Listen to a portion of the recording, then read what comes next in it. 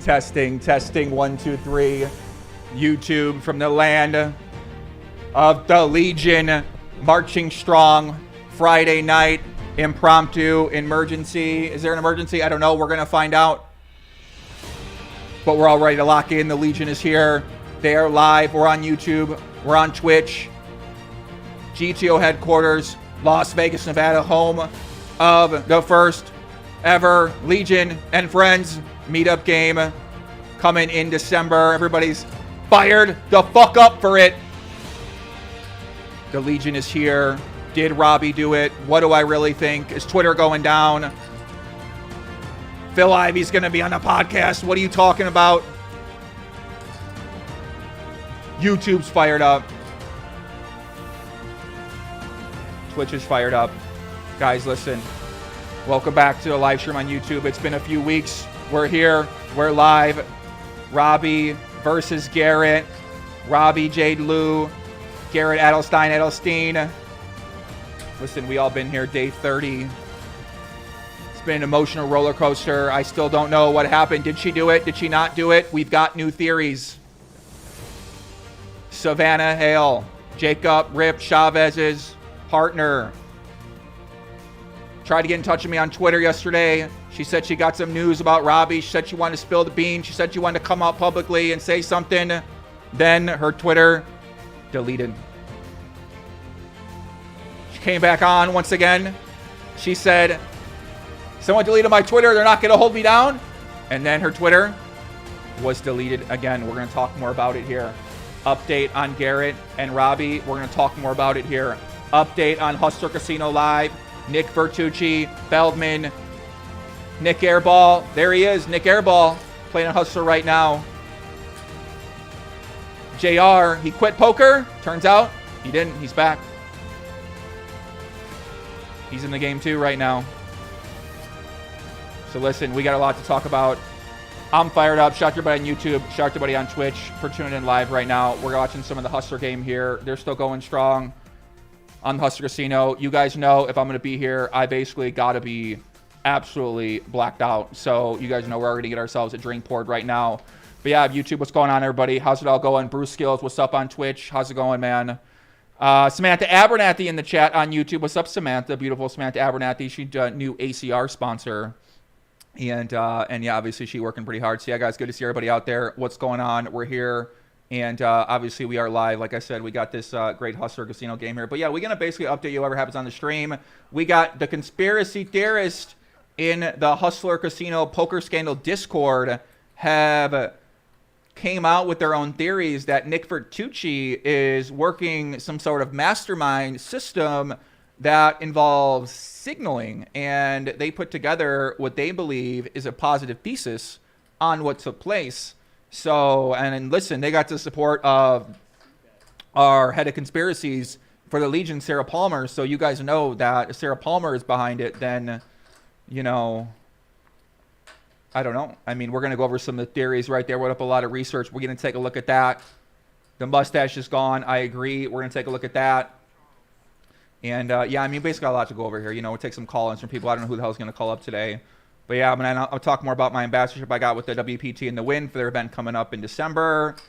The crypto Ponzi, obviously, I've been following that with SBF and FTX and, you know, all these companies that are basically just taking everybody's money. The mainstream media is writing all these articles about people who are basically helped to take billions of dollars from people. They're basically being painted as the fucking guys who, like, tripped up and made an innocent mistake or something like that. I don't know. We're going to talk more about that. Lot to dive into on that, about media, mainstream media strategy, right? Like how all this stuff works. And it's all a big fucking foog, right? But people are just starting to realize, like, hey, if they're going to paint a story this way when everybody's thinking about it this way, and this is how the mainstream media, like Forbes, you know what I mean? Like, people think at Forbes and think it means anything. Like, to me, it literally means fucking full of shit. So when I see these articles like Forbes, Business Insider, what I translate that as is completely fucking foog. People pay to get articles in there. Writers pay to get articles in there. There's basically services that you can pay for the service to get your article written in there. So it's basically kind of a food factory with articles like that. And in general, a lot of the mainstream media, I don't have a lot of respect for a lot of the stuff they do, how they report on things, and how they leave out a lot of information about a lot of stories to obviously to their, you know, everybody got their own agenda they're trying to get across, right? I'm sure I do that for a lot of things too. So, you know, you could probably say the same thing about me in some areas as well, but I do try to get both sides when I'm going over different things like that. So, but yeah, man, listen, I don't know. Let me pour myself a drink here. Tin foil in the house. Yeah, guys, listen, I'm excited, man. It's been a while since I've been here on YouTube. People have been wanting me to give some updates here. People have been wanting me to talk about what the hell I thought about what went down with Robbie. They asked me, did I get paid off?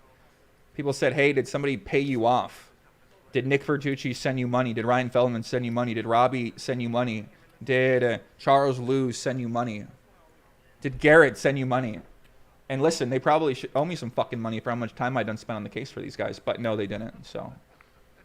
I basically stopped talking about it because I needed to get my life set up for the future because I was working on this Win WPT deal where I'm going to help them promote their event, be an ambassador for the event, do a lot of cool stuff, do my first game, do a lot of commentary for some of the high stakes games we got coming up. So I needed to focus on that plan and structuring that deal. And you can't do that when you're balls deep in Beans, right? Like when I'm talking to Beans at 3:30 a.m. in the morning time about the birthday party he couldn't attend for his son, you know, I can't really focus on the next chapter of the life. So yeah, took a little break. Fell on the crypto rabbit hole. Sorry, guys, we're opening up the whiskey here. We did a poll, Woodford Reserve.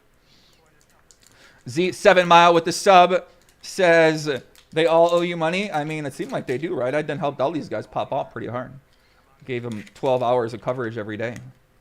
Garrett posted a photo of him and his girl now. It got 3,900 likes. I mean, you know, so... Balls deep in the Robbie versus Garrett investigation. That's what I was. I was balls deep. I was losing my mind. I can't get this open.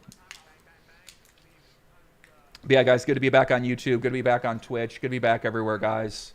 Good to see Hustler still going strong here. Obviously, some people think Hustler is a giant food factory with the conspiracy theorists out there. So they're not very happy that Hustler's still going on. But Hustler is sticking to the script and saying that, you know, they're taking all the right steps, taking all the right precautions. They're doing the independent investigation. And nothing's come out since, you know, since we last saw the case. Well, I mean, things have came out that are pretty interesting, right? I mean, actually, that's not true. So there's no report from Hustler that's came out, but we did see that Brian basically disappeared. Brian Basal was the guy who was the employee who took $15,000 off of Robbie's chip stack, allegedly, according to the information. But at the same time, you know, we didn't see him. Doesn't seem like he's been punished for that, or like allegedly the cops are looking for him. Like, you know, you never really know, right? Like I said, these media companies, you know, can you really believe what they say? Like, I don't think you can. So, like, I'm gonna suspend belief on any information coming out of the case right now. So I don't know what exactly went on with that. It does seem kind of suspicious.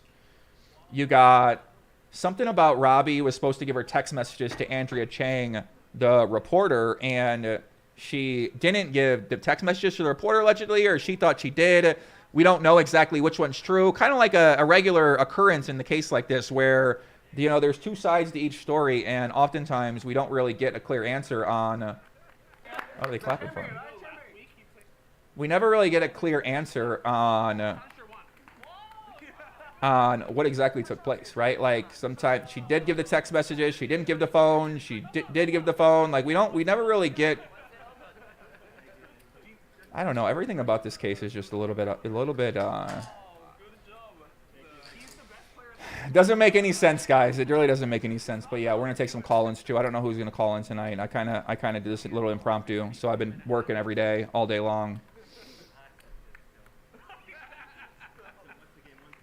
Oh, cheers, guys. Listen, we got whiskey sour here.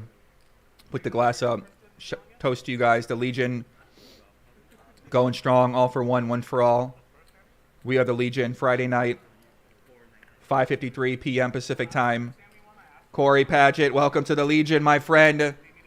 YouTube and Twitch, guys. Appreciate you guys all being here. So nothing new. I mean, I guess it's going to depend on what you guys decide is new, right? Would you do you think that You know, do you think that these theories that these guys have come up with about signaling, do you think that's new? We had Savannah Hale basically say the other day that she's got a lot to uncover about Robbie. So do you think that's something new? You know what I mean? It's really going to depend on what you guys would consider something new. So if you'd consider something like the police did this, then no, there's nothing new from the police did this, right? The police are looking for they're looking for the guy Brian. So is the witch hunt over yet? I don't think the witch hunt is over yet at all. I wouldn't consider it a witch hunt. I would consider people are looking into it, investigating. I just don't agree with a lot of these words. You know what I'm saying? Like, I just think a lot of the people out there don't really know what they're talking about, really. Like, they say a witch hunt.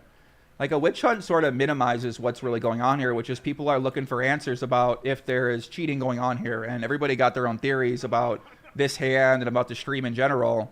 And some people might say it's like a witch hunt because they're trying to find, like, you know, I don't know what the proper, like, definition of the idea of a witch hunt is, but it basically means they're going around making accusations of people that you believe are preposterous and other people believe that they're accurate. So who decides it's a witch hunt? Sort of like this very subjective thing that people use to say to try to paint someone or paint an idea as preposterous or out of line or absurd or try to minimize it. And I mean, I don't agree. These guys, they think that it happened, right? So to them, it really isn't a witch hunt. It's something that, where the fuck is that article at? Let me see. Yeah, JR did quit, but obviously he came back. So someone said, check my Insta DMs. All right, Samantha, calm down.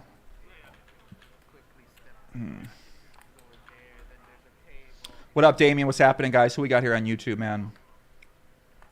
Dark Angel, what's going on? Why is Nick wanting to out the Poker Karen and dox them so much? Yeah.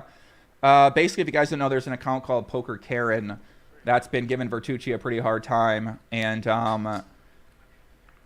yeah, there was something that was happening where basically Nick made a threat to this account. And, yeah, I retweeted it the other day, but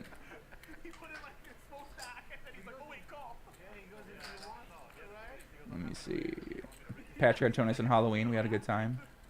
Robbie at a tournament. So basically, Poker Karen had made a tweet. Where is it at? I thought I retweeted it. I don't know, maybe she deleted it or something like that. But yeah, basically, Poker Karen, some troll account on Twitter, giving Vertucci a hard time. Vertucci said that they were going to out whoever the Poker Karen account was, and then that's pretty much all we heard about that. So, yeah, Poker Karen, right? But basically, these guys got beef, and now Poker Karen is giving Vertucci a pretty hard time about what took place here. So, and now people want to know who the Poker Karen is because they're an anonymous account. But no one seems to know who they are. Who could they be? Nobody knows. Jennifer Lachelle, what's going on? Happy birthday, Jen. My birthday's tomorrow. Very big happy birthday to you. Caustic Pixel with a 20 says, hey, Poppy. Nick, Robbie, Garrett asked me to forward this to you. LOL. Thank you very much to all those people then for asking you to forward it to us. Thank you very much.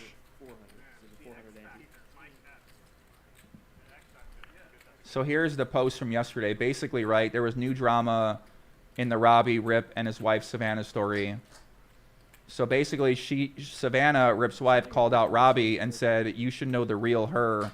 Then she was tagging me on Twitter saying that she wanted to come on my show. So there was a bunch of tweets that people had sent to me yesterday where they basically went over that I'll show you here in a little bit here.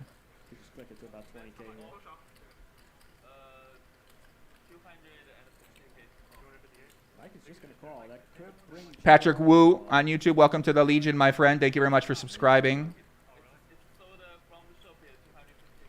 Welcome, guys. Welcome. Just getting settled in here. First hour of the stream. Usually these streams can go on for a while. You never know who's going to call in. You never know what's going to happen. But yeah, I'm going to start doing the streams regularly again because I'm going to start making content again. We got the great Phil Ivey coming on the podcast, Brad Owen as well, Andrew Nemi as well, two of the top, vloggers, content creators, personalities, doing a lot of great work for the community. Right now, they're going to be on my podcast as well. We're going to be recording some. We're going to be recording some very beautiful content. They give me nice production. They gave me a nice budget. WPT hired me to be an ambassador for their Win event, so very, very happy to work with the Win. Very, very happy to work with WPT. Both great companies. Both like the guys running those companies a lot. Win's my favorite property. Can you guys imagine getting paid? Can you guys imagine getting paid to promote an event at your favorite casino with one of your favorite companies? Pretty sick. So yeah, they basically made me a really good offer to do that. So I'm going to be helping them out, promote their event. My goal is to make sure everybody in the entire world sees the event. So there's going to be a lot of moments to promote. There's going to be an epic meetup game on the 1st of the month. Phil Ivey and Doyle Brunson are going to be there. Brad's going to be there. Andrew will be there. I'll be there. I'll have my own Mohawk corner there. So that's going to get people pretty hyped up. Then we got my meetup game on the 6th, which is going to be a straight fucking banger private event. Limited number only, friends and family, Legion friends and family.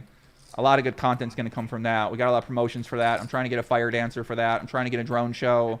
We're going to do like VIP dinner beforehand, and then we're going to do drinks beforehand, and that's going to be great. But yeah, basically WPT wanted to bring me on because they want to make this event as big as they can make it. They want to make it this December event to be something real special. They want it to be a new championship event. They got the ballroom in the Encore. I saw it the other day. Looked really, really sick. They got to get it set up. There's going to be a big-ass stage for live streams, for cash games in that room as well. Rumor has it I might have an investigation live stream in the ballroom as well, too. So it's going to be sick, man. So we're going to bring the Legion out there, invite all the Legion out there. I'm going to be doing meetup games. I'm going to be doing dinners, meeting up with fans, making a lot of content, posting a lot behind-the-scenes stuff on my IG. And that's what they're paying me for. So it's going to be a great time. I'm real excited about that. JL, member of the Legion for 2 months. Welcome back. We need Jersey Joe's take on the new info. We do. Secure the bag. Yeah, yeah, I would say that I wouldn't say this is securing a bag, but I'd say it's a pretty nice rate, but I think the rate could be 20 times as higher. So enough self-promo. Let's get back to the investigation. Yeah, listen, why would I want to talk about what I got coming up? Jack, you're right, buddy. Back to the investigation. The investigation at hand. So yeah, I mean, basically, right, everyone's kind of sticking to the same story. Garrett basically said, he's made a few posts here. He said that, I mean, you really ain't said much, right? He basically just posted this article from the LA Times, and he said that Robbie said on Twitter and on a podcast that she had turned over her phone records to the newspaper. The Times has yet to receive any, despite repeated follow-up requests. So Robbie was saying that she was going to give her phone to LA Times, but the LA Times wrote that she didn't. Stanley just gonna turn his hand into a bluff. He's got the king of diamonds. And but she also said that she did give full access to log into my AT&T account for hundreds of pages of call, text, logs from both my numbers.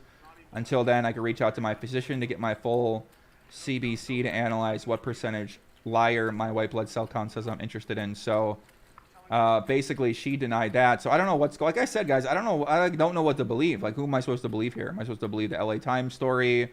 Am I supposed to believe Robbie, who said she did give the phone, and then this article said that she didn't? So, I mean, I don't know. Like, right? Like, there's just so much like mystery going on in this case, right? And then Garrett, he obviously been dealing with a lot of abuse on Twitter. He said, I mostly felt an overwhelming sense of darkness regarding humanity on the internet over the last month. And when I'm around friends or even strangers face to face, I instead feel at peace and connected to others. The virtual world isn't real. Don't let it convince you otherwise. So I actually really disagree with what he said here. And I'm going to post something on my IG story. I forgot to put it on there, but...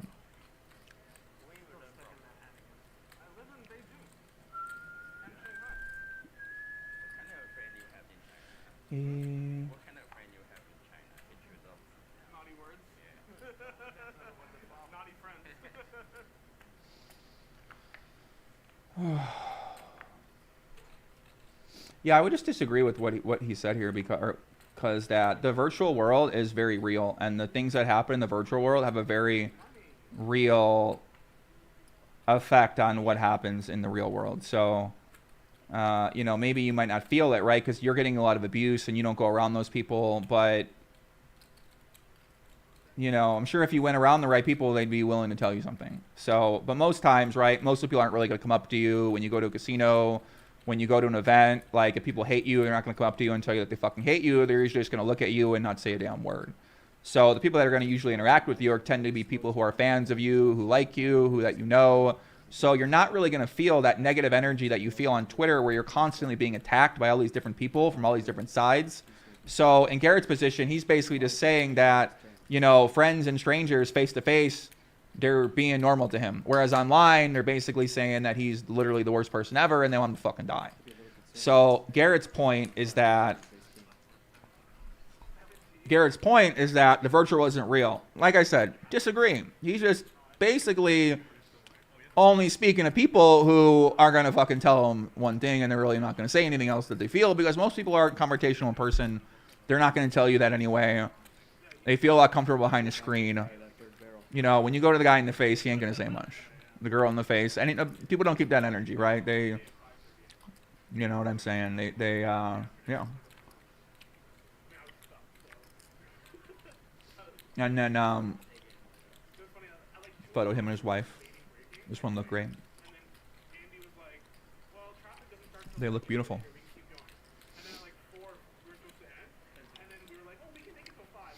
Morpheus says, dude, do you realize how few people actually log into Twitter? I do.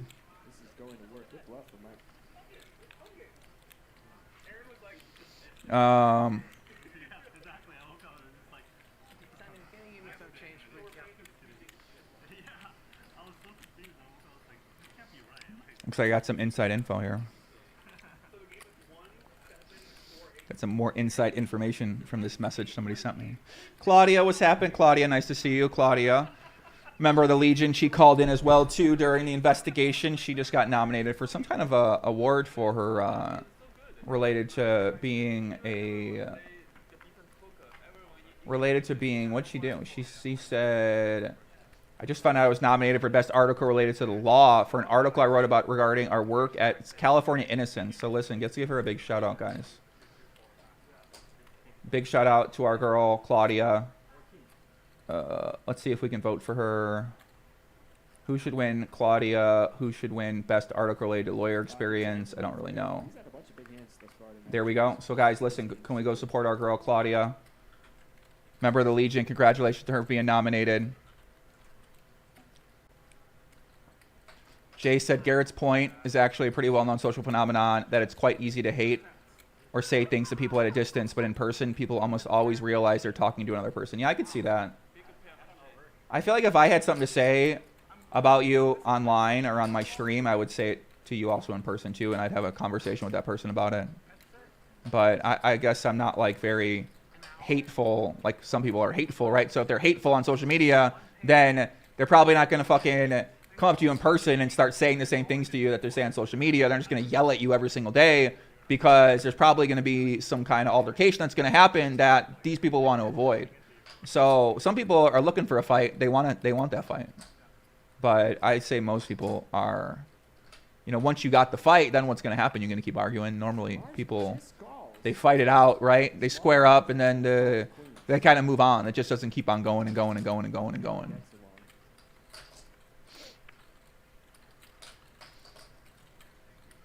Morpheus said, I personally experienced the mindset and outlook change you experience when you no longer use Twitter or Reddit. Yeah. What do you think that is? Because I didn't use Twitter or Reddit for a very long time. So what would you say was the big difference between your change for yourself? Yeah, I wouldn't say keyboard warriors. I would say that they... I mean, I don't know if it's a keyboard warrior, I guess is actually a really good way to say it. But yeah, it's a good way to think about it. Peter, what's happening? What have you been up to? We love the locked in pods. Amazing. Listen, Peter, it's good to be back. I've been grinding, working hard. I already gave some self-promotion for myself.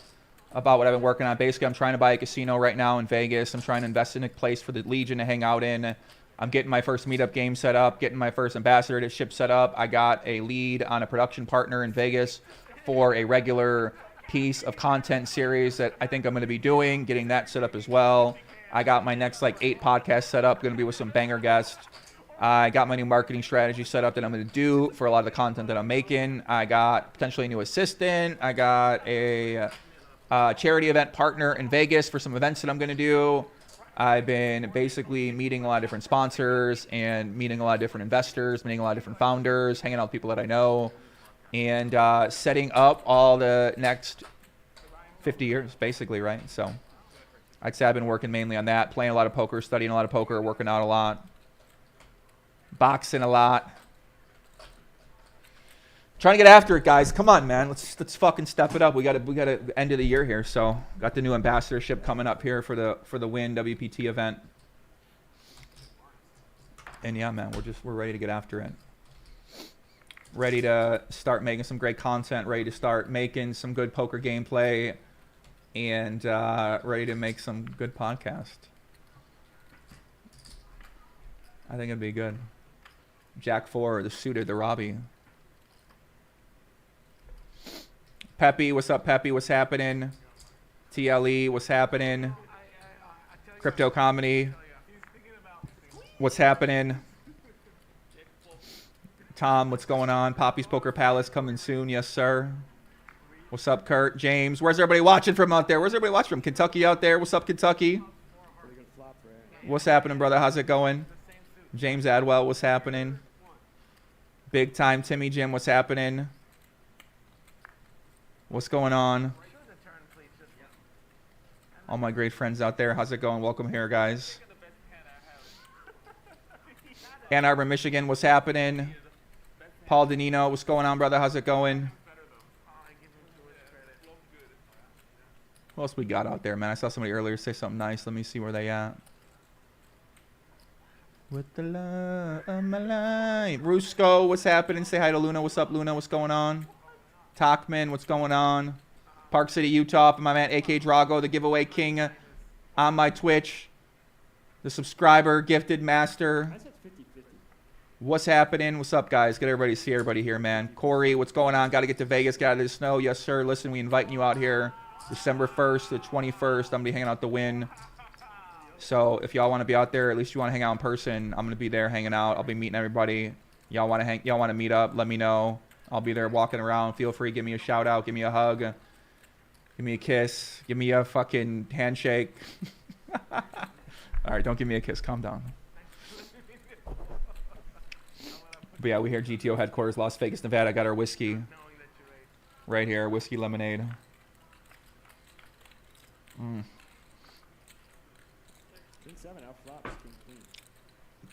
No, you can't. No, hookers and blow headquarter. That's a good point. That is true.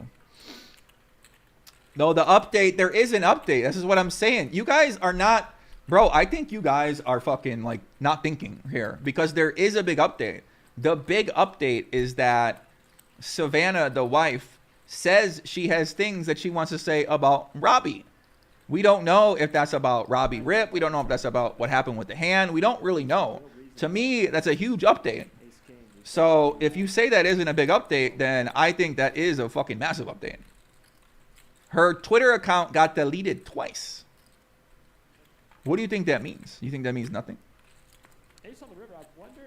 To me, that means something. I don't know what it means. Is that not a big update? That seemed like a big update to me. What do you mean it's not a fucking big update? Who's this guy? He is this may work. Pretty much going to be the only way he wins the spot. What did she have to say? Let me go find and show you. Hold on a second. See you smile. Let me go find it. Hold on a second. I'm going through it. I'm going through the tape right now. He gets it through. 2 good plus for Mike. Thank you. She said on here, she said, tell everyone the type of person you really are, Robbie. And she said, this guy said she's a hoe. She said 100. And then there was a bunch of other tweets that were shared that we went over on the show yesterday on my Twitch page, where basically What's going on? Yeah, let me go find it. Hold on a second here. It's not my page. Yeah, how did no one posted this at all? It's kind of shocking. I mean, you guys, without me, people up here like lost or something like that. I don't know. It's like everybody's lost. It's like they don't know what to do. They don't know how to like. They don't know how to like do it. I don't know. The signal guys don't seem lost, I guess, but everyone seemed like they just like oblivious to important information out there or something like that. I don't know. I'm third best player in the world.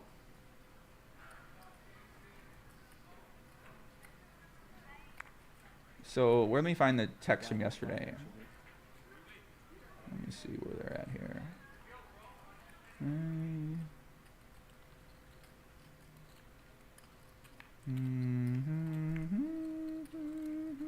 These hearts, both players with hearts. No.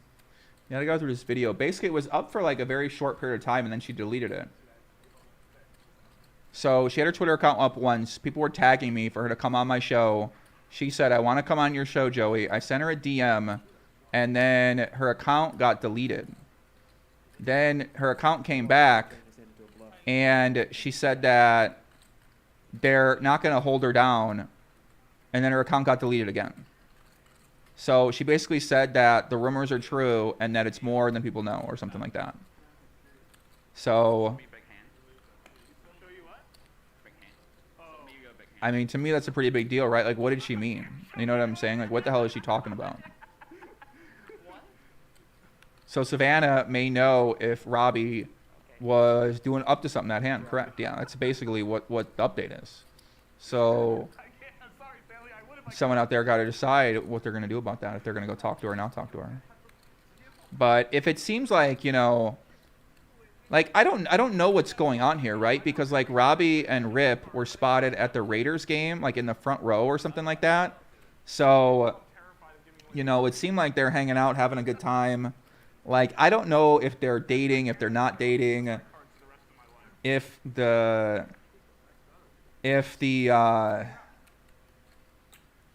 like, I don't know what's going on there. You know what I'm saying? Like, because they seem like they kind of are dating, but then the husband says they aren't, and then this lady seems like she don't think they are, but then maybe she found out maybe they did. I don't really know what took place, right? Like, I don't know what they're like going with. You know what I mean? Like, it seemed like publicly one story is different than the other story privately. So I don't know. We got a raid here on Twitch from GM Benjamin Feingold, one of our favorite chess content creators out there. Listen, everybody, welcome to the Legion. My name is Joey-Ingram, aka Chicago Joey. We're live on YouTube, live on Twitch, going over investigation day 30, talking about what's going on here in Poker World with the Robbie versus Garrett infamous hand that took place, some of the theories that have came up, giving updates on each player, going over the Discord theories. And we're happy to have you all here, all the chess fans out there. My name is Joey-Ingram. I mainly stream poker. I've been doing this for a long time. And we're happy to have you here, Benjamin Feingold, one of our favorite commentators on the Twitch streams as well. So we got a lot of love for him. Thank you, Ben, for bringing your great audience over here. Appreciate the raid. Shout out to Karen Chess. Everybody lock the fuck in. We're here. We're live. We're about in hour 1.5 right now of the stream. You guys know sometimes these go about 20 hours, so you never know where these things are going to take place. So Robbie actually did reach out to me and said she wanted to provide some clarity on the Savannah situation, so I don't really know exactly. I haven't talked to her yet, so I don't know what she's got to say about that, but, you know, she got some sort of explanation behind it. So we're going to see what she's got to say once I speak to her.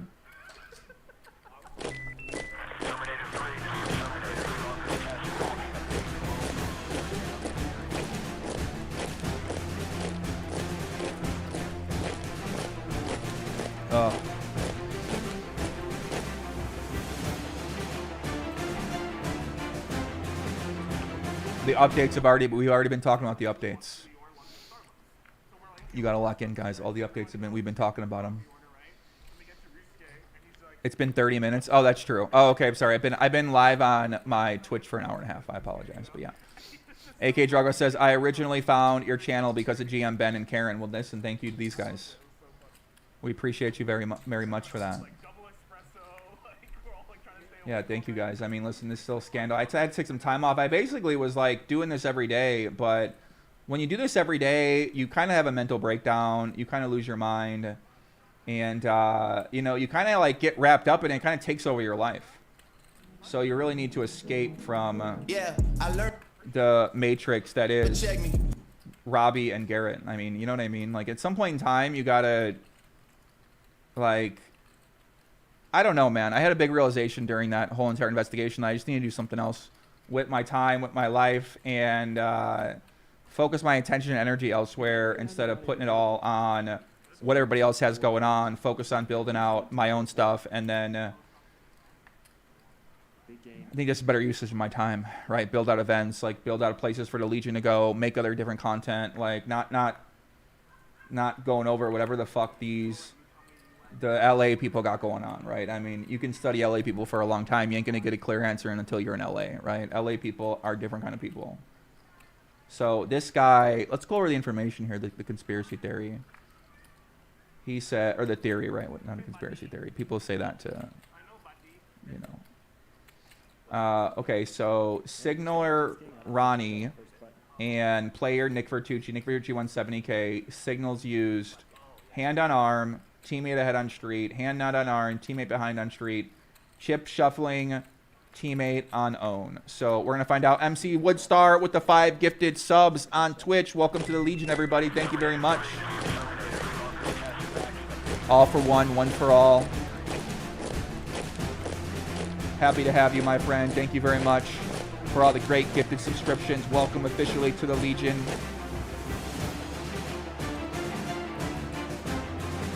So I got some secret text messages from an anonymous source right now that claim to have a conversation with...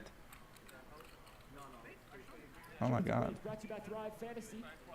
Mike X up about 48K early going. He's had a couple big bluffs that got through.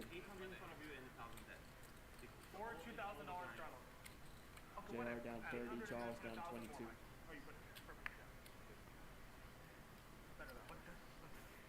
Airball leading the league in VPIP. He's had some monster hands so far. Kings, queens, jacks, tens, ace king a few times. Holy shit. Oh my God.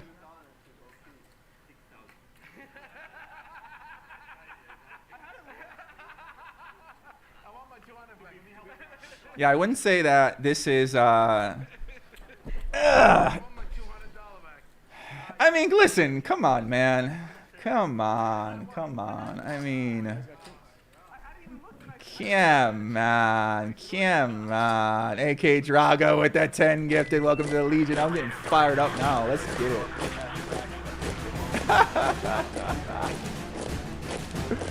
Oh my God. What is going on? Thank you, AK Drago. The gifted sub god. 87 gifted subs. Welcome officially to the Legion. Let's go. We're happy to have you here, guys. Thank you very much for locking in with us here. My first stream in a few weeks. All right, hold on. I forgot to post on my IG story. All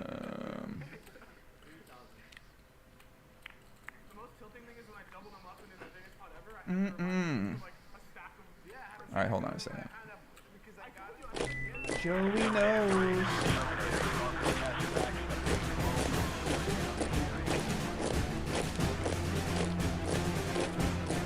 Twitch, we're here live. Lock it in. Surprise stream. Everybody on Twitter was fired up, so we're here live on YouTube, live on Twitch. Chat. Got a lot to say. Leisha got a lot to say. Let's go. All right, sorry guys. Whew. Joey, you literally just streamed over 6 hours 2 days ago. Yeah, that's a good point. That's fair, but not on my YouTube. It doesn't count if I'm not on my YouTube, guys. If I'm on Twitch, it's more friends and family. When I'm on YouTube, that's when this stuff means business, because it lives on forever on YouTube. Whereas on Twitch, it kind of disappears after like 30 days. So it's a lot different to be locked in on YouTube than it is to be doing it in general like that. So, but yeah, normally the way you do this, right, is that you basically announce that you're going to do it. You know, I get people fired up.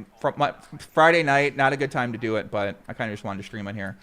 Lakers Nation said Ingram ran out of money. He made from controversy. It's actually not true, because WPT paid me to be an ambassador for their event coming up, and they gave me a good deal. So I actually made a lot more money from that than I would make from doing this, right? Like making money from this, like $15,000 or $10,000 that you make from from making content, but you're basically working every single day and you are making people want to fucking kill you. I gotta say, right? I don't know if that's the right trade-off, really. So when in reality, you can do other things that are going to make me far more money, that don't put me in harm's way, that are not going to get me in trouble, that are going to make me be able to live a nice, peaceful life, aren't going to make people fucking call me, crying. You know what I'm saying, guys? Like, you try doing it and see what happens to you and see how you feel about it. So I already went through all this, right? I already got lawsuit. I already got sued. I already dealt with the fucking PTSD from doing these streams in the past and learning about what's really happening in the poker world and fucking... Listen, guys, I already did this before, so I just stopped myself before I ended up making the same mistake I made last time. And it turns out that's actually going to be a lot better for business because there's different ways to structure better deals. And you could basically do one piece of content and you can make about, basically, right, like, here's the way I think about it, okay? So here's what I've been learning is that if I find different partners to make content with, that is going to be with different collaborators that people are going to want to watch, that mainstream sponsors are going to want to be a part of, the way you can structure that deal, you're going to end up making 50 times more money than you would make doing 12 hours of Robbie versus Garrett stream for a fucking month. So, and then the second deal, the third deal, the fourth deal, you could go up from there if you keep doing well. So it's like a different way to think about it, right? Not really. I've never really tried to monetize this kind of stuff like that. Like I just kind of try to live a peaceful life, and I end up getting myself with some chaos sometimes. But now I'm getting into live events, and the game has changed. So we'll see. Oliver Blakely with the 100 on YouTube. What's up, Oliver? Nice to see you, brother. Nice to see you for your next Vegas Senorita massage. Thank you very much for the donation. I appreciate you very much, brother. It's good to see you out in Las Vegas when you were here last time, my friend. I hope you're doing very well. And yeah, man, hope you're doing well, man. Nice to see you. Thanks for tuning in, guys. Thanks for people tuning in on YouTube, on Twitch. Beef Cat, what's going on, Beef Cat? Thanks for the subscription on Twitch. Big Red, did you stick to the Twitter vote? I did. We got our whiskey right here. Ugh. We're drinking the Woodford Reserve right now, guys. Double oaked, beautiful gift from a gift from my man Dan Willis. Go to invest in his company. He got a content creator monetization platform, so that's going to be my third official investment. So I'm pretty excited about that. Hung out with him and his wife. Took him out to the nightclub a couple times with me. Took him to XS. Took him to the after hour spot. That was a pretty great time. We got real out of line there. It was fun. And yeah, basically looking forward to moving ahead on that deal. I'll have more information about that deal coming up here in the future. Some of you guys can get some of the experiences that I'll be listing on there.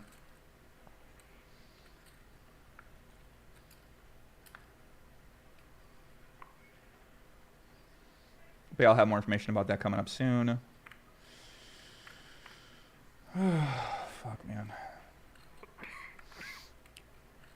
What are we watching? This is the Hustler stream from tonight. 100, 200, 400. You got Andy in the mix. You got, I don't know who this guy is.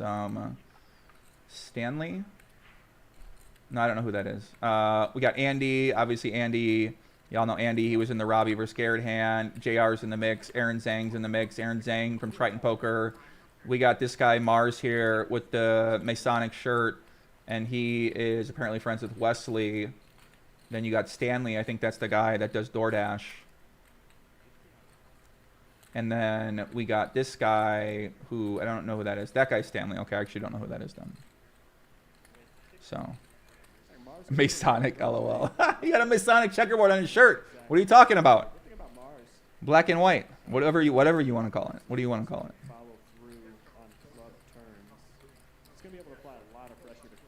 I got Hitman on the beat. Whatever.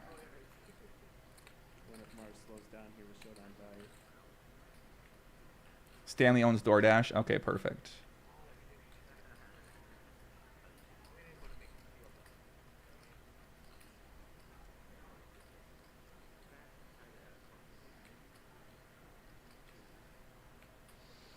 Stanley worth $2 billion. Yeah, I mean, listen, none of you guys know what the fuck you're talking about. So I guarantee you don't know how much anybody's worth. You don't know how much asset they got. Like, I don't fucking believe these people anyway, right? A guy, just because some guy tells you he's got $1 billion doesn't mean that he got $1 billion. Doesn't mean anything. None of this stuff, like, this shit's all made up, bro. You know what I'm saying? I mean, unless these guys are going to prove that they got these investments, these assets, this structuring of their life, then, you know, I guess you could say, okay, well, he allegedly owns this part of his stock and the stock price is worth this. So if you look at what it might be on paper, it's worth this. But, you know, I don't know, man. I'm not really buying a lot of this stuff that people are trying to sell out there anymore. Not after what I've been learning recently, man. Not after what I've been seeing. So.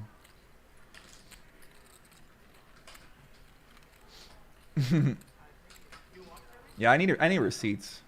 That's what I used to like about poker. I used to know all the people that were playing. You know who's winning, know who's losing. But nowadays, in crypto world, everybody in crypto say that they know what they're. You know, everybody a forex trader, everybody an investor, everybody a lot of things. So you never really know who's fooging you or not. All right, let's watch this. So basically, this guy says he compiled hands that show that this guy, Ronnie, is signaling to Vertucci.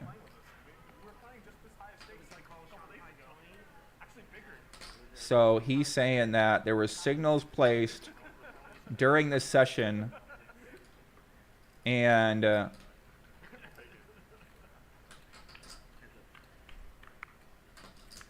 I mean, it is kind of interesting, actually. I mean, I don't know what he's exactly showing here. I think he's just showing all the example hands. This is the problem, is that this video sucks.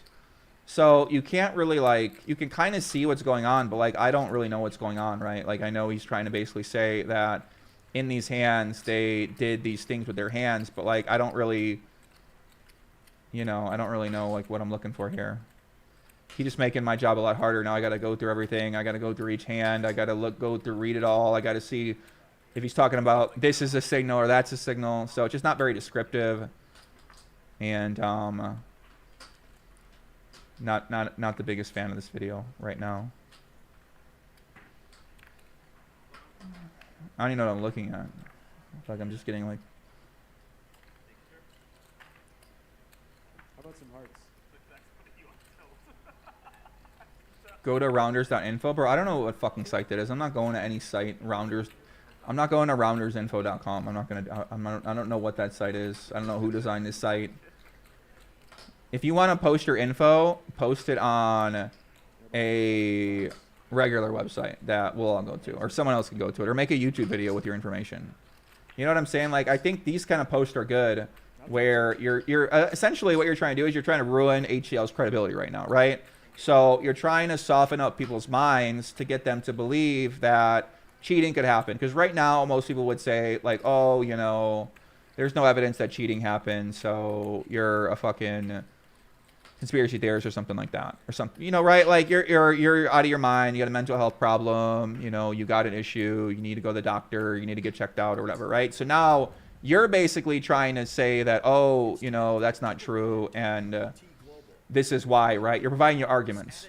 So this sort of stuff is saying it's honestly frightening how many of you think it would be difficult to cold deck hands. So basically what I've been learning is that the professional dealers are basically experts at rigging the deck. No matter if there's a shuffler, no matter how they shuffle, that the top guys, mechanics, are basically experts at card manipulation. So just because there's a like, I don't, if the right dealer is in there, they can potentially do whatever they want to do. So he's saying that, oh, it's frightening how many of you think it would be difficult to do that. Very easy to do that, guys. Very easy. If you get the dealer in there who wants to do that, it wouldn't be hard for a dealer to pull something off. It wouldn't be hard to rig a shuffle machine. So he's saying that people are naive if they don't think that's happening. I used to never think that happened, and then I learned a lot, and now I know it happens for sure. So what he's doing is saying, okay, like, open up your mind a little bit.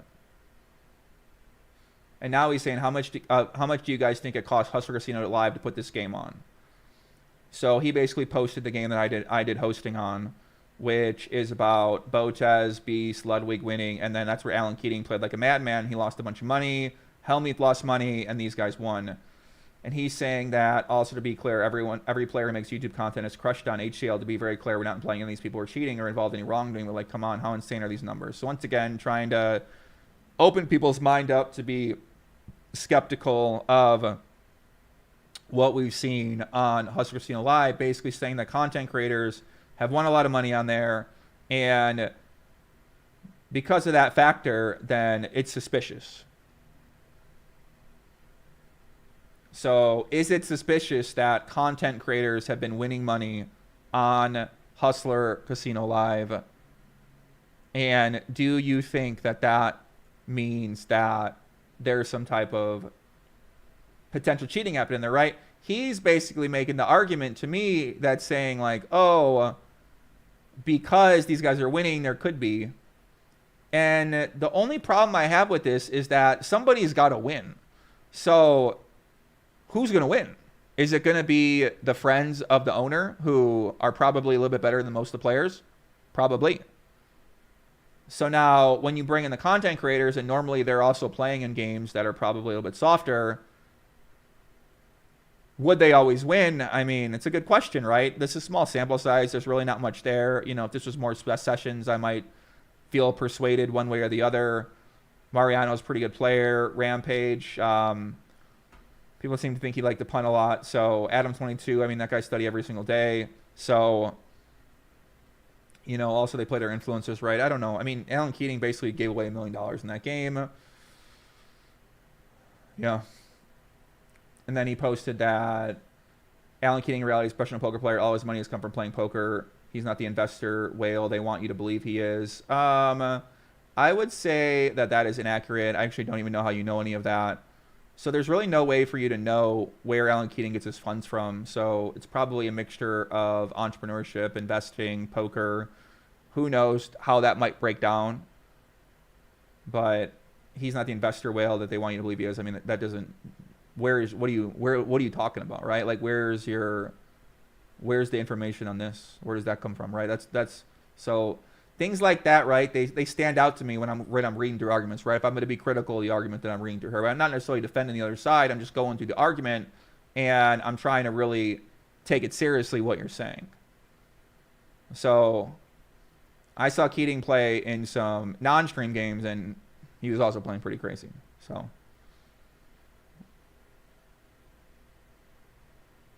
didn't realize some people might be confused about red numbers without a minus sign. Here's a better one. Person's down, Ivy's down, button clicker down, and Sfandiari down. Antonius down. Then there was this thing. We went over this during the investigation, which is basically that website that writes about entrepreneurs, where basically anybody can get an entrepreneur article written about them. I think we went on there and there was hundreds of articles written about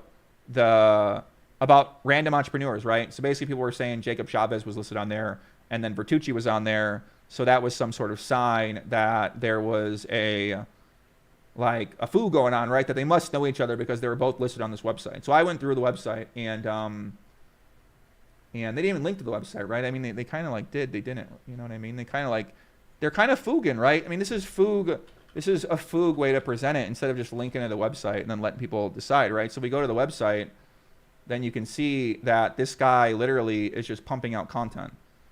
So this person, whoever this is, writes article every day. This day they wrote 2. There's 540 pages of articles about entrepreneurs that have all been written apparently by this fucking site. I mean, this guy's working pretty hard. I'd love to hire this guy for something because this guy seemed like he working hard.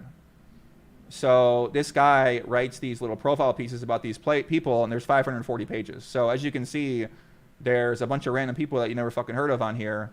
So I would say that that information isn't necessarily as relevant, right? Once you dive deeper and realize the guy interviewed 540 pages of people. So where's the link? I don't see the link. Am I missing the link? I mean, I see the link right there, but I don't see the link. No one gonna type that in. People are fucking, they don't want to type anything in.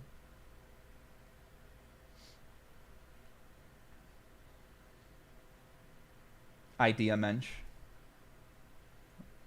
mean, this guy working pretty hard. 540 articles.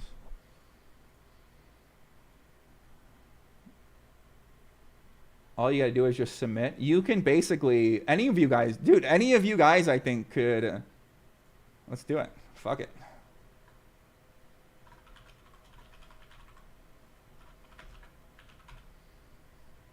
Tell us a bit about yourself. We could teach your readers about bringing an idea to life. I could do that.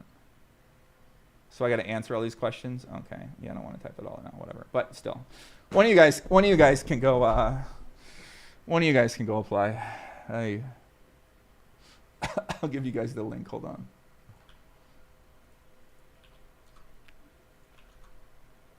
Go ahead. So this is kind of like one of the hot new theories. It's actually, like I said, it's a pretty interesting theory that there's signaling going on. So Bart, it's kind of interesting seeing Bart and Tuck be such Hustler shills. From you know, obviously they got to defend Hustler because they're paid by Hustler and those are all the friends, and they're going to continue to make a great living from Hustler for a very long time. So they have a lot of incentive to stick up for Hustler. Right? And I mean, listen, guys, you guys got to understand the politicking going on here. You know what I'm saying? Like, you want to support your team. You want to support your people. You want to defend them. You want to go again. You know what I'm saying? Like, if this was a different place and maybe someone brought those numbers, maybe you might look at them a little bit more critically with an open mind and say, you know, I can kind of see that. Whereas, you know, in this situation, they're basically coming out and saying that it's the old Mike Postle defense, really, which is that the gameplay's bigger than it is, the players are bad, they lose a lot more money than average, and that friends of the owners are fucking gods and they win a lot. So it's the same argument that they were given with Postle, really, except like you can kind of tell how bad Postle's strategy was for defending himself compared to how other people have been defending themselves. Because it seems like if he would just came out and just said the same things, right? But the thing is, he was literally looking at the crotch. So it's really hard to argue when you're looking at the fucking crotch. You know, like, hey, Mike, listen, you know, what about this one where you're staring at your dick? And then you made a reaction when you got your hand didn't improve. You got sucked out on, you made a reaction after you looked at your cock area, right? Like, hard to argue. Really hard to argue with that one. You know, a guy got like a pointing his finger at a table, a little bit easier to argue with. Should that be true? I don't know. It's a good question. I mean, it kind of opens up a lot of things. I think Mike Postle should hire me, actually. Mike Postle should hire me as his defense lawyer, his YouTube defense team, or something like that. Stare at his balls. Michael McIntyre said, disagreed. Reasonable people are playing poker at Hustler because there just isn't evidence of cheating. This is nothing like Postle. I don't know what you're saying, but I think that you're misunderstanding what I'm saying. I'm saying that Postle should have defended himself the same way because this is one of his arguments. So this is one of the ways that he could have stuck up for himself. I'm not necessarily even saying that what went on here isn't like, I mean, the accusations are the same thing, so it is kind of like Postle, right? In one scenario, you're assuming that the guy's lying. In this scenario, you're assuming that the player is telling the truth.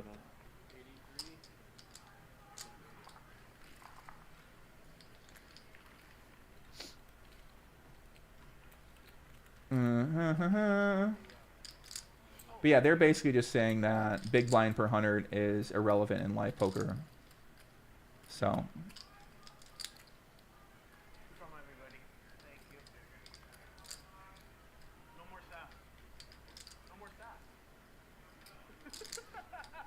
I mean, it's really hard to argue on both sides here, right? Like, these guys are basically saying that this win rate's possible, and then the other side has to come with some kind of argument, right? Well, what's their argument, right? Like, their argument is that you're wrong. So Bart's saying that, well, you're wrong. He's saying that someone was winning $800 per hour in those games That would be 8 BBs per hour or something like 2,500. I can tell you that win rate in a soft live game is 100% achievable. I beat 510 Commerce for at least 10 BBs per hours or 5,000 hours 4 years ago, right? Is that true? Who fucking knows if that shit's true, right? We don't know if that's true. We just got to take his word for it that that's true. So Bart's saying that a guy who dedicated his entire life to fucking playing live poker, coached countless number of people because he was able to beat this game, allegedly for this rate over 5,000 hours a few years ago, that the win rate's possible. That's what he's saying. He said, also know a few guys that beat LA 5-5 one-cap games for $70 per hour over a huge chunk of time, and many more for $50 an hour. I want to see the fucking receipts, buddy. I got to get Bart on here. I got to see Bart's receipts. But Bart got to show me. He's making a lot of claims here. I'm trying to see some receipts. But yeah, I love Bart. Shout out to Bart. Been one of my first podcast guests. Landon Tice with the raid on Twitch. Shout out to my guy Landon. We cat jamming for everybody out there, guys. What's going on? Welcome, welcome, welcome, Landon's team. Welcome to the Legion. The whiskey hitting me differently right now. The gummy hitting me differently right now. But yeah, just because you might not agree with somebody, say don't mean you dislike the person, right? You can have a discussion about an idea with someone that you love and not agree on it, and even get a little fired up about it too. So Ryan Mack, welcome to the Legion. Thank you for the subscription on YouTube, my friend. Where's water? We got our water right here, Big Lando. Everybody give a big shout out to my man, Big Landon Tice. My young son. My protege. He not little. He big guy. He big man. He a true man. Grown into a true man. It's crazy to see. Dating women, working out every day. Trying to be one of the best in the world. You love to see it. Inspiring me every day with this fucking IG story where he's grinding in the gym every day. He got me in better shape. So yeah, big shout out to my guy Landon Tice. Cat Jam, Mike W, update. We've been updating here, man. We just kind of talking about the updates are kind of coming in here. We kind of got to we need like a more structured way to send updates for people that got the questions when they come in here. Basically got to rewind at the beginning to kind of get the updates. But I'll be talking more about it over time. I'll kind of hop back in on it. So I beat 5-5 games in LA. So basically these guys are saying that everybody can do it. So I don't know. Who do you guys believe? Both players beat others. Yeah, Bowie Effect. Shout out to the American Live Cash Savants winning 50 BB per 100. Glad they haven't decided to push the boat in higher games. Well, I mean, I guess you don't really need to if you're winning 50 BB per 100 in the 2-5-10 game or the 5-5 game or whatever game they're playing out there. So you don't really need to move up stakes if you're already making variance-free 100K, 200K, 300K. Like, you don't really have a reason to go anywhere else if you're going to just make 50 BB per 100 at a stake. I mean, what do you, like, you know, let's say you're already making 200,000 and your life's pretty good. The game seemed like it's keep going. You could move up stakes. You could go to a different arena, but the game might be different. The politics might be different. And if you're going to go from a public game, a 5-5 or whatever the hell they're playing, 5-5-10 to higher, you're kind of going into the private game area. So if you're going to try to go to the private game area, the politics of how that works is going to be different than how the situation works at the lower stake game you're playing. So if you're playing a public casino game and you're winning that amount, I mean, this thing is, these games aren't really public. These games are private. So I would say they're more akin to a private game scenario. I would just assume that these regular stakes games are like challenging, I guess. I don't know. Maybe they're not challenging, right? I don't know. Like 5, 10 BB per 100 in a soft game seems reasonable. But 20 to 25 BB per 100, I mean, that's like fucking absurd to be winning that much over a big sample size is pretty big. But I think that my 10-20 win rate in soft games on Ignition was pretty similar, right? Like 25 BB per 100. So it's not really unreasonable, especially if you can win against good players, which, you know, in this situation is not really comparable, right? But when you're playing online, let's say you play 6-handed online poker normally there'll be 1 fish, 2 fish, but usually 1 fish. So the 1 fish will be there, losing player. The losing player's win rate, like sometimes it's like a break-even fish, sometimes it's like a 4 BB per 100 losing fish, sometimes it might be a 35 BB per 100 losing fish. And it's very clear where those guys sometimes stand after you start to play a bigger sample with those people. So now you, as the player in that game, you're competing for your share of that person's loss rate, assuming that everybody else in your game is fairly competent, maybe above average, break even, slightly winning to some of the better regulars in the game. So everyone's competing with the rake for the BB per 100 that fish is going to be losing. So that's why having position on the fish matters a lot, is because win rate is going to be transferred around the table. This is way too much strategy. I'm actually going to stop talking. Never mind. I don't know who the fuck's watching that. But never mind. I'm going to stop. No, I'm not going to talk about that. But yeah, whatever, right? So the point is that if you find yourself in certain parameters in a game that there are enough players that are losing a lot of money, a lot of big blinds per 100, and how do you do that is you make fucking terrible plays pre-flop. So you make terrible plays pre-flop often, then you compound those mistakes on later streets, and that's how you end up losing a massive amount of money at the game. So if you can find yourself regularly in games like this with these kind of people, then you have the potential to earn that amount of money.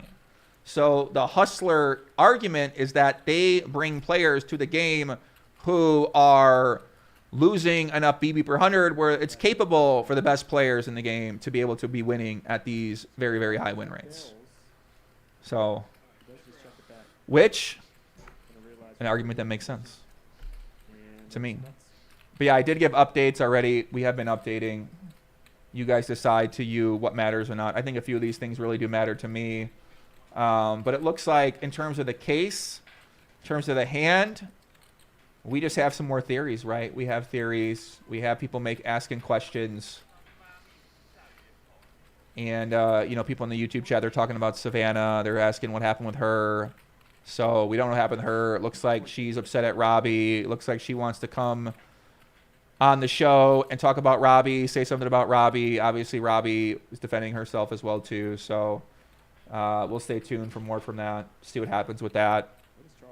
I'm sure Savannah will be in touch with somebody, even though I don't even know if anybody out there really trying to pursue the case anymore.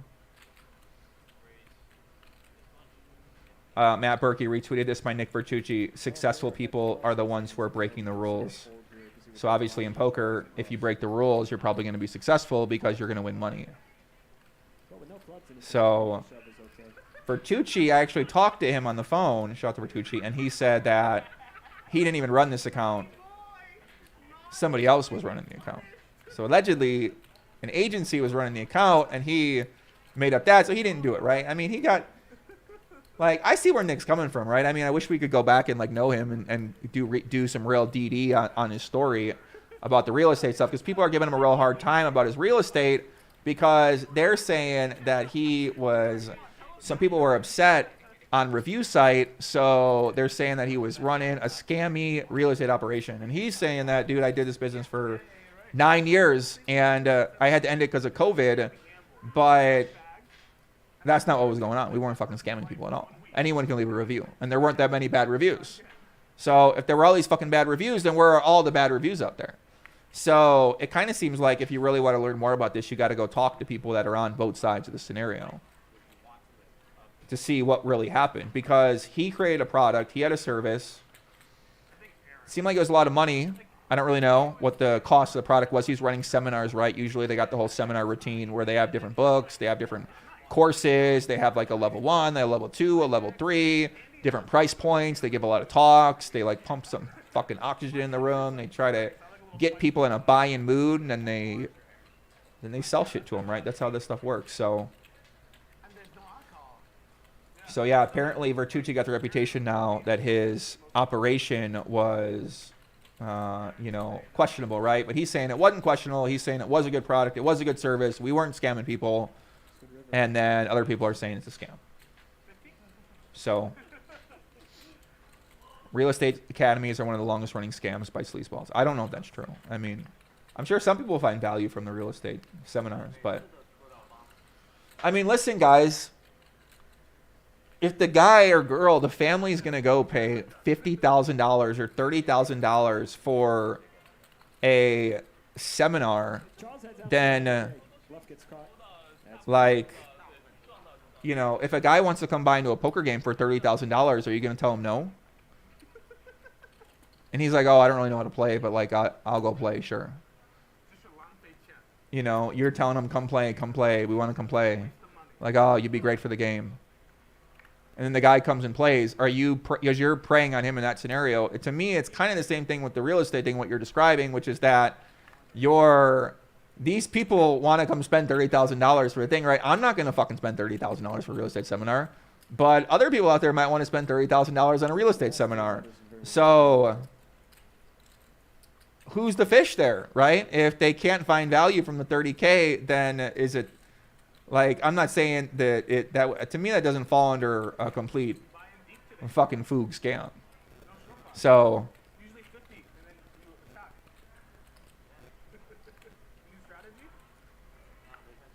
his seminars are $500. Okay. I mean, $500 seemed like a reasonable price for a live experience with some sort of service out of it. Like, it ain't that fucking hard. Listen, guys, like, bro, real estate, and you've got to be like a rocket science to structure your deals and to maybe like build your empire. You probably got to dive deep in the lab and study and really learn your shit.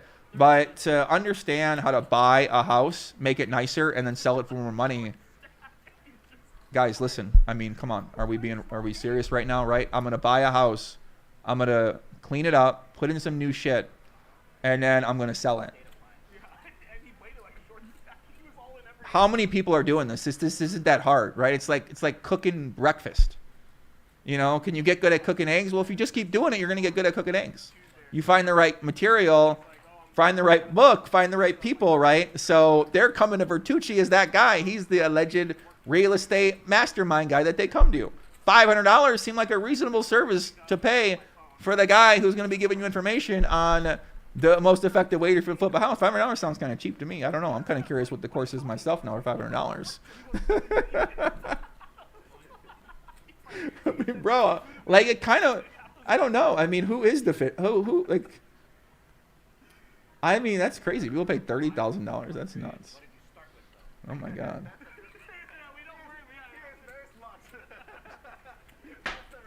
I mean, find a nice area, buy the place, fix it up, and then sell it for more money.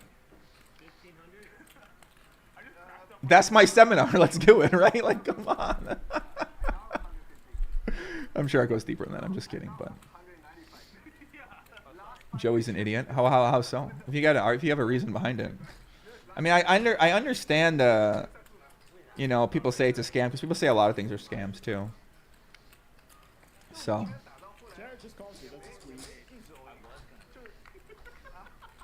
What's up, Paul Featherstone? What's happening? Roy Foker Poker says, is that Joey in the thumbnail? That is me in the thumbnail.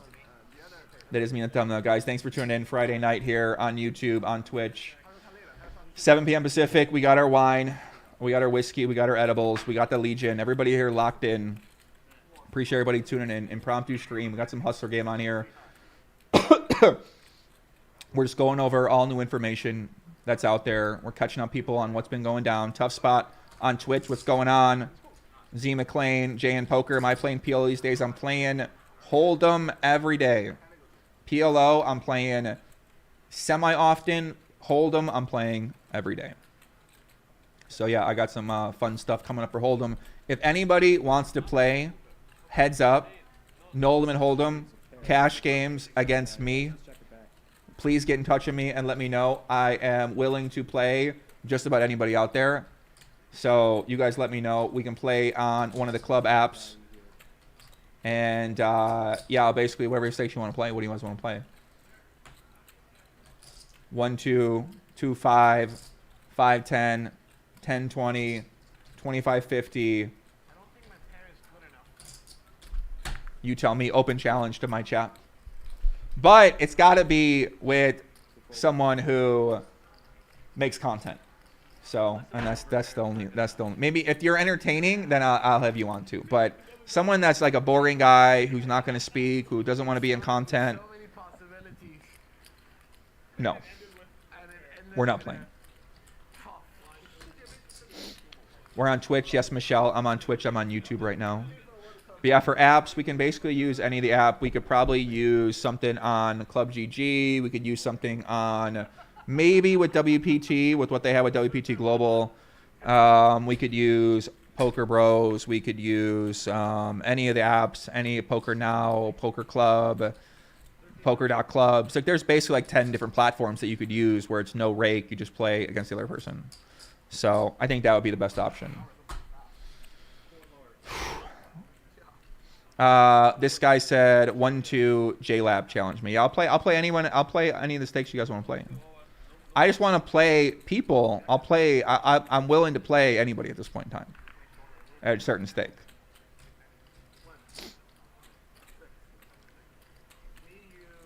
Okay, let's see. Jared, the pre-flop 3 better here. Mike open, late position. They're going to put in a continuation bet. Mike with top pair. Play Rampage. Yeah, I'm definitely want to play Rampage 100%. I want to play Rampage. I want to play Doug Polk. I want to play Ben CB.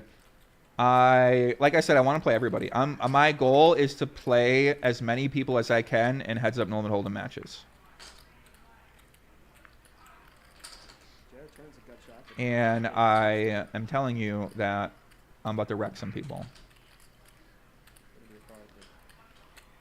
Or I'll get wrecked myself. You never know. Kevin said, bottom line is if you're successful in something, then you should never need to take the time to sell it and show to someone else. It's like the sports bettor that hits 80%, but now sells his picks. I don't think so. I don't think that's true because... like as a poker player, the best way to start to diversify your business is to start making investments with your money and to potentially start selling products and services. So if you're good at poker, then your service is coaching, your product is coaching, right? Like coaching course, a coaching group.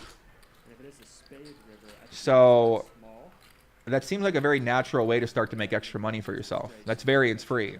So if you're doing coaching at $200 an hour and you're getting 10 hours a week or 20 hours a week, you're making $4,000 a week, you're making $16,000 extra a month. So to some people, that's worth it, right? They can still play poker and then they can be providing the coaching service on the side. So I'm not saying that they need to do that, but I know a lot of people who have chosen to do that. Jeff Boski with the raid on Twitch. Let's go. Lock in. Shout to my man Jeff Boski with the raid. I raided him the other night. He took down some tournaments. Welcome everybody to Legion. Climbing up a hill. Jagged Little Pill. We all got dreams. Shout out Jamie Stapler. We're here. We're live.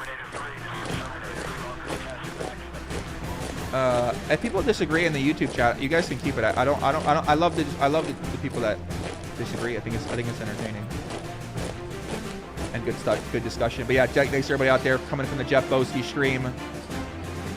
Shout out to everybody coming in, man. Appreciate the raid, my man Jeff. Always been supporting over here for a long time. He been getting crazy. He must be making a lot of money. He been getting crazy on Twitch, on his IG story lately. He had like these. He was at a strip club and like the girl with the biggest boobs I ever seen in my life was giving him a lap dance, and like I think he was like squirting like something at her. I don't know what was going on with this guy, but unexpected. I thought he had an Adam 22 moment there. So it was but yeah. Shout out to Jeff. He thought he was Adam 22. Yo, shout out to Adam, that guy Adam 22. That's a different kind of guy. Like I cannot get over Adam 22. His content is him and his girlfriend have the hottest porn stars on his podcast and they all have sex. And then he sells it to you. So you get to watch. You can watch these. You can go watch the content. Like, I just never seen anything like it in my life. Shout out to Julia Rose. What's happening, Julia Rose? How's it going? Phil Jerome says, do you think it's still possible to become a millionaire from poker, which is more profitable, live or online? Yeah, I would say that it is very easy to make a lot of money at poker if you understand how to make a lot of money at poker, which involves operating the private game world and understanding how to navigate that, right? Like, if you can find a game where you're playing 100, 200, you can get people to consistently buy in for $50,000, then you're in a position where you're able to make $1 million from that game. But you have to understand how to navigate that, how to find players, how to move money around, how to be able to host the game, how to find the right host, how to get paid, and then you got to keep doing it for a long time. So if you want to do that grind, then you can definitely make $1 million in poker pretty easy, right? And then also, if you win a tournament and you get lucky, then you're able to do that too. So yeah, I would say that it's still very easy to do it if you know how to do it.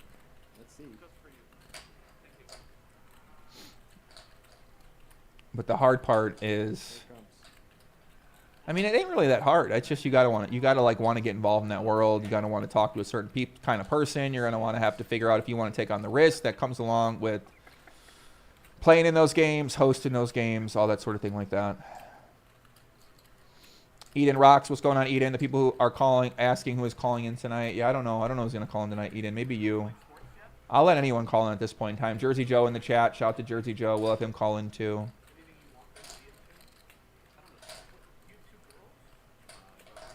So yeah, this is one of the accounts basically.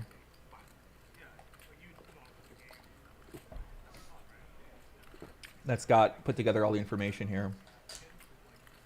So they put together a few sessions. They said accuracy is 55 out of 56. Whenever the teammate does a signal, then they fold. So I don't know. I mean, I don't know enough about the signaling stuff. I can go through the hands and maybe take a look at it and see. I don't know this website. Like I said, I just don't know this website. I'm not going to click on it. I don't know who this account is. This is an anonymous account. I don't know what the website is. I don't trust the website. I don't know who's running the site. I don't know who's running this page. So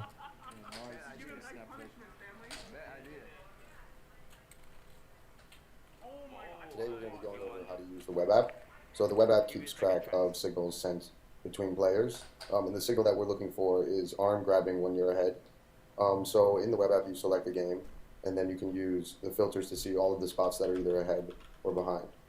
So looking at the ahead spots, we can see that Vertucci is grabbing his arm when Mars has the equity advantage. In the bottom right of the app, you can blow up the pictures to see more about what I'm talking about. So this is what we're looking for when the player being signaled is ahead. We want to see arm touching, and then when they're behind, no arm touching, right? And if there's a case where it's incorrect, arm touching when they're behind, here's an example, then we throw it in an outlier category, which I'll cover in a second.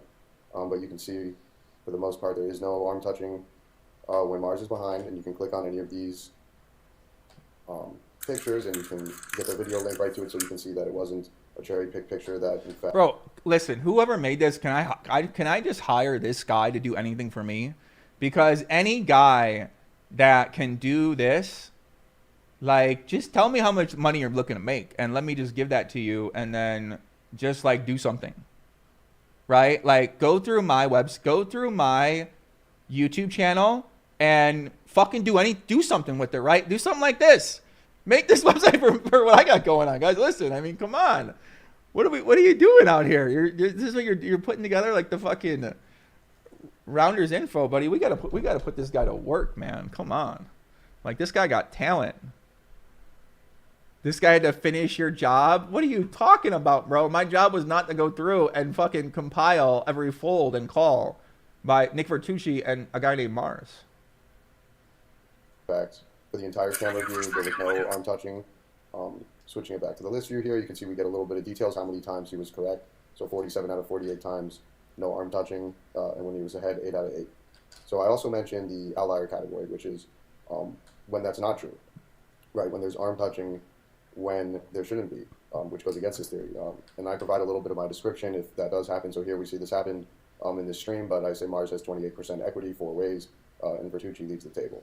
So here you can see the hand if we play the link, and then a few seconds in, the clip,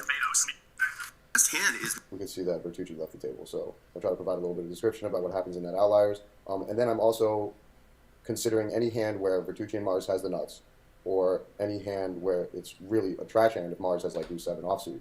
I'm throwing those in the outlier category as well. And I think there's good reason to be able to filter those out from the data set. So we use this toggle to filter out all of these nut hands and airball trash hands. Like for example, when Mars has king, there was no signal looking at this picture. So you can look at the data both ways. So if I'm looking at all of it, including the times that they have the nuts or they get signaled when they have trash, they're still getting it right 55 out of 70. If you want to eliminate those trash and nut hands, they're getting it right 55 out of 56. Then there's more videos. Okay.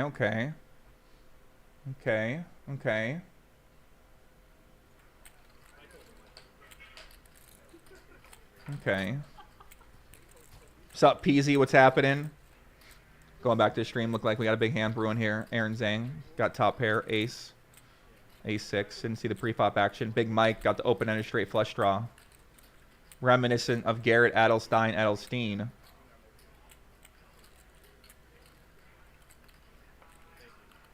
gonna use the time chip. Mike touching his arm. I mean, like, look, right? He's got his arm rested right here. Like, is that basically what a lot of these guys are doing? I would love to go over what the other players do and see what they do.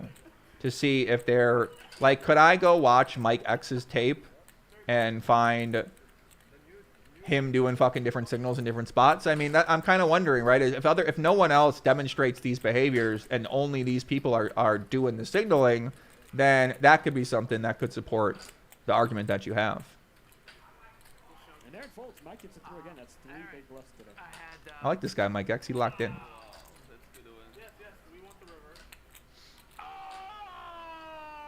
Damn, he would have made a straight flush on the river.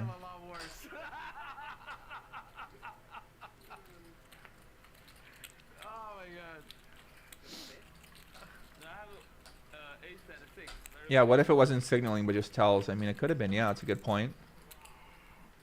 We got my resident pro bono intern assistant in the house, JP. Shout out to JP.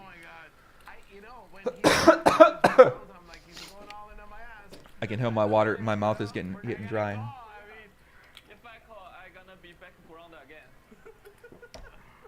The edible kicking in. But yeah, we're going over some of the theory here, guys. This is the new theory from the HCL Poker Scandal Discord, and this has kind of been the one account that I've seen that's really causing a lot of noise, and you know, people are sort of wondering, you know, are these guys a foog? Are they accurate? Are they not?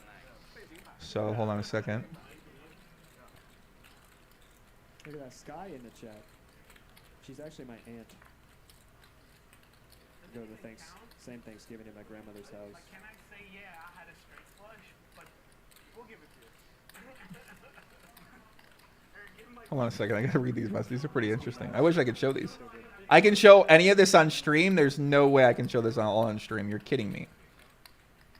Put it all on stream. There's no way I'm putting this. There's no way I'm putting this on stream, bro. I don't think I can.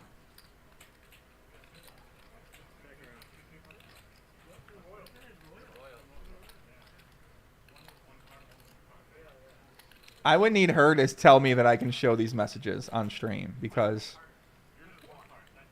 these kind of are out of line if I show these. Sorry guys, I got some DD here. I got some DD here, guys. 15-inch locked in hard right now. Yeah, let's get it. Only the last 3. Just send them me on Twitter. Send me on Twitter what I can show, okay?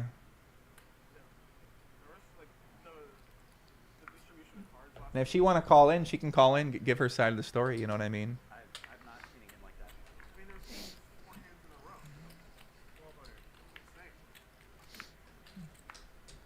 He said there's 6 teams.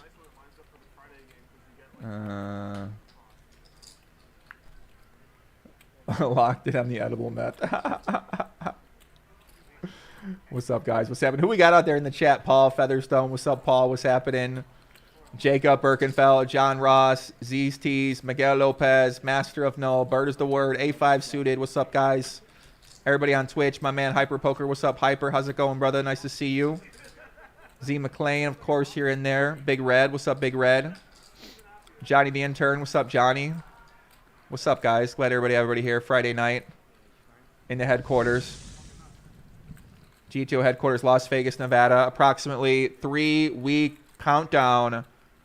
1 week countdown to Thanksgiving, and then we got a 2-week countdown to the special meetup game with Phil Ivey and Doyle Brunson, Andrew Brad, and myself at the Wynn December 1st. We got my first ever Big Poppy Legion and Friends meetup game on December 6th, but invite only for Legions and Friends. I'm going to be giving away some seats to that. I'm going to be comping buy-ins for some of the players as well, too. I'm going to be giving away some 12K packages to the WPT Win event that's coming up. We've been doing a lot of giveaways on Twitter for that.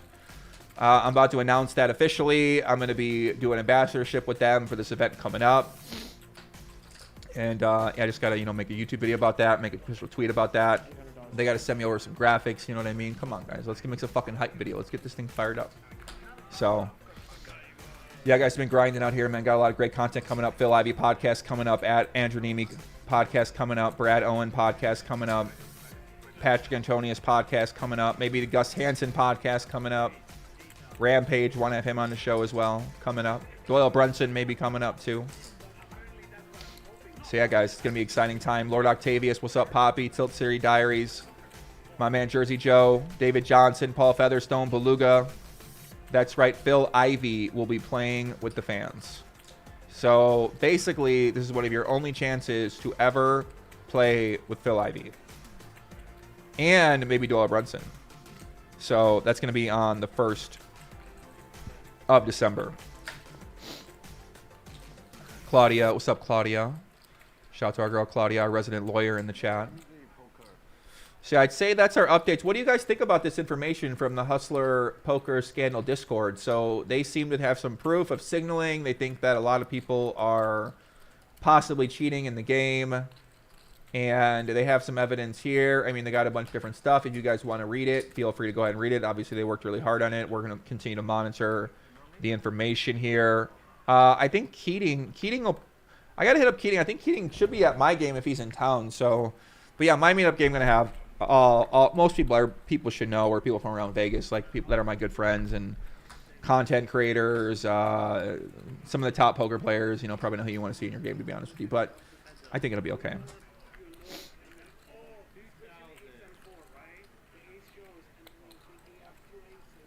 Minnesotan said, yeah, I mean, listen, I'll take a call-in, guys. If you guys want to do a call-in, let's do a call-in right now. They're getting a little tricky checking on the turn. Have somebody tap in. Ooh, yeah. Blind versus blind. Wide versus wide. I love this guy. I started working with a couple guys. Shout out my guy Darius and my guy Frank on helping them out with their content. And I'm loving it. My one guy getting fired up. So basically, I put out a tweet a month ago. I said I'm looking for people who want to grow their channels. I'll help them out. So I got 2 guys that are interested. One guy is basically a cash game crusher who is also a coach's coach crusher as well too. So he literally he's really good at what he does. So now he got his own, you know what I mean? So basically, right, a new guy gets into content for poker. He just needs to know how to think about content, how to think about ideas, how to think about what to focus on, how to think about growing your channels, getting attention for what you're doing. So that's what I'm working with him now, is just kind of help. I've gave him a bunch of ideas, kind of said, okay, you can go this direction, go that direction. Here's the way to think about it. Here's the way to think about that. So now he's starting to create his own ideas for what this content might be. And, we're going to build the strategy up, and then, you guys will know who he is. So that's our plan. It'll be good. It'll be a good plan. But yeah, he's going to be out here for the win. So I'm excited about that. per entry. Trooper! Where's As many Trooper? times as you want. Use code Trooper! HUSTLER.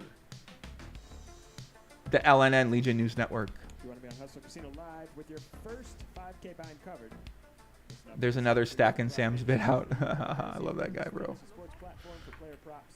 This NFL Sunday, the 20th. Hustler Casino Live will be running a $10 entry fee contest for week 11. Okay, so who's going to call in? Jacob's going to call in. All right, Jacob, give me your Discord. Surplus air for airfare.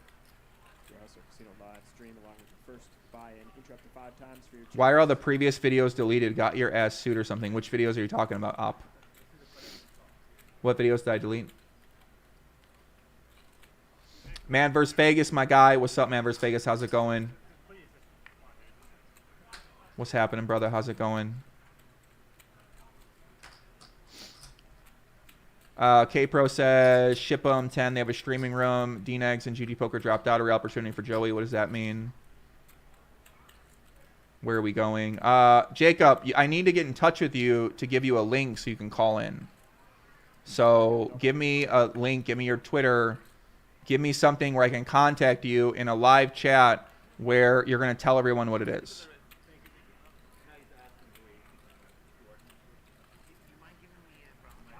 You see what I'm saying? And then we're gonna start moving on a little bit from this topic. I'll give you my cell. Well, you need to give me. Okay, I can't call you on your cell because I'm not on the phone. I'm on my computer.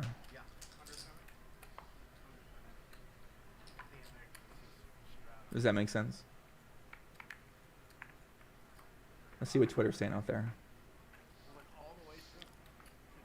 Hello there said, bro, we just getting started. We an hour in. Let me get warmed up a little bit. The mustache was boss. Yeah, I thought the mustache was pretty cool, but I just, I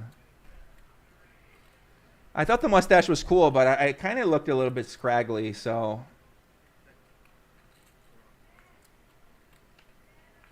No, I love this guy. He old school.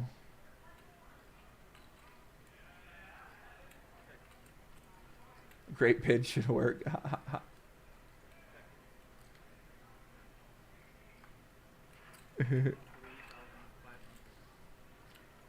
I didn't really set up any call-ins for this one. Haral Bob is down to call in whenever though, so we're gonna get Haral Bob back on here. Don't worry about that, guys. We got a lot of content coming up. This is kind of like a Friday. People on Twitter yesterday, I was kind of drunk and I was tweeting because Elon Musk was going to shut down Twitter, and then people seemed like to really want to stream yesterday. So I basically said that, I said, now that Twitter might be ending, should I tell you if Robbie did it? And then a bunch of people said, do a stream, do a stream. I mean, this tweet, look at this tweet, guys. The tweet got 225,000 impressions. Like, what the fuck is going on? You see what I'm saying? Like, Twitter is crazy. This one tweet that I made when I was kind of blacked out got 224,000 impressions. 7,000 people engaged with this tweet. These are like insane numbers. I just can't believe it. It's like shocking to me how many people how many people you can reach on Twitter with a big account. But yeah, I made a meetup game tweet. Whatever. That's why I'm streaming today. So I really wasn't like, I got a bunch of call-ins lined up for poker shows, and I got a lot of call-ins lined up for a crypto show I'm going to be doing as well too. So yeah, I'm pretty excited about that. We got some good crypto guests lined up. I'm trying to get some of the top crypto influencers and the top crypto CEOs and the guys running the funds and the guys running projects. So I'm going to do a crypto call-in show where we all talk about what the hell happened with the state of crypto, why there's so many scams, like why is it all a big foog, what the hell is going down in the Bahamas, like, you know, basically opinions from the experts in the community, from people who really know what's going on. Timex will be on there. Who else will be on there? Timex will be on there. I'm trying to get Alex Weiss back on there. Jason Less, my guy, he's CEO for Riot. Maybe try to get Simon Yu on there. He just did the StormX stuff with PokerGo. I want to try to get Kobe on there. He does a lot of the Up Only show. Want to try to get I wanted to get BitBoy Crypto on, but people seem to not really like him. I don't know. Ugh. And then my next call-in show for poker, I'm basically just gonna get a bunch of people everybody knows on there. So it's pretty straightforward in terms of what I should do for poker. You know, a lot of good stories out there. Yeah, it's going to be a lot to cover. Sean Deeb's going to be back on the show. He just got 3rd place in World Series of Poker Main Event Europe, so everybody was excited about that. We got a 10 donation from Justin Kelly. Shout out to Justin. Off topic a bit. Remember Rain Khan back in the day? 26 SNGs on one monitor to unlock his PokerStars account. Think it's still on YouTube, the good old days. I agree, man, completely. I agree. Why don't people like BitBoy Crypto? I don't know. They said he, so basically they said that the guy BitBoy Crypto is a shill. But the thing is a lot of people are shills. Like they say, I think you say he shills a lot of products, right? Like he shills a lot of coins. Some of the coins, were they rugs or something like that, right? Like he shills all coins to extract the most viewers. And then he dumps on his followers, yeah. And then that is not a good thing, correct, right? People are not a fan of that. I mean, it seemed like they all do that, guys. I don't know. You guys realize that's what the famous guy, investor, that's what a lot of these guys do, right? That's how they make money, is they do that. Like, that's what they do. That's the strategy to make money in crypto, is that right there. So that's how the game works. I don't know. I thought everybody knew that. Like, that's why the game is a fucked up game. And it definitely doesn't make it right. But I thought this was like, this is obvious to people that, like, if you're in the world, you should. I thought everybody knew that. Not going to be earning any live games. We're going to be doing replays. Like, if a guy's talking about a project, you're getting paid for the project. And then we'll be back live a week on Monday, taking a week off for Christmas. BitBoy tells you right after the internet already knows. I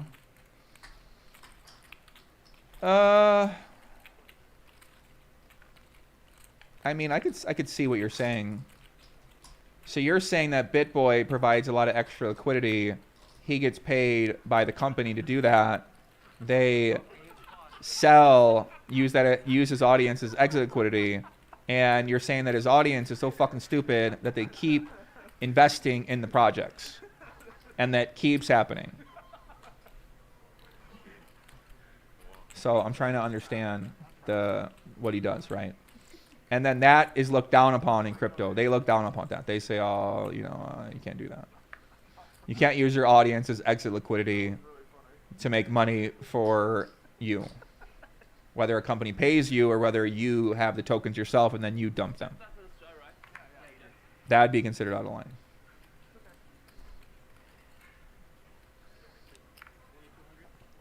So Jacob gave me his phone number. All right. I don't have a way to call your phone number, buddy.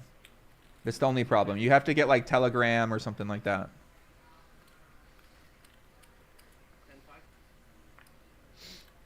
So the problem is shilling and not telling the audience it's paid promotion. So I think a lot of people are shilling you and not telling you, by the way. But I see what you're saying, right? It's like an immediate impact. You see the price move. People win and lose money. It's very direct. I see what you're saying. You can't do that. It's super unethical. Come on, Joey. I mean, if I don't know the game, I don't know what people consider ethical or unethical in the crypto game. Like, who decided that was unethical or ethical in crypto? Because like a lot of these guys that tell you it's unethical are doing this. What you're saying, like this is how these guys operate. Like, this is a common strategy people are using. So what you're saying is this very common, easy strategy that basically prints you a lot of money anytime you want.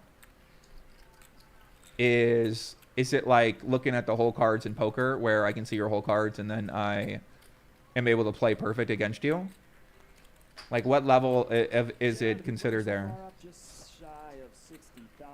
Because I don't think I wouldn't do that, right? I don't really use my audience in that sort of way where I'm trying to run a buy and sell scam on my audience, right? I wouldn't think about it that way. But like that's never a strategy I would use. I can understand why these guys would want to do that.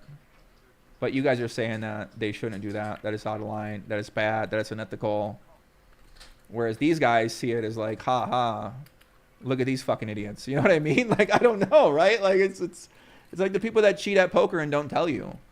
Like, they look at it, they're laughing. Like, ha ha, look at these fucking clowns. Like, these guys, you know what I mean? Like, they find it funny or something.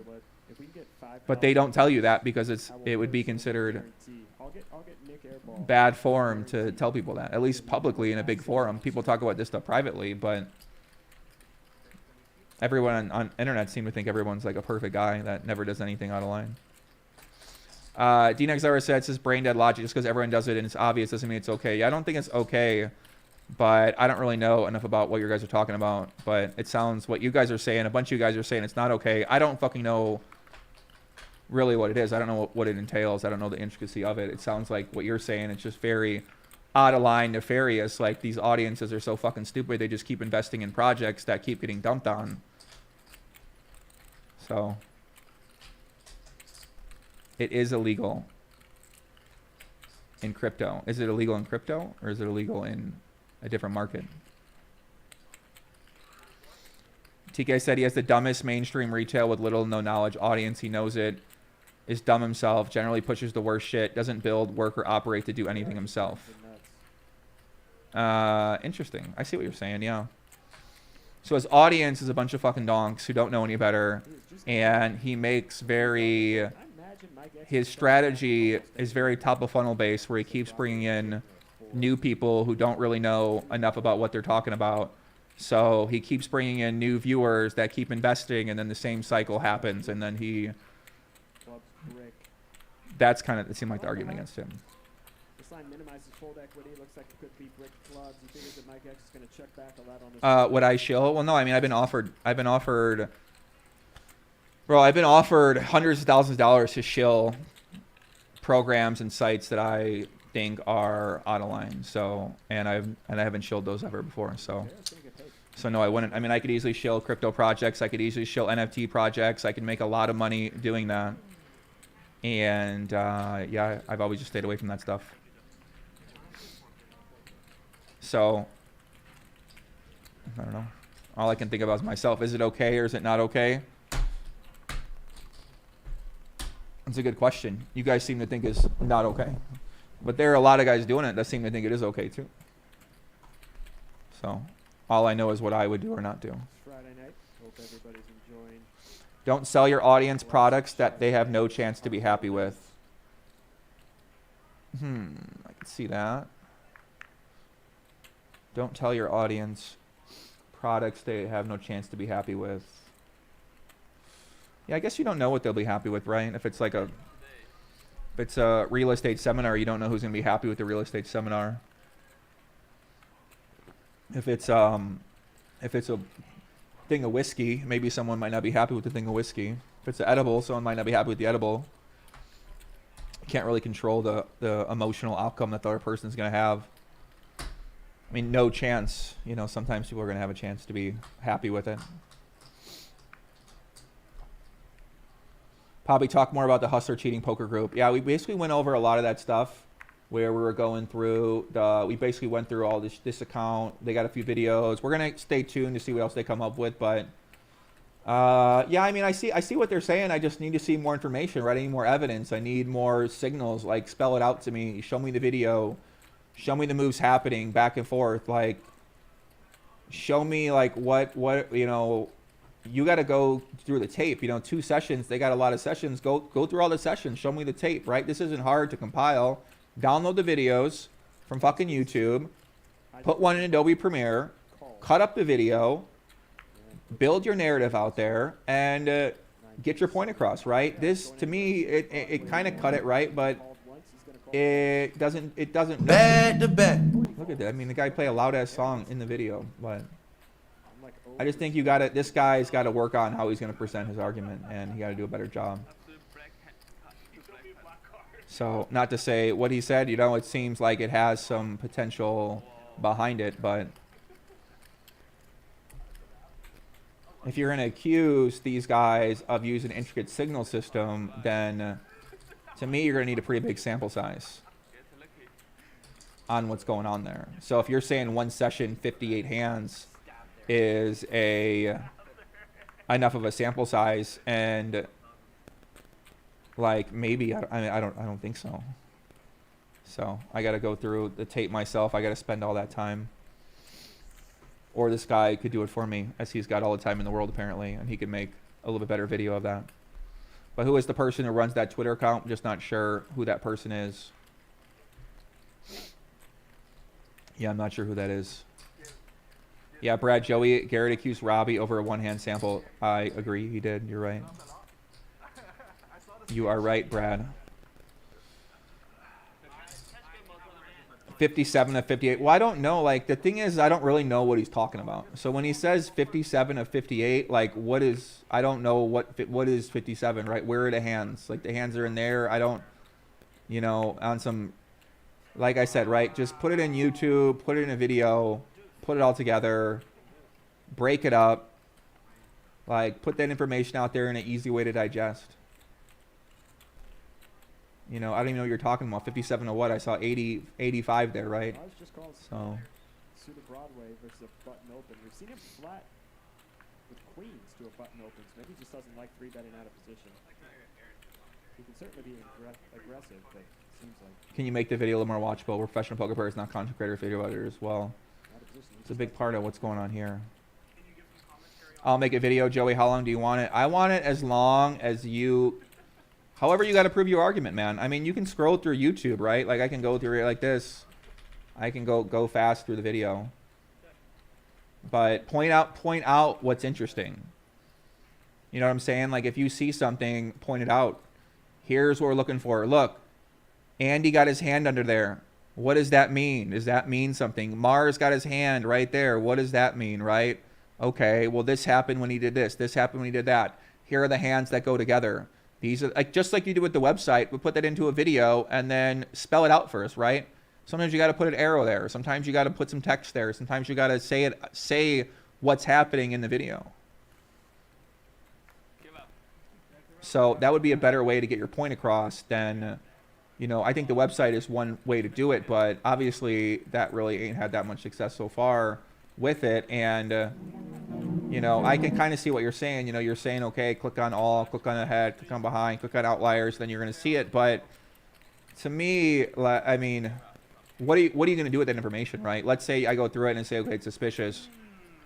Then you're going to want to call more attention to it. More people are going to look at the hands, and then they're going to try to find more things. You see what I'm saying? Like, it's kind of a very long, very, very, very, very, very long road ahead for you, Vertucci Files. So if you want to commit that many hours to doing this, then God bless you, man. I think we all gonna appreciate that. So lock in, get to work. Let me see what you got, and I think everybody's gonna want to see it.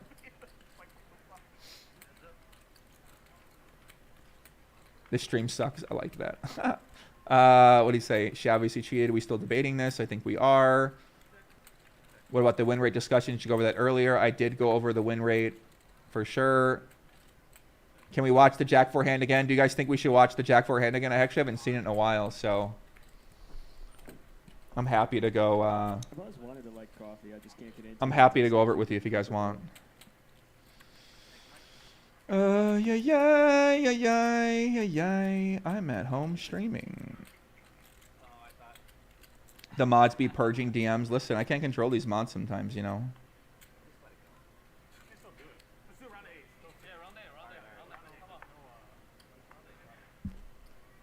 Okay.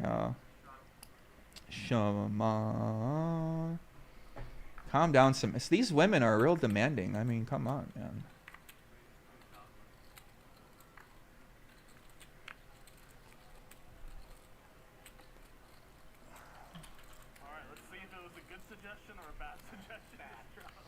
I'm scared to DM this person, bro. I'm gonna have to block you if you DM me too much. I don't want too many DMs.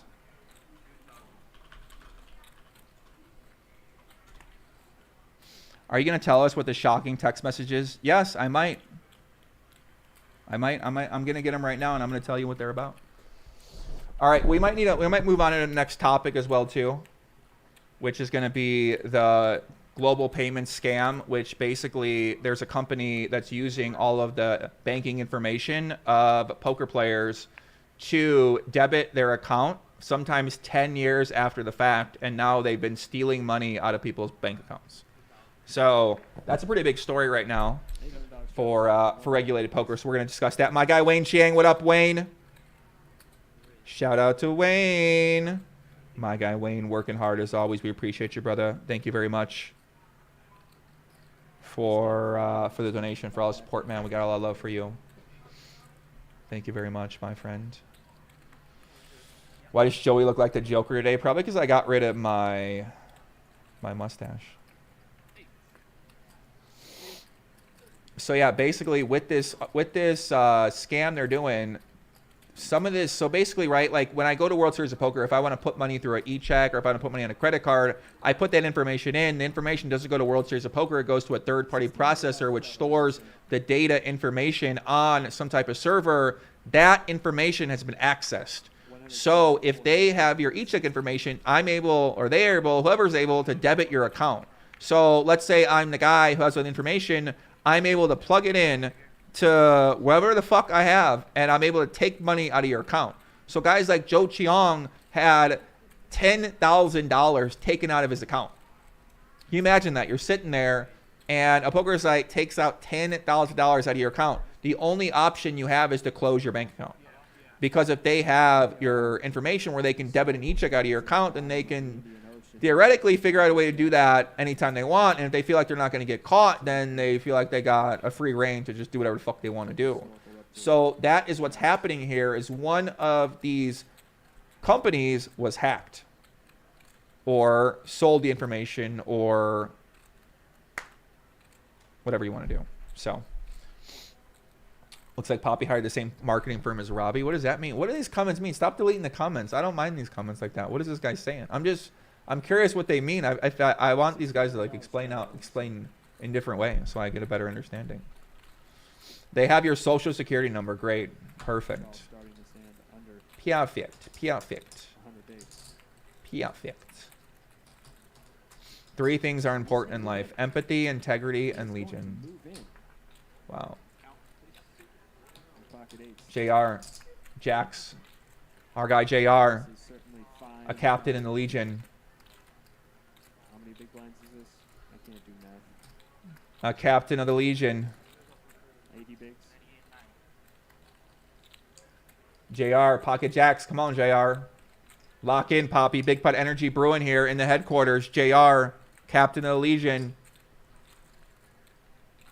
One of the sponsors of the upcoming Legion meetup game. He got a big decision, facing all in for 82,000 more, 200 and some big blind. It's like a 250 BB all in pre. So he got to be thinking at worst. The guy got ace king. Maybe he got better. And he going to lay it down. You're kidding me. Oh, no, he didn't. Time chip. Okay. I don't think he's going to fold this one, guys. He does finally call. Yeah, he put it in. I mean, he might have ace king. You can't fold that. I mean, he could have 10s. He could have 9s. He could have ace king.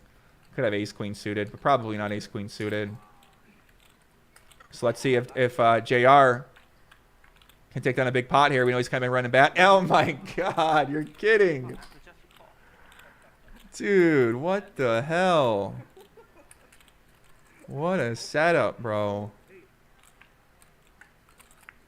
No way. No, I want to chop this one. I want to chop this. He lose the first one. Okay, okay. Ay, ay, ay, ay, ay, ay. Oh, they run it twice. Backdoor clubs for Charles. There is another club. No, no. Do not give this guy a backdoor flush. Do not give this guy a backdoor flush, dude. Come on. No! The shag! Okay, okay. It was the flush. Let's go. Chop. We're happy with a chop. Chop it up. We happy with the chop. Let's go. Let's go. Steal the money. Lock in. We got a chop. Hey, you know, come on. We take the chop. We take the chop. Let's go. JR back in the mix. Come on. Lock in. An insanely bad beat. Lock in, JR. Lock in. Let's go. All right, so JR get the chop there. Not too bad at all. Yeah, guys, how's everybody doing? What's everybody up to tonight? How's everybody out there doing in the Legion, world of Legion? What do you guys got going on, man? Vegas, like I said, 7:45 tonight. Pacific, probably go out tonight. Go out with some friends.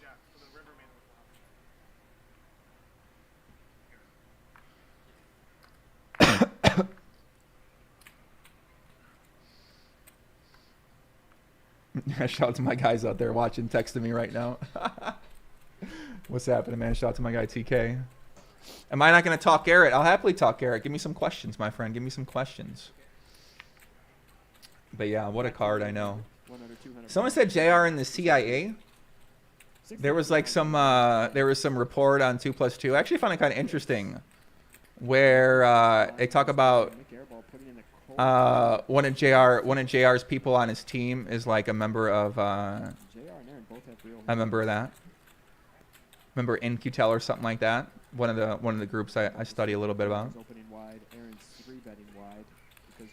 They said JR deep state. Is he? He's playing poker now. Ay, ay, ay.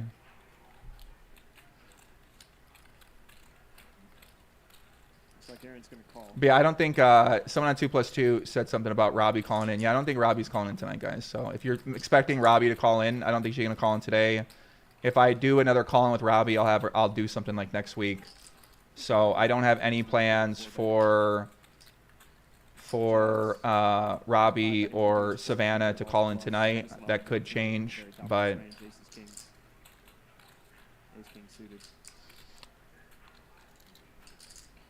But yeah, basically, there's some DMs from Savannah to somebody else where she just talks about how she wants to come out and talk about Robbie and Jacob and their relationship. And obviously, they don't want her to talk about that, right? So they're in some type of feud where Savannah was upset that something might be going on with Robbie and with Jacob. And I guess they're trying to figure that shit out. So that's basically what the text messages that I read are about. The conversation that I saw. Yeah, I was being a little naughty. All the advertising in the beginning from I really thought too painful. I literally showed so many big hands, and I go for it. Everybody's just like, nah.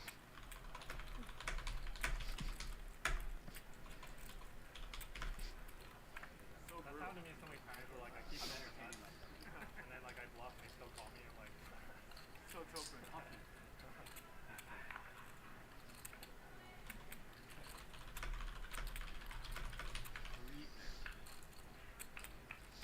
Jane Poker says, it got a bit out of line, IMO, when it gets into personal matters, but that's what happens when you are a public figure now, I guess. Yeah, I mean, you know, if you don't want people to talk about your personal life, then don't try to be a famous person on the internet where people are going to scrutinize you. So, you know, you could say it's out of line, and you know, I think a lot of people would agree with you when you start going into certain topics and stuff like that, but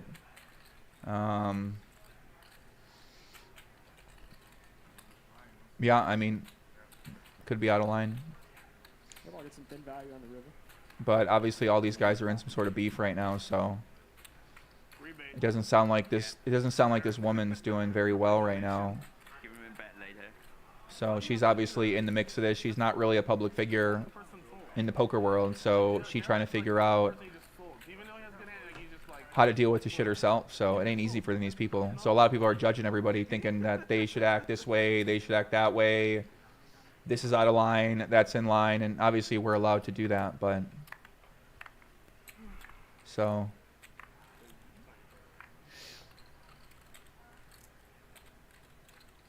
but yeah, basically with Savannah, I think Savannah, what she's talking about, she's not talking about wanting to reveal cheating in the actual hand itself, but more of outside the poker table activities.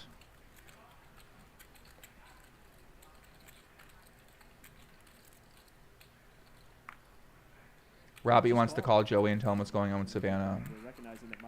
Is that true? Does she? Where's that at? Oh, does Robbie want to call in? I didn't see if she did or not.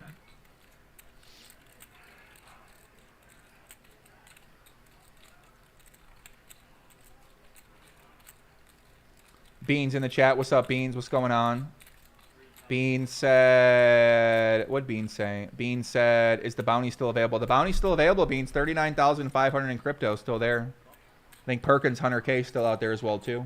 Cowboy gonna float once with ace queen high and turns the best hand. Why Beans? Why do you ask? He knows he got the best hand. Why do you ask, Beans? What do you got? He's gonna go for value on this river. Against hands like 10s, jacks, 9s. Figuring it might get just as ace high. Beans, you want some money? What do you got? What do you got? Uses image physically. Clan Meiji, what's going on? Blue Chip said there's some juice. Takes within value. There's some juice coming to the story soon. I can assure you, yet to be revealed. Oh my God, here we go. Here we go, here we go, here we go. Okay, okay, okay, okay. I've heard that before.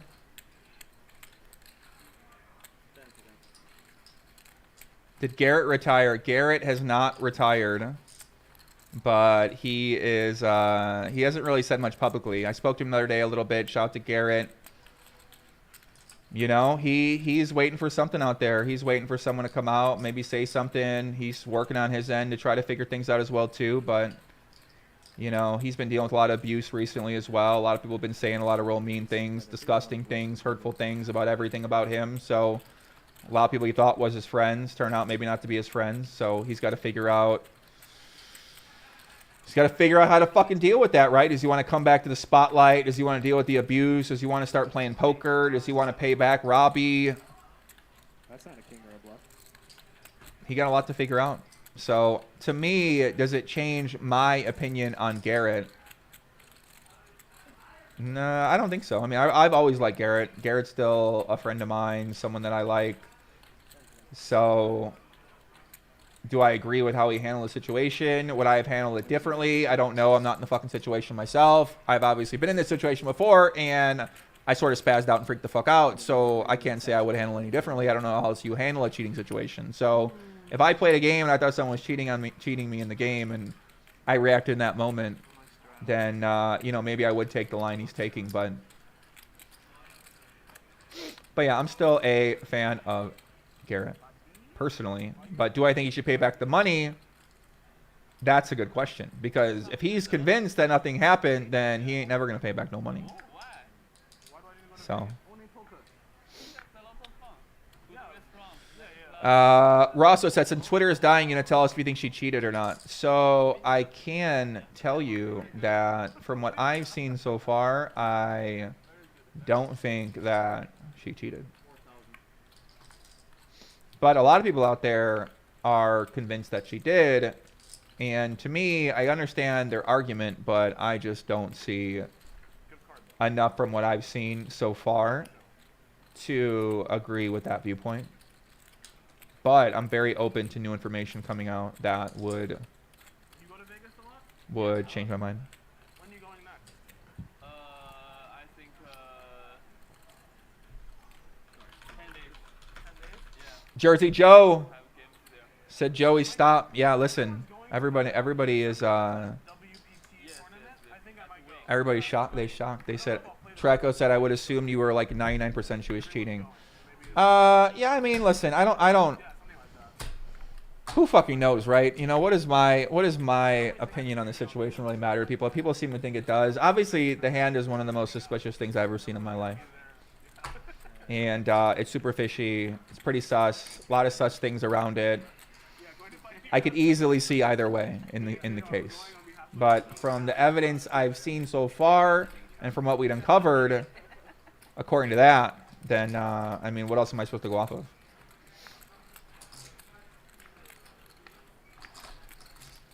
But yeah, obviously very sus. But very easy to see the other way, too. I can see where people are saying they don't agree. How can you not think she cheated when she called with that trash hand? She was already shown that since she is some coolest player, punts off with bottom nuts. Well, listen, we did 110 hours answering that question, so... Gene Poker said, it is very difficult to ever find evidence of cheating in poker. Agree. Unless you have a lot of stats. Like, yeah, unless you have a lot, you need a big sample size. That's true, right? You need a big sample. You need to find the alleged smoking gun, the whistleblower, the inside man. flopped it, So, and the river just improves in favor. yeah, I keep getting messages from this lady on Twitter who's trying to give me information related to Savannah, but I can't verify the information. So I don't know about polygraph stuff and about her being threatened not to talk. Right? Obviously, nobody wants her to talk. I mean, come on. No shit. I think we're all aware of that. I feel like you're Helmuth's student. Helmuth. Every time I look. Missing an 8. Is the HCL investigation over? The HCL investigation isn't over yet. It's still ongoing. I know, but I keep thinking it's like Helmuth's brand. It is still ongoing. Joey, who do you think is more likely to have cheated at Hustler Casino Live, Robbie or Nick Vertucci? Who do I think is more likely? What kind of question is that? Russell Snyder, this is ridiculous that fools are still clickbaiting this topic with no updates. Buddy, I'm giving you the updates. Open up your ears, Russell. Come on, lock in, buddy. I'm giving you the updates, my friend. You got to listen. Benjamin, I'll call in. Thank God, someone help me out here. Come on. All right, Benjamin, send me a message on Twitter. Give me your Discord. Stanley, the pre-flop 3-better here. Really good board for his pre-flop 3-betting range, especially early versus early. This is a board. Dom Somber, Joey, I've been thinking about you for a long time. Can't seem to get you off my mind.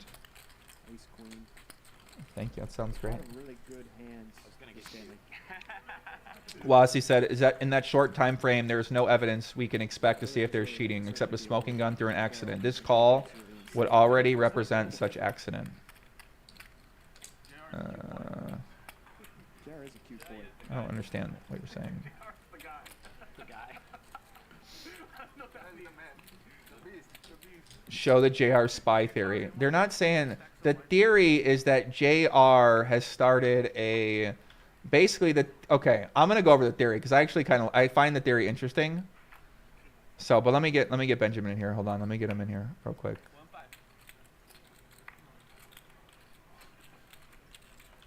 Yeah, we started this up about an hour and a half ago, guys. So if you're tuning in right now, we've been going over a bunch of different topics, including updates on the case, the HCL poker Discord theories about signaling, Savannah, what was happening with her. What's going on lately with G-Man and with Robbie. Went over a little bit about the payment processor scam. Talked a little bit about Twitter. Talked about my meetup game coming up and ambassadorship coming up. And yeah, we're just kind of exploring a lot of different things.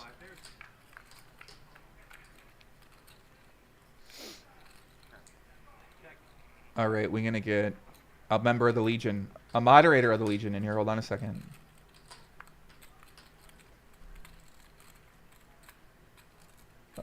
Hold on, let me get a moderator and the Legion in here. Hold on a second.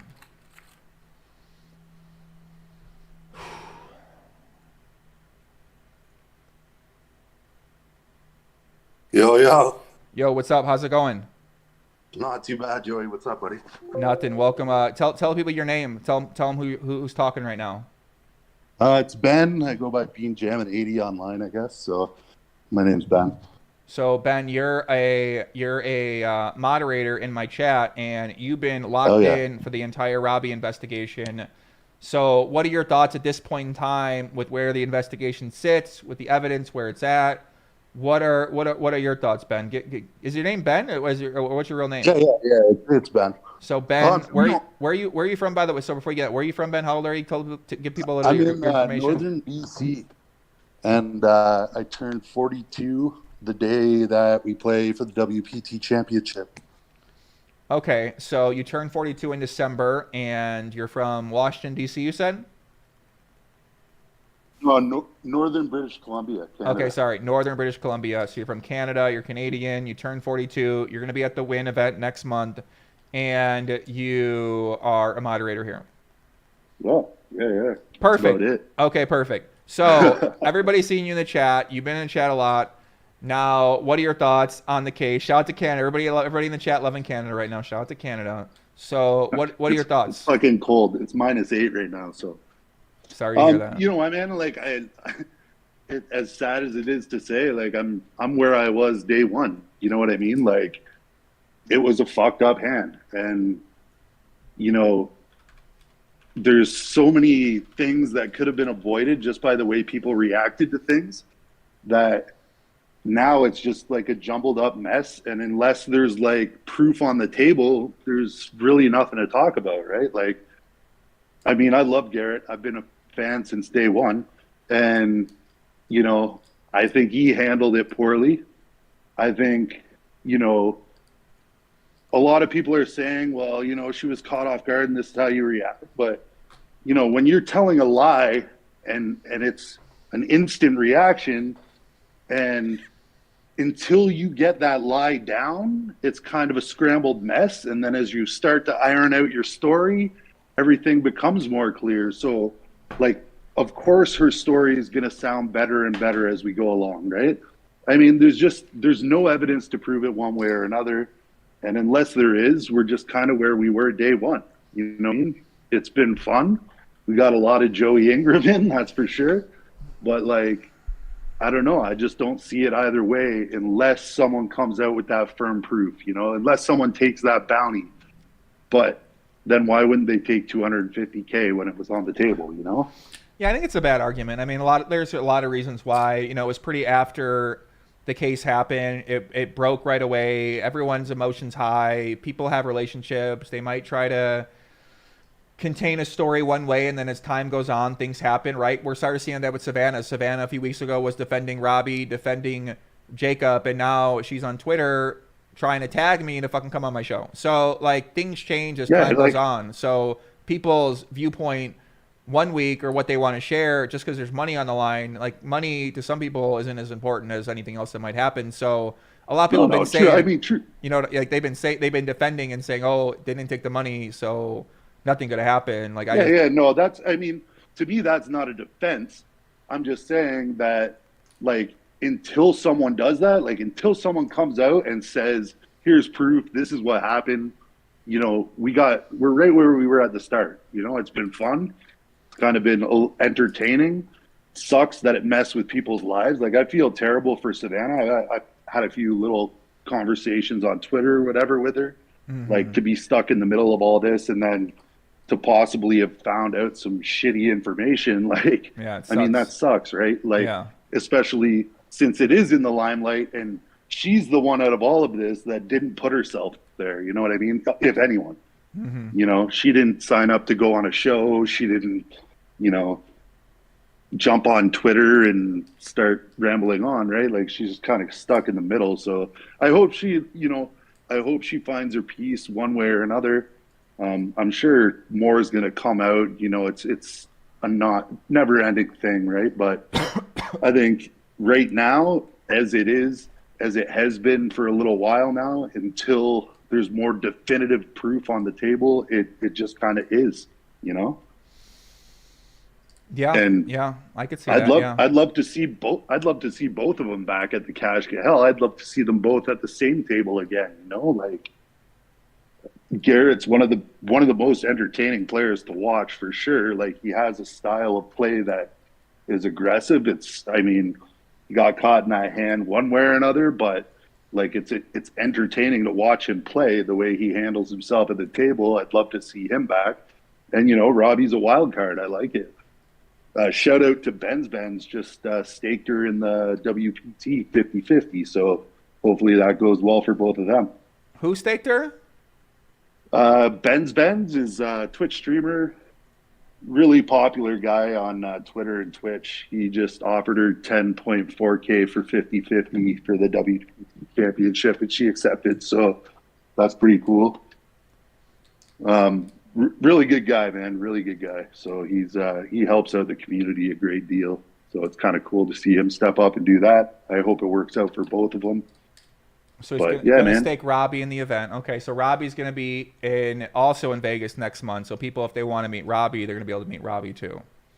Hey, I'm sure we can convince her to come to the Legion game. I think she said that she wants to come to the Legion game. Oh, yeah, do you think that we should have Robbie at the Legion game? Well, yeah, I think everyone should be at the Legion limited game, seats. Do you think we should have Robbie? What do you guys think, Chad? Do you think we should invite Robbie to the Legion Friends and Family meetup game? I think we should have a Robbie Jack 4 bounty too. If you stack Robbie with Jack 4, you get a prize. You get a prize. Some Legion merch. When are we coming out with that? Coming, I don't know. I mean, maybe coming soon. We'll see. Hey, you need that locked in shirt, bro. I need the locked in hoodie.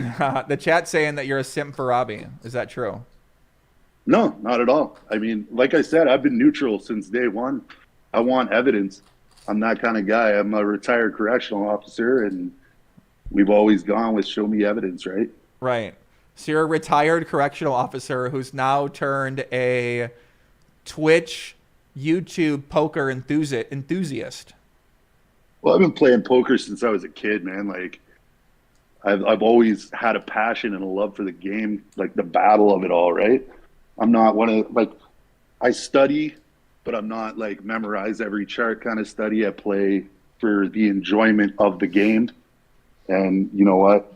I got an opportunity. I won my seed off a $5 WPT Global Satellite Tournament. Nice. So I got the opportunity to go and play for that 15 mil guaranteed. So, you know, I just love the game. I love the battle. I love the people in poker. Spent a lot of time with some of them. So, you know, I'm looking forward to it. But cool. Yeah, man, I like Garrett and Robbie. I like them both, man. Put them at the same table. Put them at a 1-3 table with me and let them battle it out. Let's do it. You know? I wish them both the best. I wish Garrett the best. Like, I know he's rattled and he's got the new bun in the oven, as we saw on Halloween there. So, I mean, he's got a lot on the go. You sound a lot nicer. You sound a lot nicer than most of the Twitch and YouTube chat. Most of the YouTube chat, they're ready for blood. They want blood. Well, I'm surprised. I won't even look at the comments of what they're saying about me. But, you know, it is what it is, man. Like, yeah. It's all, when I'm on Twitter and, you know, I give away what little I have. I just, you know, for me, it's all about the game. It's all about growing the game and bringing some attention to some of the smaller streamers and, you know, the people up and coming in the game. And that's kind of what I'm all about, is just growing the game, because I think it's important to everyone, right? To get these fresh new faces. You know, we've been looking at the same, and don't get me wrong, before anyone gets mad, I love Doyle and the old boys too, but, you know, get some fresh face, some new talent, bring people up in the game and get people excited about poker again is kind of what it's all about, right? Amen. I agree. Yeah, Modric Davis said an ACR shill is now staking a complete amateur in a 10K buy-in tournament who is supposed to be super rich. Is that where we are? Poker is so good in 2022. So you could actually say that it's exceptional in 2022 because a lot of fun players are able to get staked at a even greater scale. Listen, guys, I mean, come on. I've never seen so many fish playing poker. You're kidding me. This is a dream. Like, there are so many people that are making content that are awful, who are bringing in other people to play the game who are equally awful. So if you're someone who says you want to play poker to make money, I mean, you not only have the best tools available now, but you have more and more and more fun players becoming interested in wanting to play the game every single day that goes on.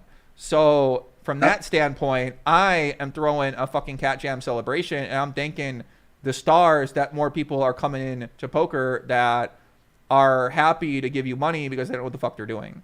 So I would see it as, you know, what, you're absolutely right. And I think, you know, the more we have attention drawn to weird, terrible plays, the better, because people think that's okay. And that just makes the game softer. I mean, you look at when we came out, and I probably started playing online around the same time as you. Before pre-Black Friday is when I had most of my success online, you know, and I did pretty good. I did fairly well. I wasn't like top tier, but I made money. And like back then, pre-solver, like we didn't have the shit you had now, right? Like I remember playing like the 3 rebuy on stars and like people just going absolutely crazy rebuying. Like it was insane. Like that tournament would hit like 60K plus in guarantees all the time, like on $3 tournaments, and people just going nuts and playing the 180 man turbos and like 12 tabling them. You know, that was before all. You're this. talking a foreign language to most people out there in the chat right now, buddy. But I mean, like, that was before we had all these tools that we do now. So you take like 10 minutes with like a GTO wizard, which, you know, I have no affiliation with them, but it's an amazing tool. And you put a little effort into your game with all these people coming in, getting steak that are fish. Like, there's money to be made in poker, and poker's starting to come back around. And I've heard you say that before too. Like, you like where it's going, and I think we could easily get back to where we were. Maybe not to the extent, but there's money to be made for sure. Mm-hmm. Yeah, agree. I mean, I think poker in a great spot. You know, if you're only judging the one game you go to at the one casino you go to, then, you know, you got to shop around. You got to look for different places to play. You got to go to different states. You got to use different apps. You got to, right? You got to either get your skill level better or get your game selection level better. So that's the ultimate cash game. And I love it. Borgata's back. It looks like they're having some great success with the tournament series. I mean, listen, awesome. These casinos are absolutely brain dead when it comes to digital marketing. That the casinos these days, like, don't understand the internet. They like don't understand, like, maybe I should bring in people who have a big audience, and they'll bring people there, and then those people might stay there. So right now we're starting to see the beginning stages of influencer marketing and partnerships with poker players in these casinos. And now the casinos are like, wait a second, no one's here. If I get someone to say, hey, come here, and they got an audience and people will come here, you know what I mean? It's like they're living in the stone ages of digital marketing right now. Well, and that's because they're still run by the old school, like legacy, the old school casino owners, right? Like, love it. Sounds like an opportunity to me. It's a huge opportunity. Like, I'm impressed with what you're doing. Like, I think it's going to be amazing at the Win. I'm super excited about being there and experiencing it. Like, you know, doing on-scene podcast or on-scene streaming and, you know, live entertainment everywhere. Like, I mean, you're going to be a busy guy, but I think that's more of what we need with these influencers. You're getting, what'd you say, 200, quarter million looking at a random tweet on a fucking Thursday. You know what I mean? Like, yeah, there's if people start to notice that, there's a huge market for people like you to be able to run these events and to be able to bring people in. Exactly, buddy. This is my event thesis right here. My event thesis is that I'm making the next World Series of Poker version of my event, right? It's my own style, and who knows what that's going to look like. You can't predict what version. Your first episode doesn't look like your 20th episode, so you don't really know, but you got to do one to get to 20. So I'm just going to do something, start it out, see who I like working with. Maybe I have a regular relationship with the Win. I already got another venue set up in Vegas, and then hopefully I get a piece of a few properties here in town, so then I can have my events at multiple different properties. So that's my goal right now, is to have a Legion takeover of Las Vegas. And I mean, that in itself is actually like an old school concept, but you're bringing it to the internet, bringing it to the social media. Like, it was always like that, right? Like, you bring in, there's always the guy that brings in the players to the casino, that brings in the high rollers, that shows them a good time, that does that, like the concierge type service, you know, takes them out for bottle service, throws a big party, people all around, you know, that kind of thing has always been there, but it's never hit the mainstream. Like, it's never grown with technology. And now with your audience and the Legion and your following, you have a great opportunity there, man. I like, every time you talk about it, my ears perk up. I get excited, you know. I think it's going to be awesome. Yeah, I agree with you, man. It does sound. That's how I feel. Right? I'm underplaying my excitement, right? I don't want to come off too like, oh my god, but yeah, I've just been studying. I've been studying. So what you're saying is, you in person are going to buy number 28 or whatever he's at now. On the strip. Eric Person. I do like Eric Person, but I don't know about that. I mean, I got to black out with him. I got to black out with that guy at least 10 times before I think about that. So I'm sure he's down, man. And you don't need a bodyguard, that's for sure. Yeah, I mean, he's SEAL Team 6 person. You know, he know how to defend himself. He looked like he know a lot of. Yeah, he looked like he know a lot of defense tactics maybe. So we'll see what happens. But yeah, You know what? He's a solid guy too. He's sending me a Maverick hat in the mail here. I'm just waiting for it to come within the next few days there. yeah. Shout out to Eric Person as well. But yeah, we joined by Benjamin. He one of our moderators here. What Benjamin? What your the 8 is it 88? What's this big number? 80? 88? Yeah, that's my. I was 80. born in '80, right? So. Got it. Okay. Well, it just worked. You want to give the people any last wisdom out there, parting words for them? Hey, no, man. You know what? This and you know this might sound a little emotional, a little lame, but this community has saved my life on numerous occasions. You know what? I struggled for 24 years active addiction. I'm sober clean now, but you know, there's been many times where I've been able to log in and just shoot the shit with members of this community, and man, it stopped me from ruining my life. That's for sure. So I appreciate the fuck out of each and every one of you. I appreciate you, Joey. Thanks for letting me come on and say what's up. I know a lot of people know me to see me online, but haven't actually heard me speak. So I look forward to meeting you and hanging out with the Legion in Vegas. It's going to be a great time. That's awesome, man. Yeah, man, it's good to hear, man. Obviously, right, sometimes, you know, you got too much time on your hands and you need something to keep your mind busy. You need to be distracted. And obviously, when you have a community of people who you can talk to about common interest, that's a great thing to have. So, I mean, it's glad that the Legion has been able to be that sort of source for you and the people on Twitter and the people on YouTube, the people on Twitch. And, I mean, that's awesome, man. Yeah. You know what? I think it is for a lot of people, man. Like, I mean, I know mental health is a serious topic, but like I had to retire at 38 because PTSD and some shit went down, and I struggle. Like I told you before, I have a little bit of anxiety problem, but obviously I'm dealing with it well. But so I had to retire early, forced retirement. Like I'm paid, so it's not a big deal for me. Like, but I'm bored, right? And when you get bored, when you have addiction issues, you know, what's the most exciting thing to do? So it's always good to have a community around you. And I think a lot of people are the same way, that, you know, we may not know each other yet, but, you know, it's always good to have someone to reach out to you or joke around with, or, you know, pop into a 12-hour stream about Jack 4 if you have to, you know.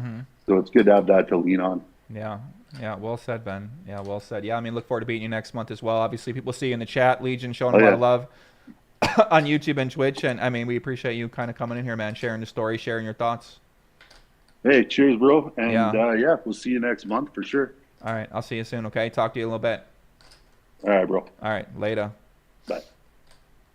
All right, guys, our guy, Benjamin 80, coming in there. Shout out to Ben, working hard. Moderating all you crazy people in the YouTube, Twitter chats as well, too. Always showing a lot of love on Twitch, on YouTube as well. Been a big supporter of the great Legion. So big shout out to Ben. Thank you very much for calling in here. Guys, we're locked in Friday night. First stream in a while that I've done here. I kind of took a long break from YouTube. Yeah, shout out to Ben. I like him a lot, man. He seemed like a very nice guy, very supportive. Happy to find a nice community of people to kind of hang with and talk to. Bro, I gotta change this. This thumbnail is out of line. Oh my god, guys, look at this thumbnail. I gotta change that. I don't think this is good. Look at this thumbnail. That seems ridiculous.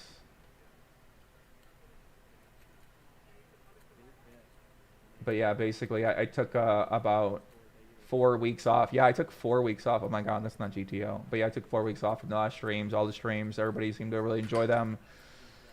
Had a lot of people watching those streams. My God, the heat was on. So yeah, that was a good time. But yeah, we're basically updating. We went over some updates today. If you guys are just tuning in, we're here. We're live Vegas headquarters, GTO headquarters, Las Vegas. Look at this flop, guys. Andy has the set. Very good turn card there for Andy, though. The 9's going to save him. Deep enough where Andy can still bet small here and bet call. And get value from hands like River the 3. King 10. My locked in, Tony. Tighten up. I'm very locked in. Trust me. I'm trying to contain myself right now.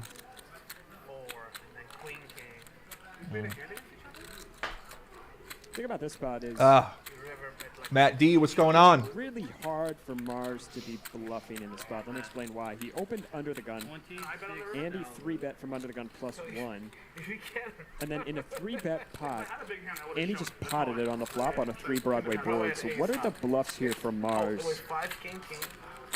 He's certainly not going to take this size True. with a hand like ace king. This guy sound like he actually know how to play. Mark Goon? He sound like he know how to play. Wait a second. That was a nice breakdown. Had ace king if he didn't 4-bet that. So what are the bluffs? If I had a king, I would have shown it for sure if I had tripped. I'd have been pretty proud. Not many. I mean, if he called with a hand like queen jack, he has a straight. If he had pocket 10s, he's probably not taking this size.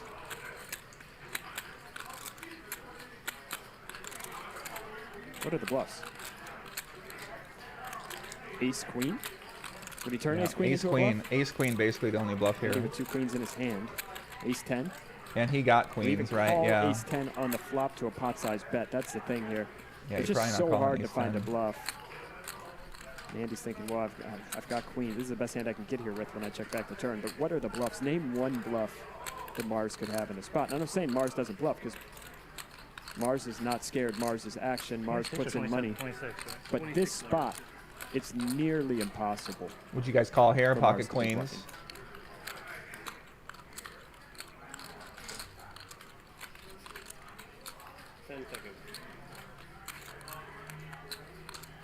Fucking. This is the problem with full ring is like everyone's so tight. Good fold. Nice laydown. Really good fold from Andy. Nice Andy made laydown that by fold. Andy. Nice fold. Name a bluff from Mars. Nice hand. Nice hand. Yeah, the ranges in full ring are just so tight. Especially early position stuff. That's why I like heads up more, as the ranges get a lot wider. Ugh.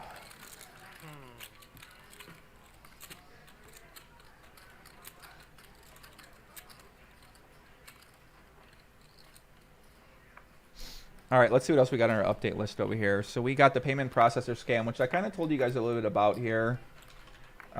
Basically, so Todd Watellis basically had a report here that talked about how Global Payment Inc. So Global Payment Inc., it looks like a private or publicly held company. They do financial services. They do global payments. They are a... Andy with kings now.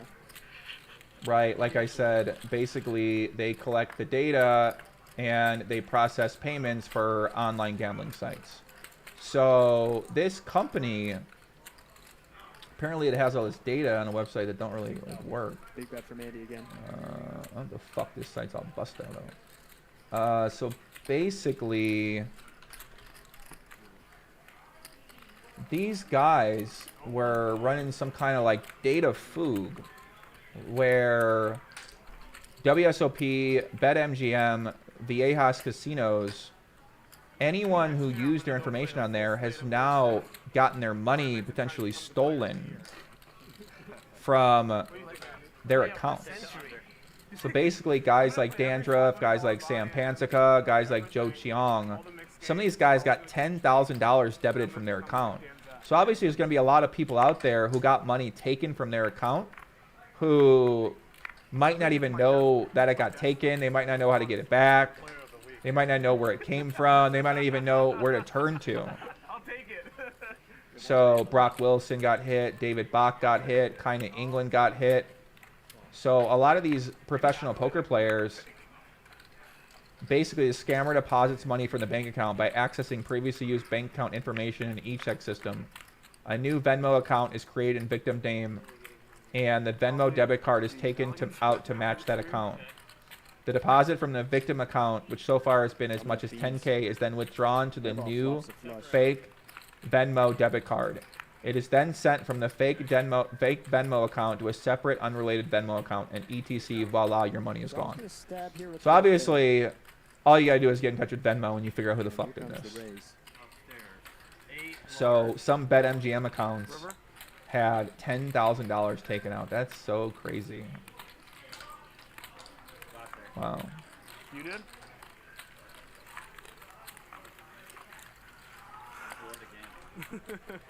Yeah, Joe Chung said he got debited 9.8K. Hard mode today. Whew. So a lot of identity information has been out there. So you guys gotta check your accounts if you got anything, if you ever used these before. Anyone that used e-check deposits on legalized gambling sites. Wow, that's crazy. Todd said he'd come on. Yeah, Todd, let me hit you out. Let me give you a link real quick. Hold on a second. Or give me your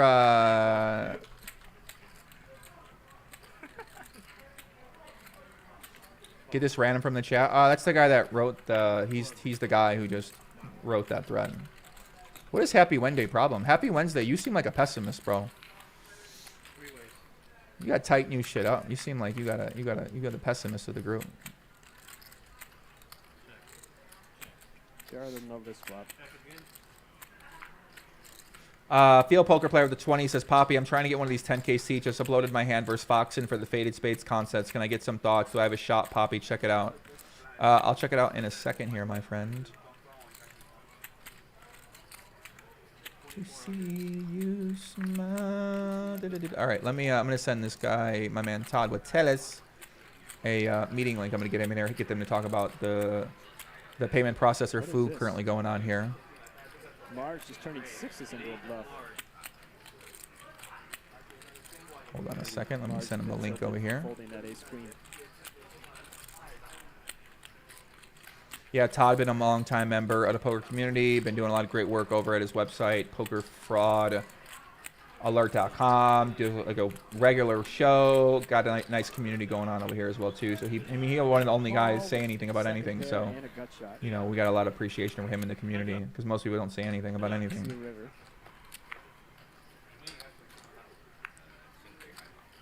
See how we just waiting for Todd to come in here. I sent him over a Zoom link.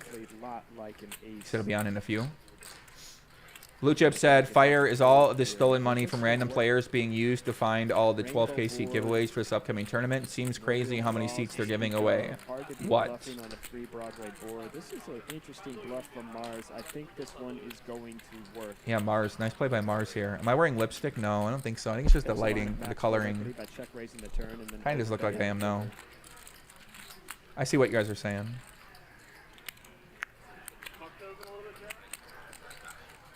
Why is it look so red? I don't know. Hand as strong as like ace 9 here. You probably fold it. Good bluff. Poppy needs a dab or an edible. I've already had like 4 edibles right now. I'm pretty high right now, man. I don't know. I don't think I need any more edibles right now. I'm gonna be honest with you. But yeah, we live on YouTube, we live on Twitch. A bunch of people are watching on YouTube, on Twitch. Appreciate it. I don't know where you guys come from, but appreciate you guys coming here with absolutely no notice at all and no warning at all to come hang out for a little bit on this great Friday night, 8:30 p.m. Next time I'll give you guys some warning, and I do apologize for disappearing for a month for a lot of the hardcores that were wondering where the fuck I was. So,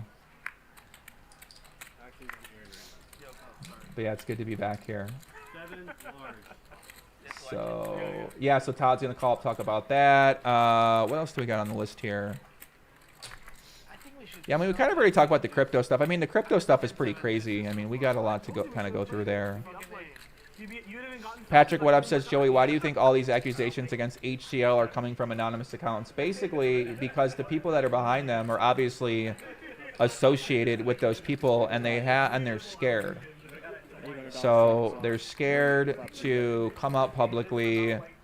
They're scared to, right? Ain't nobody want to deal with that.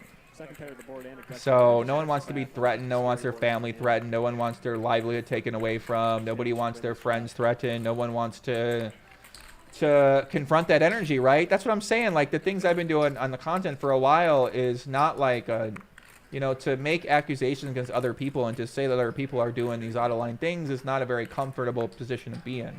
king on the So river most instead. people That's a- don't want to put a name to that because they don't want to deal with the fucking smoke that It's comes from just all always that. gonna be a hand like ace king. So it makes sense why they wouldn't want to, but it's real easy to hide behind anonymous accounts and Repping a hand to like 8-9 or make a 7, lot of accusations trying to against get people in too. over the rope. So I see both sides of it. Aaron I don't think obviously it's bad or betting good to be big. anonymous, He but never have a really good hand after checking back twice. Is he really gonna check back? why did he disappear? Why did who disappear? I doubt it. This is just always. Claudina says, if you want to have another edible, smash the like button. No, no, no, no, no, no, no. Yeah, what are we at? We're not even at 323. Oh my god. Yeah, we got to get the stream going again. People forgot how the stream worked here. Let me get the. How do I do a poll in my chat? Let me see.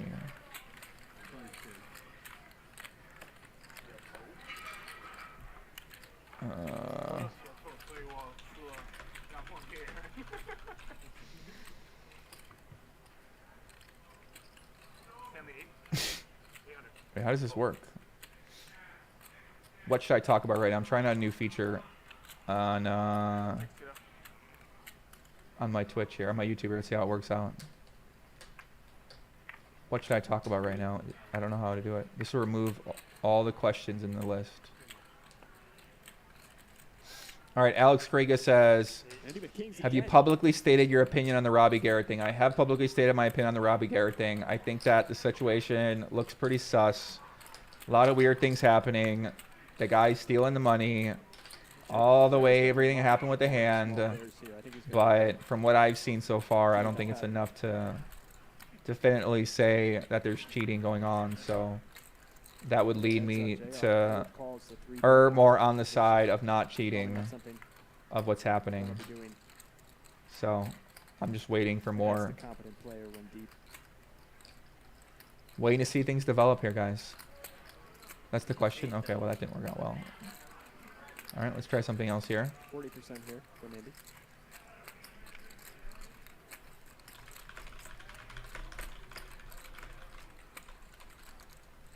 Check call from JR. JR got the backdoor quad draw here, very deep stack. Uh-oh, backdoor straight draw gets in there for JR. Interesting for JR here, picks up an open ender. See what size Andy goes with here. Probably go pretty big. Nope, goes half pot. Interesting. Trying to get called by a pair like 5s, 8s, 9s, 10s. JR could go open and straight draw. Obviously, an ace is an interesting card because the ace could also give him a very disguised straight. Look at this. JR turning his hand. Oh my god, he's check raising. Damn, he's repping his set. You're kidding me. Wow, okay, so Andy 3-bet. JR, I believe, cold called. Just so he could threaten And now, possible river shove here. Andy's in a tough spot. They got 281,000 behind here, so he obviously probably gonna call one here, because I don't think he's. He is going to quickly call though. Yeah. Let's see what JR does here on the river. I mean, JR got to know he got an overpair by now, so no flush draws out there. That river barrel.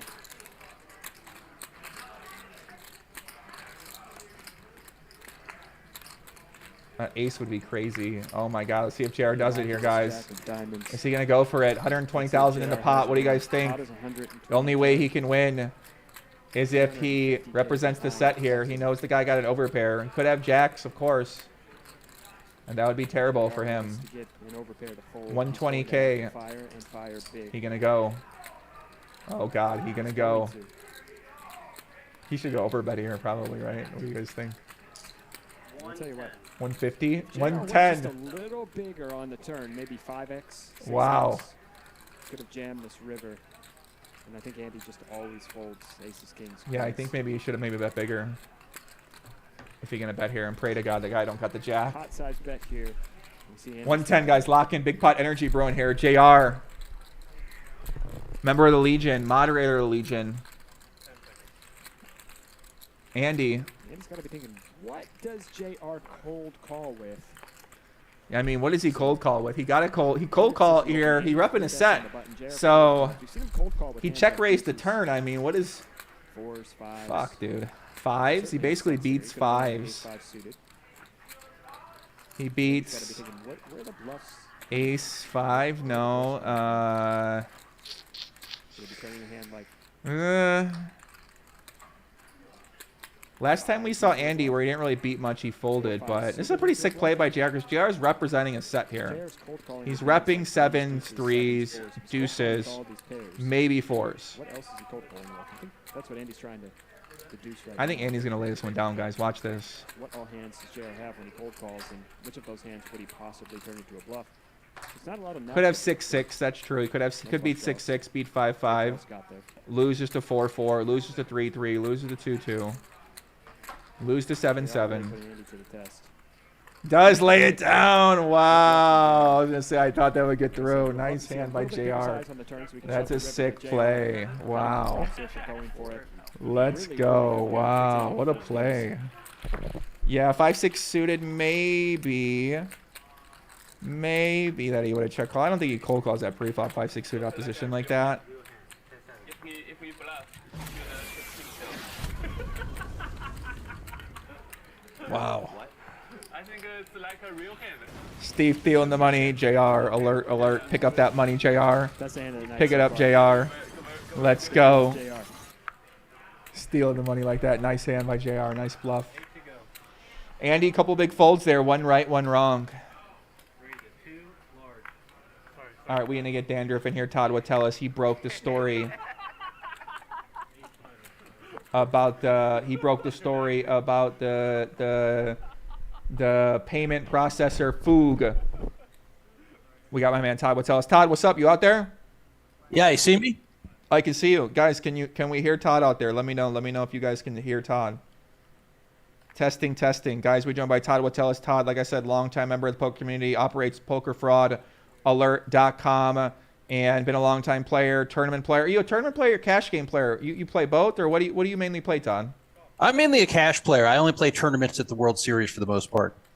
Okay, so mainly a cash game player. What cash games do you play? What's your I like limit games, mixed games, limit hold'em, that sort of thing. Cool. Okay, and then you still play primarily. You play professionally now, or are you mainly doing content? No. I play professionally. The content I do is actually not for profit. My site is not monetized. I just do this for the community. Cool. Yeah, I mean that's you obviously been doing it for a long time, and I think you've been providing a good service to the community. Like I was saying, right? There's not many people who are willing to put their opinion out there. Like the things you're saying, right? Like not many people are willing to do that for obvious reasons. You guys know it kind of drive us a little bit crazy sometimes to do this stuff and to feel like no one's listening to us and feel like no one's taking what you're saying seriously and you're sort of just like fucking, advocating for a cause on your own. Essentially, that's how it feels a lot of times for me, and maybe it's felt that way for you over the years as well with what you've been doing. Yeah, sometimes it does. If I see something that's going on in poker or gambling, and I think that players are getting screwed, whether it's a few individual players or a lot of players, like in this particular case, then I come forward and say something, and I press it. And sometimes the situation has absolutely nothing to do with me, like back in April on ACR when money was disappearing out of people's accounts, when their accounts were getting breached and money withdrawn out of them. I don't even have an ACR account, so that did not affect me at all. But I was the one who pressed very hard to put a stop to that, to get players reimbursed and to get them to close the hole. And they did. And they did reimburse people. Prior to that, everyone was being ignored. So I'll get involved in things like that. If I think something's happening that should not be going on, that's hurting the community, then I'm going to speak out and I'm pressing. And I'm glad when there's a result that helps people in the community that make them whole. Mm-hmm. So what the hell's going on here, man? What are you seeing out here right now? So obviously you said that you got e-check Foog, where you said that money was randomly taken out of your account by you don't know who yet, but apparently they're accessing information through a payment processor that a lot of the online gambling sites are using that now have access to all this data, and now whoever's doing this is basically just fucking taking money from everybody. Yes, this is a very big problem. This is a major story. I'm glad you're covering it here tonight. I'm glad Berkey covered it the other day and I went on his show.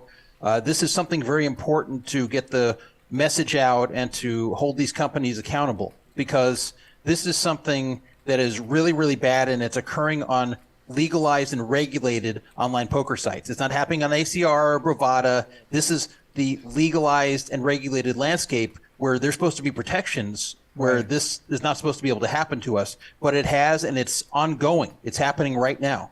So unlike some of these others where I get involved because I see something happening that I think is, this one did personally affect me because the scammer stole $10,000 directly out of my bank account. And I only found out about this when I was checking my online bank statement one night, and I see a $10,000 debit from BetMGM where I don't have an account. I've never had an account on BetMGM. So I knew right away this is fraudulent. And as you can imagine, that's a very disturbing feeling to look at your bank statement and see $10,000 just taken from you when you don't know how, you don't know why, you don't know and then how this person was able to do it.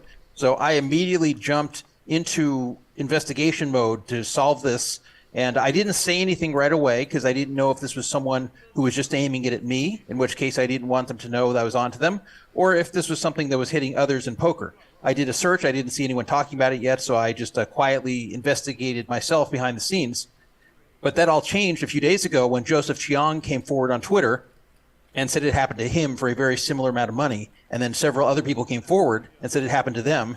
And now every day I'm getting a few people messaging me that it happened to them as well, including some pretty big names in poker that have not gone public about it. And I'm not going to name them. They've come to me and they have not given me permission to name them for whatever reason. So I'm not going to violate their privacy here, but it's hitting a lot of people. And it's very nasty because there's no way you can stop it unless you take some preemptive measures. It just happens. And as you can imagine, I've been around for a very long time in online poker. I've played online poker for over 20 years, and I run Poker Fraud Alert. I'm very good at not being a victim to these things, but they got me because I had no idea it was coming.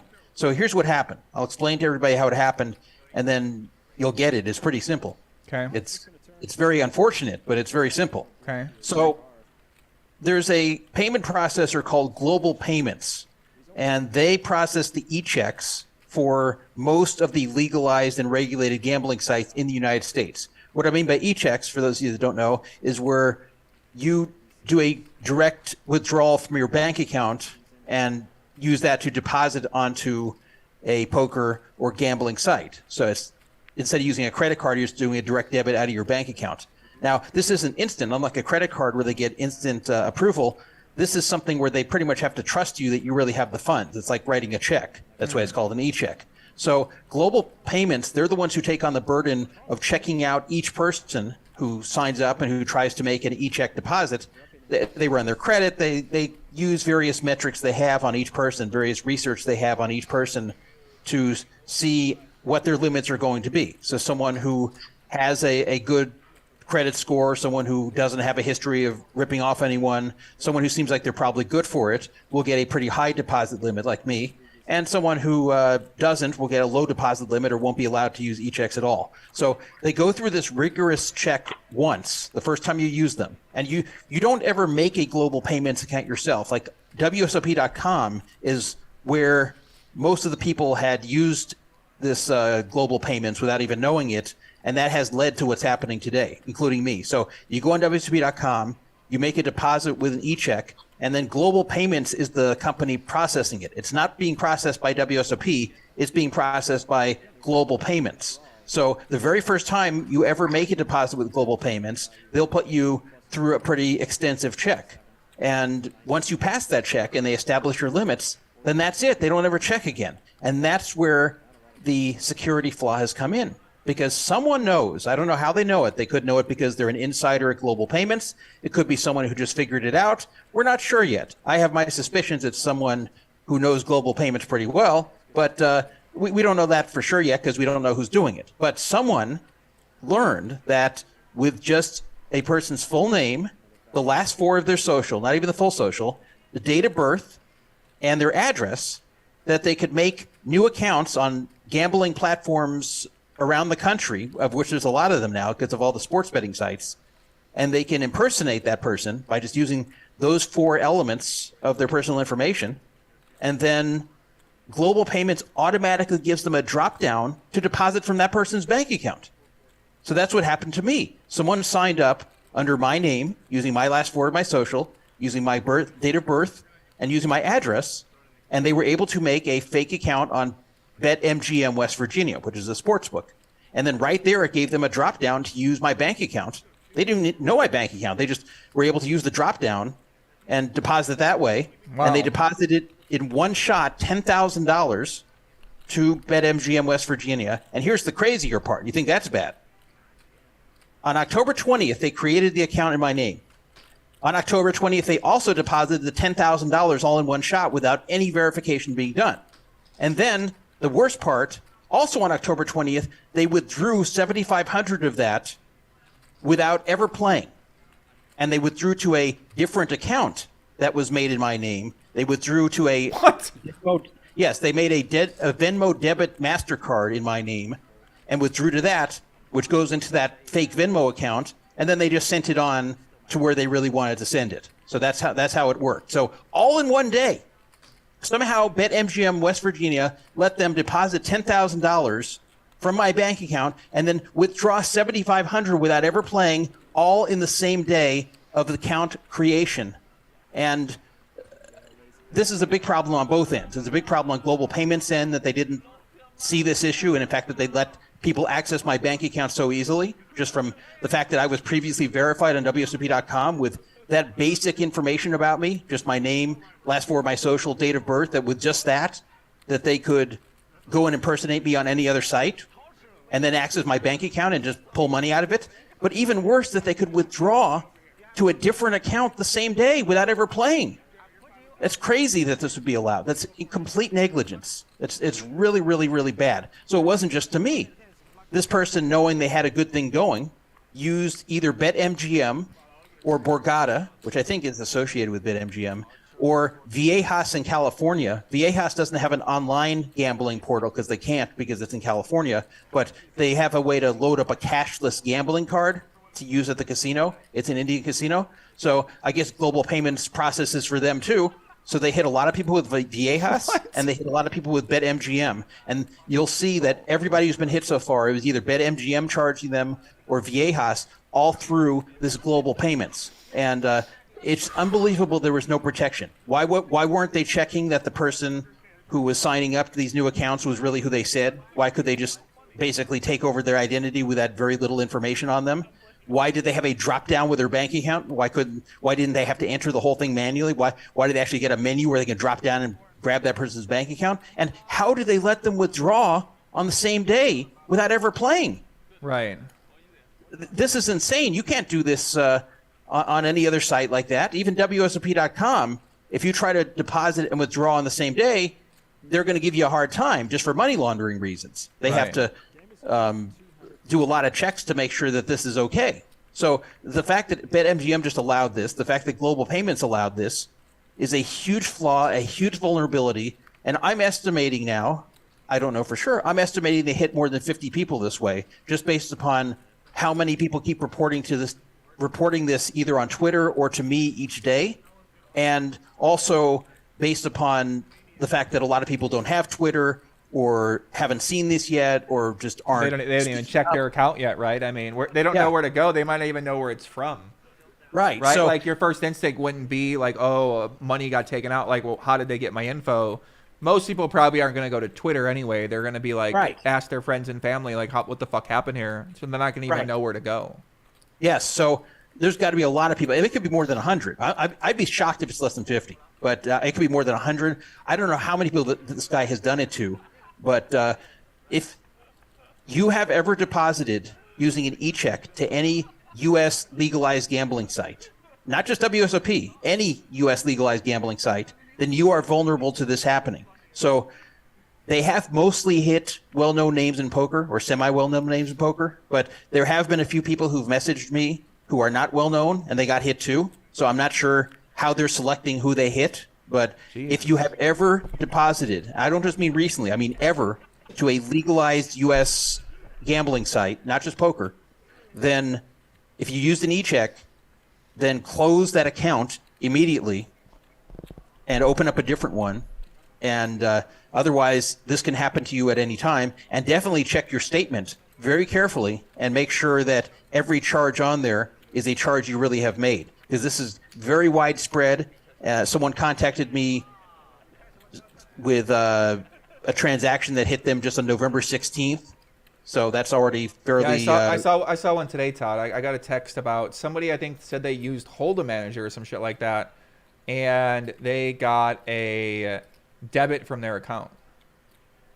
So I haven't been involved in the Hold'em Manager yet, but that's. I mean, there's other ways they could be doing it too. Like they don't have to just stick to BetMGM and Viejas. This is just all they've done so far. So, yeah, this is something you all need to check, even if you're not a no name in poker. If you've ever done this e-check on one of the U.S. gambling sites, definitely see if you have any charges. If you do, call your bank and dispute it, and you'll eventually get the money back, though it may take some time. I don't have my money back yet. They're still looking into it.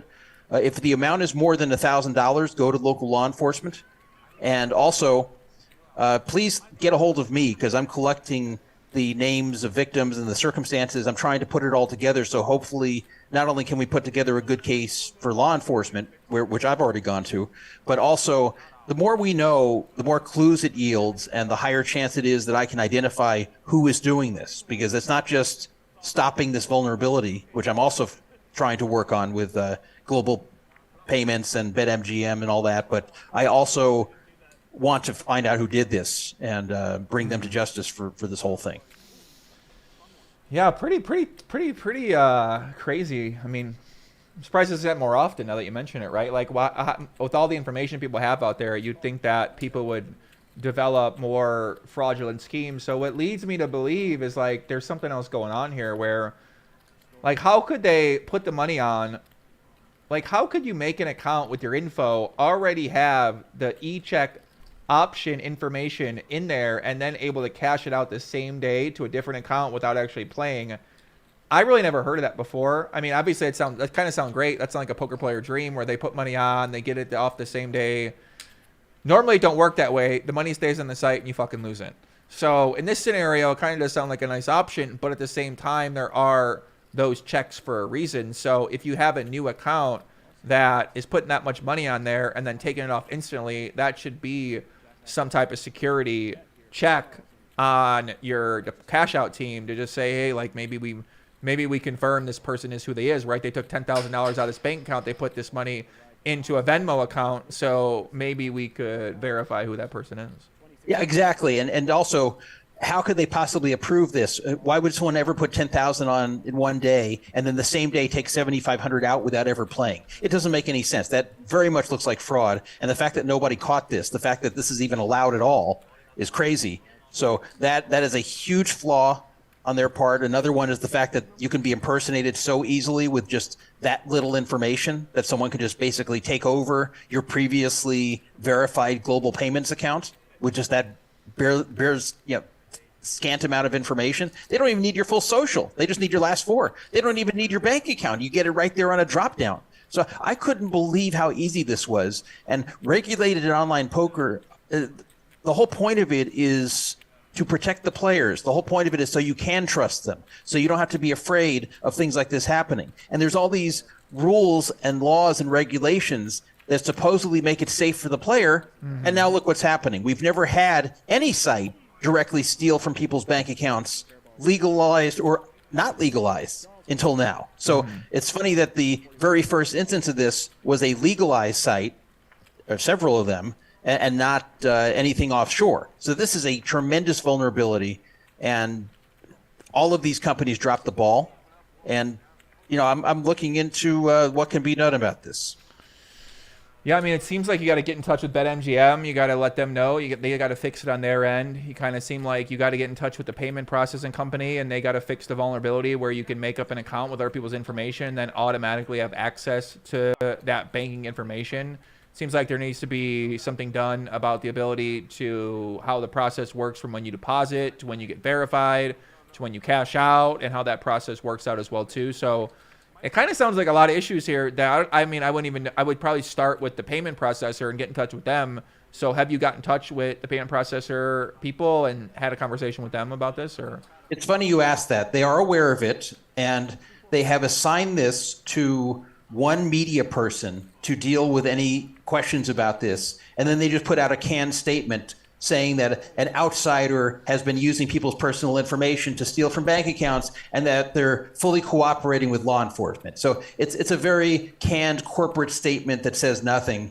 and they're not acknowledging any of their own fault in the situation, of course. They're a very large company. They actually are publicly traded. So you're not going to see this company say, oops, we messed up. Sorry about that, everybody. They're going to try to make it seem like it's not their fault and just some bad actor from the outside did this and that they're trying to stop it. So it's not going to end there. There's a few different ways I'm approaching this. One, of course, is to get this stopped.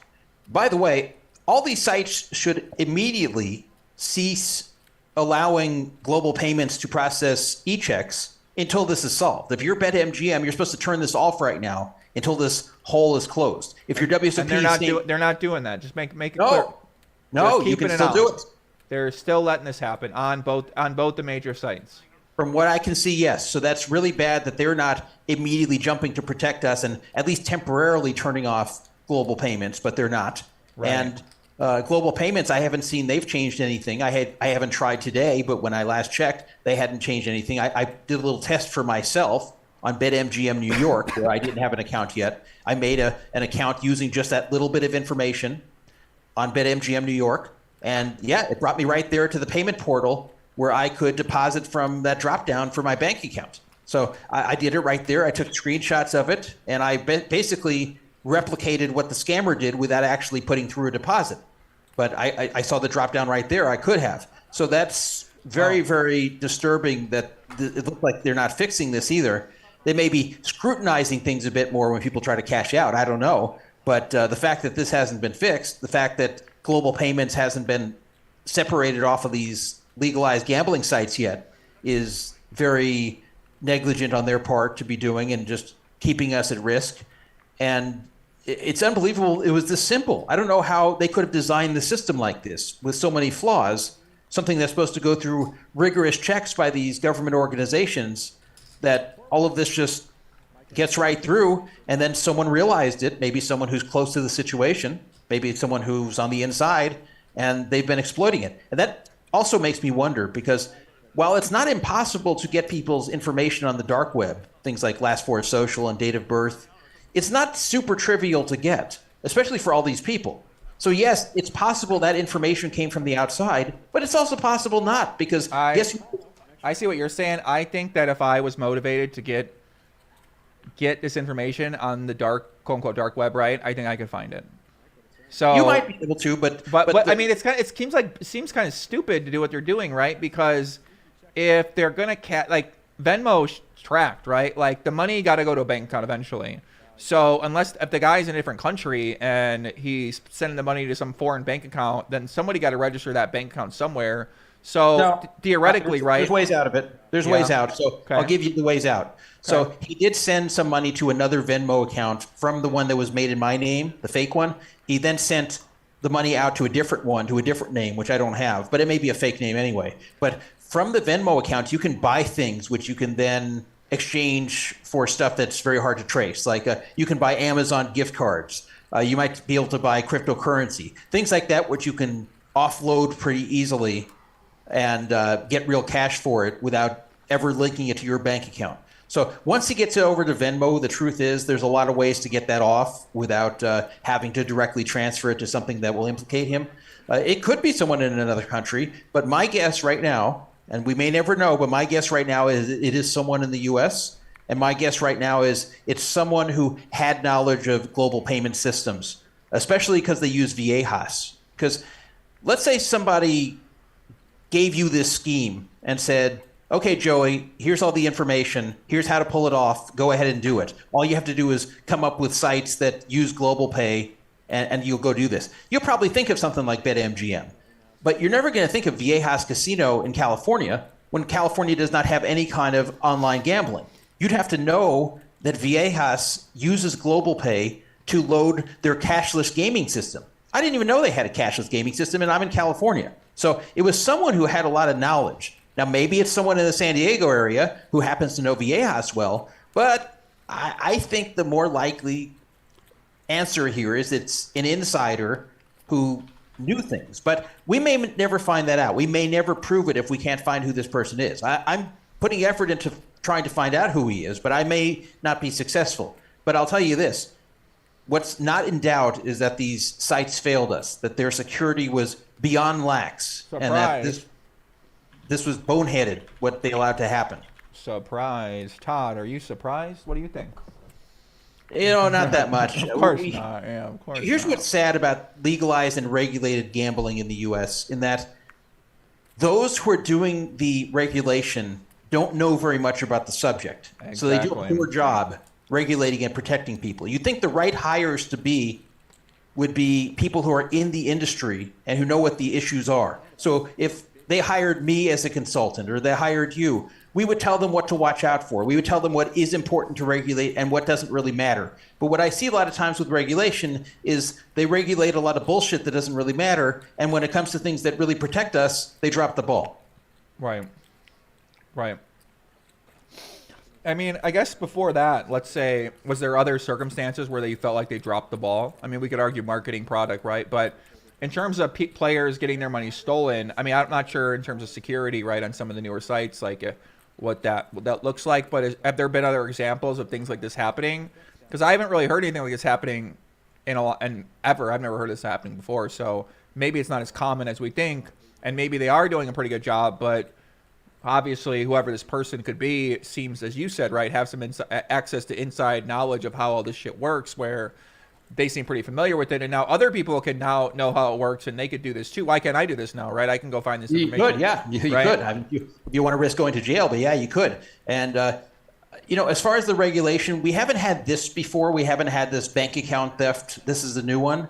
But the regulators where they have dropped the ball are things like with poker, where issues will come up where people will go to the regulators that the poker site is not behaving ethically in some way or has messed something up. And the regulators, not only won't they do anything, they don't seem to understand. And yet they have stupid requirements, like every time they change a line of code, they need to get it approved, which is stupid. They should have a better procedure for allowing them to make small changes to the product, or at least some window where they can roll it out if it's a small enough change and then get it looked at later. So this makes it tough for them to fix bugs. This is where there's overburdensome regulations and things that really shouldn't matter. And then when it comes to actual things that occur with poker play, where the players get screwed in some way, I don't mean from direct theft, but just where things that are unfair happen, people go to the regulators and the regulators shrug their shoulders. And they just don't really understand, because these are not online poker players. These people never played a hand of online poker in their life. So they don't understand the issues that face the community, the online poker community. You have to understand this stuff to write good regulations. And Right. It seems natural to us because we've played a lot of online poker. But to outsiders, there's a lot they don't get until they actually do it. So it's very frustrating dealing with these regulators. And that's what results in these companies not putting together a secure product. Now, the companies themselves, they have a burden to do this properly, whether regulators catch them or not. So I feel that there was a lot of major failures on the part of BetMGM, a part of Viejas, part of Global Payments especially. And, we're going to have to look at that and what that's ultimately going to mean. Mm-hmm. But at the moment, priority one is to get this hole closed and to hopefully track down who did this and bring them to justice. You coming for him, Todd? Do they got to watch out for you or what? You seem like You seem like a man on a mission, buddy. I am, and they hit me personally, which is pretty brave because I'm the one who runs Poker Fraud Alert. Yeah. And as you see, I've gotten a lot of info on this already. I've broken down the whole thing already, and I did it pretty quickly.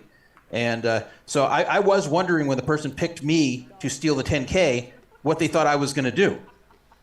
I was surprised that I was one of the victims they picked, but they did. They got 10K out of my account, which hopefully I'll get back from the bank.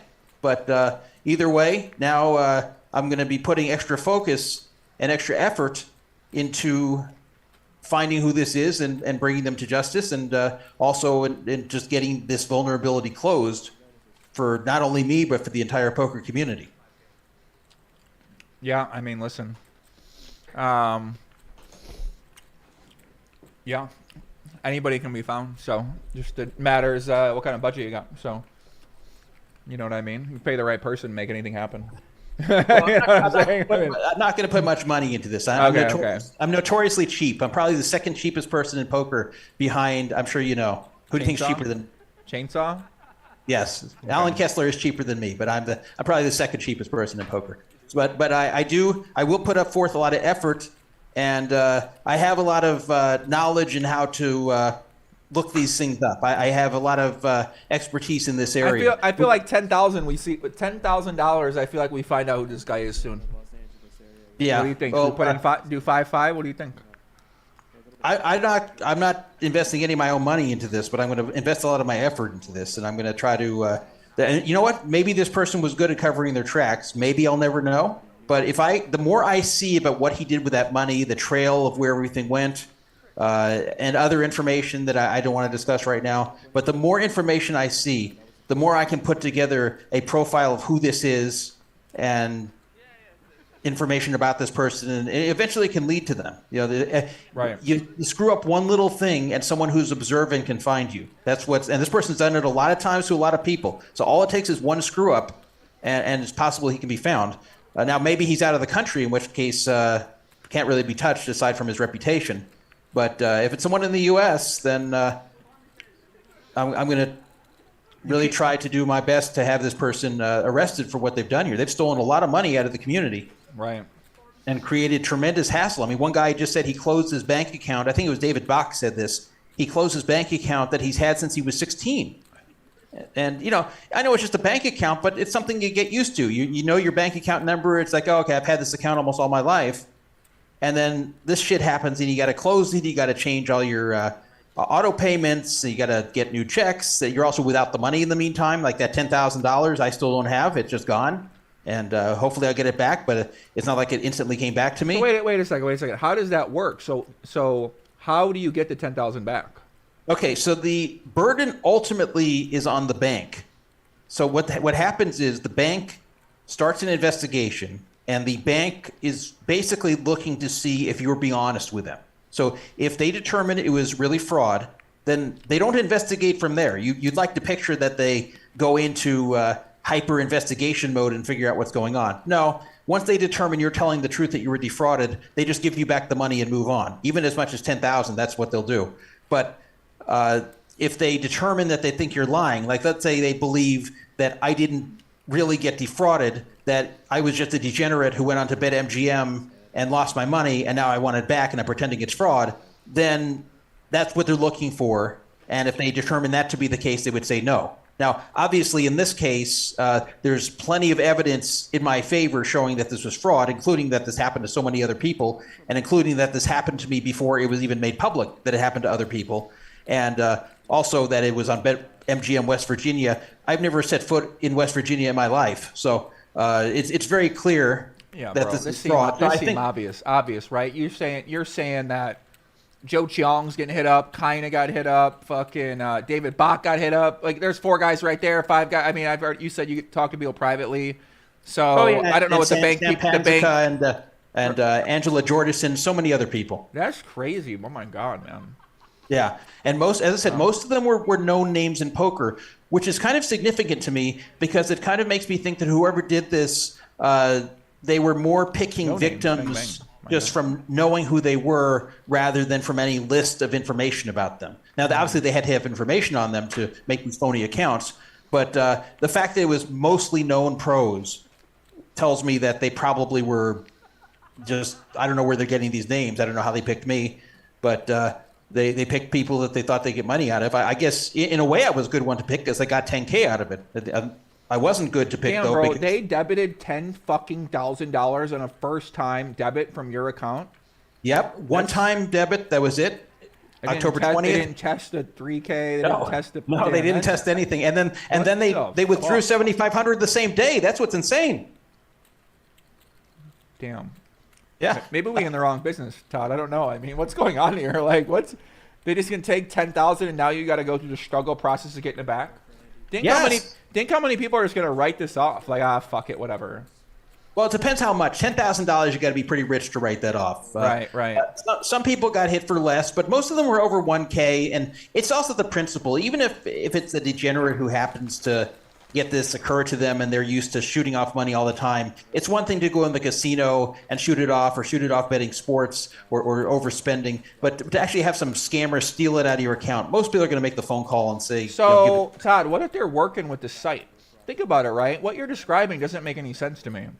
How can this guy put 10,000 on and then take any money off right away? Like, what if they working with the site, whoever, you know what I mean? Like, what was the old ultimate bet Foog, right? Where like, if you knew the inside man to process your payment, all you had to do was contact the guy that was running the site. He would let the cash outs happen. So it could be something like this, where if an inside guy is working with people, like we don't know what the process is. Maybe it has nothing to do with anybody at the site. Like maybe the site isn't handling that sort of thing, and maybe it works out differently than we know. You know what I mean? Does that make sense? If you knew the inside man to process your payment, all you had to do was.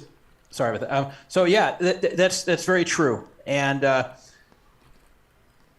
I have considered that the person doing this might be on the inside. In fact, if I had to guess, I'd say it's more likely they are than they aren't. There is a way to do this without being on the inside if you just know this vulnerability exists from experience, just from using the sites. You go, oh wow, this is so easy. I just signed up a second account and I've noticed how little information it asked for. So I could impersonate other people, and then you could then go on the dark web, look up people's information, and then hit them. And in that case, you're not an insider. Now, there's still a lot of fault on the part of Global Payments, and a lot of fault on the part of MGM, BetMGM, and the other sites that this has been done through, because they're allowing it to happen with such little information and with these quick cash outs.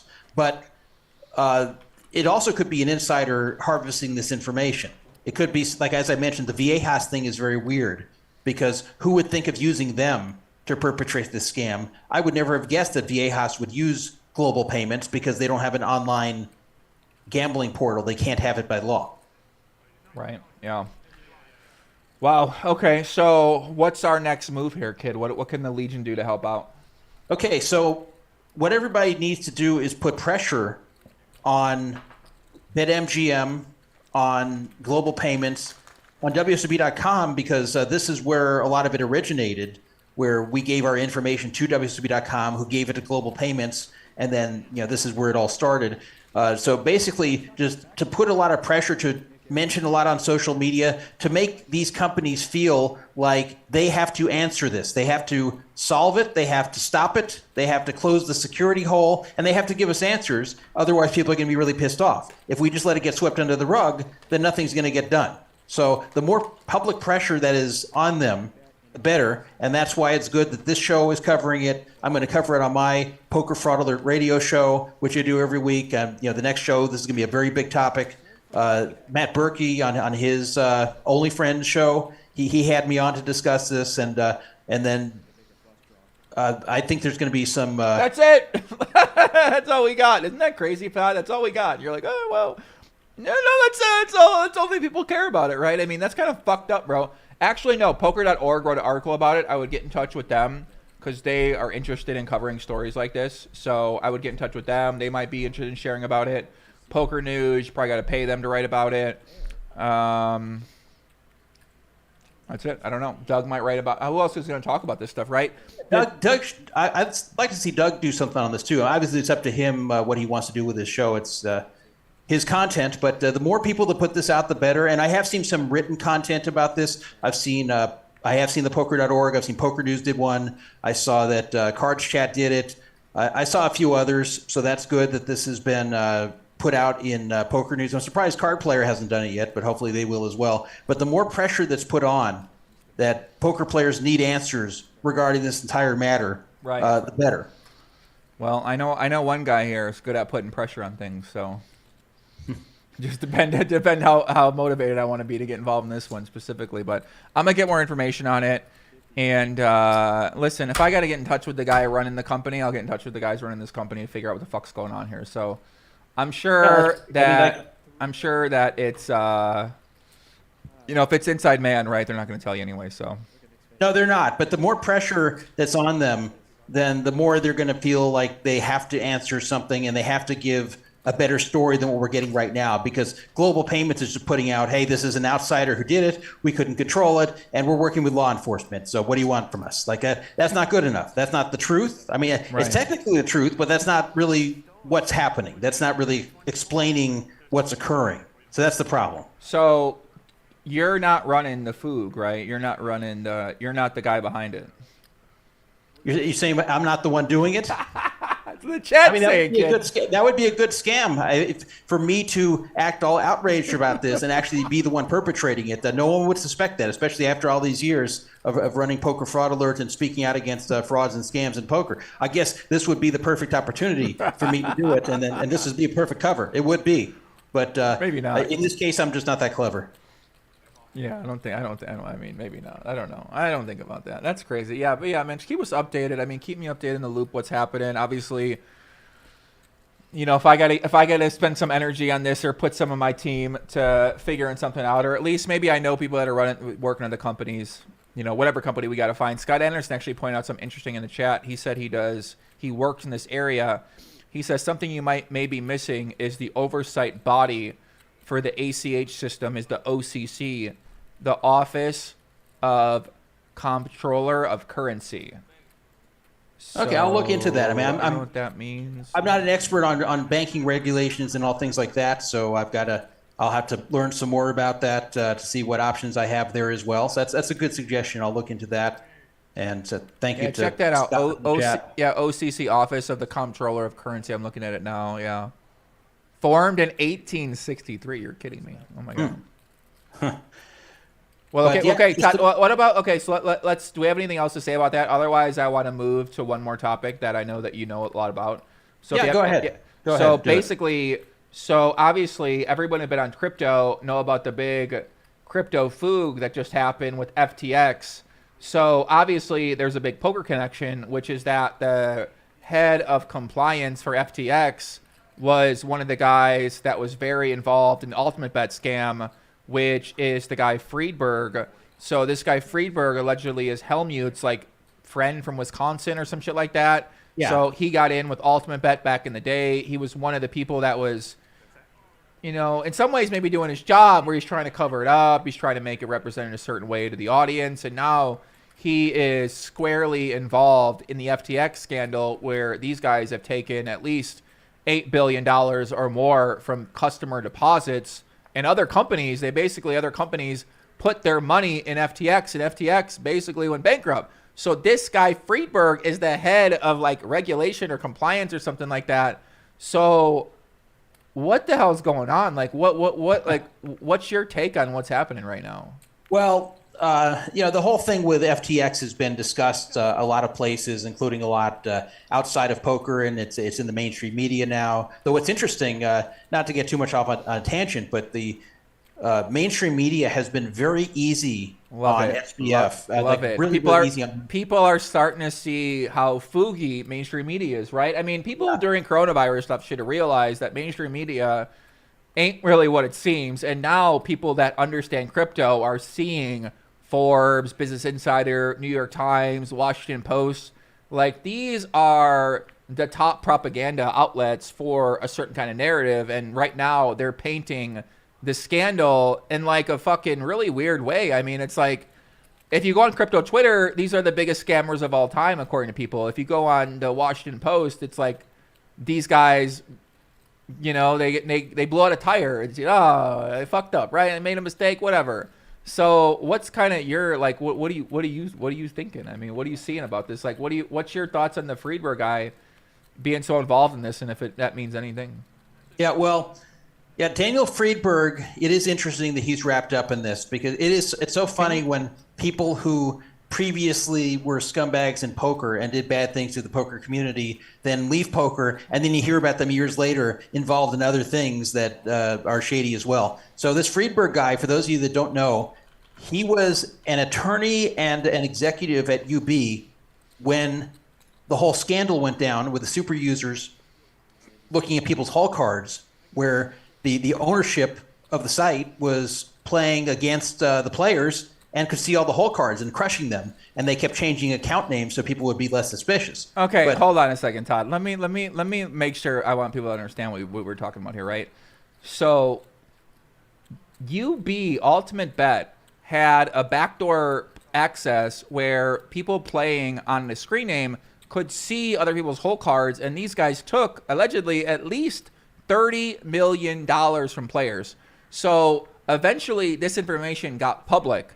And in the cover-up on one of the videotapes that somebody recorded, this lawyer guy, Friedberg, is one of the masterminds of the cover-up. So this guy, eventually it comes out, he kind of disappears for a while, and then I think he's working at like Fenwick and West, and then I think he came back with FTX, and maybe there's some other things in between there. But this guy was we don't know if he set up. Some people said maybe he set up the UB system. I mean, we don't know the he didn't set it up. That. I have kind of a rough history of how the whole UB thing started. He wasn't involved with setting it up, but he was very involved in the cover-up. And I'm not just guessing this. I'm not just speculating. And in fact, you can hear proof of this. Right. If you go to the Poker Fraud Alert YouTube channel, exactly as it sounds, Poker Fraud Alert, you can hear a half-hour video of him talking about covering everything up, lying to the public. They're inventing stories. He and Russ Hamilton, the main guy who stole, are sitting here talking to each other. Russ secretly recorded it, and then it ended up getting into other people's hands later on, so that's how I have it. But this is a recording you'll hear of Daniel Friedberg and Russ Hamilton discussing ways to lie to people about it, to pay back as little as they can, to not compensate everybody now that they were What is these guys' problem, bro? What the fuck is this guy's problem? They made so they're strategizing on how to pay back people that got fucked as little as possible. Yes, they were saying if we can get away with $5 million, that'll be great. This is out of, as you said, like 30 or more million that got stolen. So you hear Friedberg, he's the main voice on that video, and you'll hear him very clearly saying that they're trying to cover it up and that they're trying to pay back as little as possible. You'll hear his own words explaining the whole scheme. And there's even my commentary on there explaining what's going on for those that don't know the story very well. So definitely go check that out. And so of all things, he was the compliance counsel for FTX. So he had a very high position at FTX. Now, what exactly he did there, what exactly his role was in what occurred, I don't know. But is it surprising that the guy who was the main cover-up dude at UB, that 14 years later, that he was one of the high people at FTX that did a $10 billion crypto theft? No, I don't think it's a coincidence. I don't think it's he just got unlucky to be working for them. So I don't know what he did there. I can't say that. I do know what he did with UB, and that was really bad, and you can hear it right on tape. But would I guess he's innocent? No, I wouldn't think he's innocent based upon what I know about him, and that this is too much of a coincidence. So that's really telling that he's involved in this too. And then there's another name who isn't really involved in this, but was involved with the people, and that was Hasib Qureshi. Remember him? Dog his head? I definitely remember. How is he involved in this? What did he do in this? Well, he wasn't part of FTX, but he was very part of this effective altruism movement that on the surface sounds really good. Effective altruism is a movement where you're either giving away most of what you earn to charity, and not just to charity, but to charities that you deem are very effective and are doing important things and aren't wasting much money. But also, effective altruists will sometimes take jobs which will help the world in general. So it's not just about giving away money. It's also sometimes about taking positions that are actually beneficial for society. So on the surface, this sounds very noble and selfless. The problem is that effective altruism has been hijacked by a lot of scammers because it sounds so nice. It sounds like it's so good-hearted that scammers will claim to be involved with it, so people will let their guard down and be easier to scam. So that's the one problem. You hear someone's an effective altruist, it's very hard to trust them. Even of course. What are you talking about, bro? Anyone that stop it, bro. Bro, any of these fucking guys I meet that are EAs, I mean, I know some of these guys in poker, right, is what it is, but obviously that's like number one foog red flag. Anytime they go, they want to make money, they want to give it away effectively. I'm not saying these are bad guys. I'm not saying I don't want to go do Burning Man with them, drop some fucking acid with them one time, right? I'm not saying that. I'm just saying that these people are thinking differently, and I don't really trust a lot of people in general. And anybody that say they EA, I'm definitely... Right, and that's the problem, is it kind of runs contrary to human nature, because while it would be nice to mostly work your ass off for the betterment of society and keep very little yourself, that's not the way human beings operate. So if you're doing that, if you're dedicating most of your life to making the world better and keeping very little for yourself and doing very little for yourself, you're either an incredibly selfless person that's very unusual for human beings, or you're doing it for a reason that isn't quite so altruistic. So often it's the latter. And so anyway, Hasib Qureshi, who we know was not very trustworthy in his days in poker. He was lying all the time. He was multi-accounting. I mean, he did a lot of bad things in poker.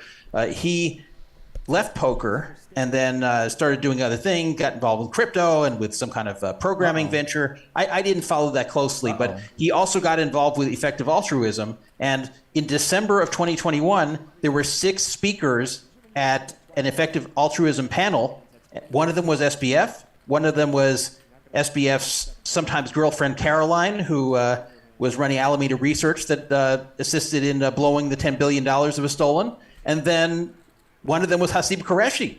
So Hasib Qureshi was one of 6 speakers, of which Caroline and SBF were the other 2. And then there were 3 other people too. So it wasn't surprising to see his name wrapped up with those guys either. Yeah, I know, man. It's we got a hand here going on. We got a big hand on the show. JR got aces versus queens for Stanley. 300K deep. Listen, if we know JR, guys, we know that queen's coming here. So JR, member of the Legion, Hustler Casino Live here, we watching this. That's a good board for JR. 10-5-6, 300K deep, Todd, and 33,000 in the pot. 4-bet pre-flop. Cutoff versus hijack. Let's see what happens here with JR. Are you watching the action here? He goes third. Let's see what happens here. This could be a $600,000 pot here, my friends. Joey's over this convo. Go straight into the hand. No, I'm definitely not over the convo. I love this topic, but I do really want to watch this hand because we got our man JR in here, and he basically got an overpair. So this could be a really huge pot. Yep, pretty safe board there. 9 on the turn. Pretty good card there. If JR's got like ace king, he 4-bet with, he might bet the turn once again here. So queens can't really go anywhere. He's probably got to think about his size. They could go with here. Maybe he might want to get a pretty big bet on the turn. Or I'm sorry, on the river rather. So I'm curious what size he goes with here. Todd's locked in. He's fired up. He's paying attention. Half pot here for JR. I don't think Stanley can go anywhere with that. Let's see what happens here. Yeah, Bird is the word. I'm enjoying all angles of the stream. Good conversation plus interesting HCL stream too. Yeah. So let's see. Stanley looks like he might want to raise that small bet, but he's just going to call. Yeah, he just calls here, Todd. Let's see what happens on the river. 105,000 in the pot. 2.5x SPR. No queen. 9 on the river. It's a pretty safe card. I mean, you don't got to worry about backdoor trip draw there. I wouldn't worry about that. If I were him. I mean, you know, ace 9 suited. I mean, a 9-10 suited maybe. So let's see what JR does here, guys. 105K in the pot. Looks like he's going to count on a pretty normal sized bet here. Hope to get a call from at least like a hand like maybe at worst ace 10. But he does snap call. So JR bet about 40% pot there. Pretty much guaranteed he's going to get a call. Yeah, when I'm in that spot with the aces, I'm thrilled to see the backdoor mid pair come off like that. It's very unlikely to screw you. Yeah. Nice hand there for Jerry, chipping up a little bit here. So in the FTX thing, right? I guess, you know, we all just kind of sitting back and waiting. As you said, right? Everybody, it's crazy. I mean, you're on Twitter a lot, right, Todd? You go on Twitter. Yeah. You go on Twitter pretty often. Yeah. Isn't it crazy how much like there's literally tens of thousands of people talking about this crypto thing? Like compared poker to crypto seems like it's about 100 times bigger than the poker world is. Yeah, it is a lot bigger. And then there's also just a lot of mainstream interest in this story because of $10 billion is involved that was stolen. And even the characters involved are pretty unusual. This SBF guy is pretty unusual. And so is Caroline, his sometimes girlfriend. I mean, she's like the stereotypical female nerd character out of a movie, except not only is she real, but she apparently took part in stealing $10 billion. That's pretty fascinating stuff. Did you read her Tumblr where she talked about she's got a desire for men who rule governments or something like that? Yes, and then she also has the desire for men that can physically overpower her. She wrote that in her Tumblr. Dude, these crypto people, I mean, we thought poker was crazy, right? Like, the crypto people are on another level of fucking fugazi, man. Like, some of the things I learned about since I got into crypto and how people are making a lot of money is Yeah. Oh, not only that, but in the crypto world, believe it or not, people are actually more gullible and falling for scams a lot more often than in poker. You think poker players are bad with falling for scams. In the crypto world, it's like 10 times worse, where things that would never work in the poker world work in crypto and rip people off. So there's been so many scams in crypto. At least this one, people could say they didn't see coming that a big exchange like that, who's going to think it's going to go down? Right. But there's been a lot of crypto scams that were pretty obvious that people fall for every day. In fact, I get so much spam, I'm sure you get it too, on Twitter, of these bots that try to get you to click a link and hook your wallet up to something so it can steal all your crypto. And yeah, it's way worse on Discord, because at Discord, so basically a big way to get NFTs when NFTs were popping was you had to join Discord early. So if you join Discord early, you get whitelist. But what would happen was you join a Discord and you get like 3 fucking bot messages from people that kind of look like legitimate characters. And a lot of people at the beginning were losing their NFTs because if they clicked the link, it would like hack their MetaMask or hack their wallet that had their NFTs in it, and it would drain their shit. And this was happening pretty often. And there's so many on Telegram. It's the same thing. Bunch of foogs, so many different foog groups, so many different pump and dump groups. Same thing with Discord, so many scammers. And on Twitter, I don't even think it's that bad compared to the other ones. But I mean, I got impersonators on every platform. I got people trying to get me to click on links all over the place. Yes. Like, you kind of got to be really on top of your shit these days if you're on the internet all the time and if you're just kind of going around different rooms, talking to different people, to not get scammed. Oh yeah, it is all over the place, and once you click on the link and once you sign your MetaMask for them, then they can basically do what they want. Exactly. And what there was a really nasty one that when Ethereum went through that transition, I got an email from an email address that I didn't think was compromised, meaning that it was obtained by bad actors. I have a lot of different email addresses. This is one I was using just for one purpose, and it was for MetaMask, and I got an email on it from supposedly MetaMask, and it was explaining steps I needed to take in order for the MetaMask to work after the Ethereum transition.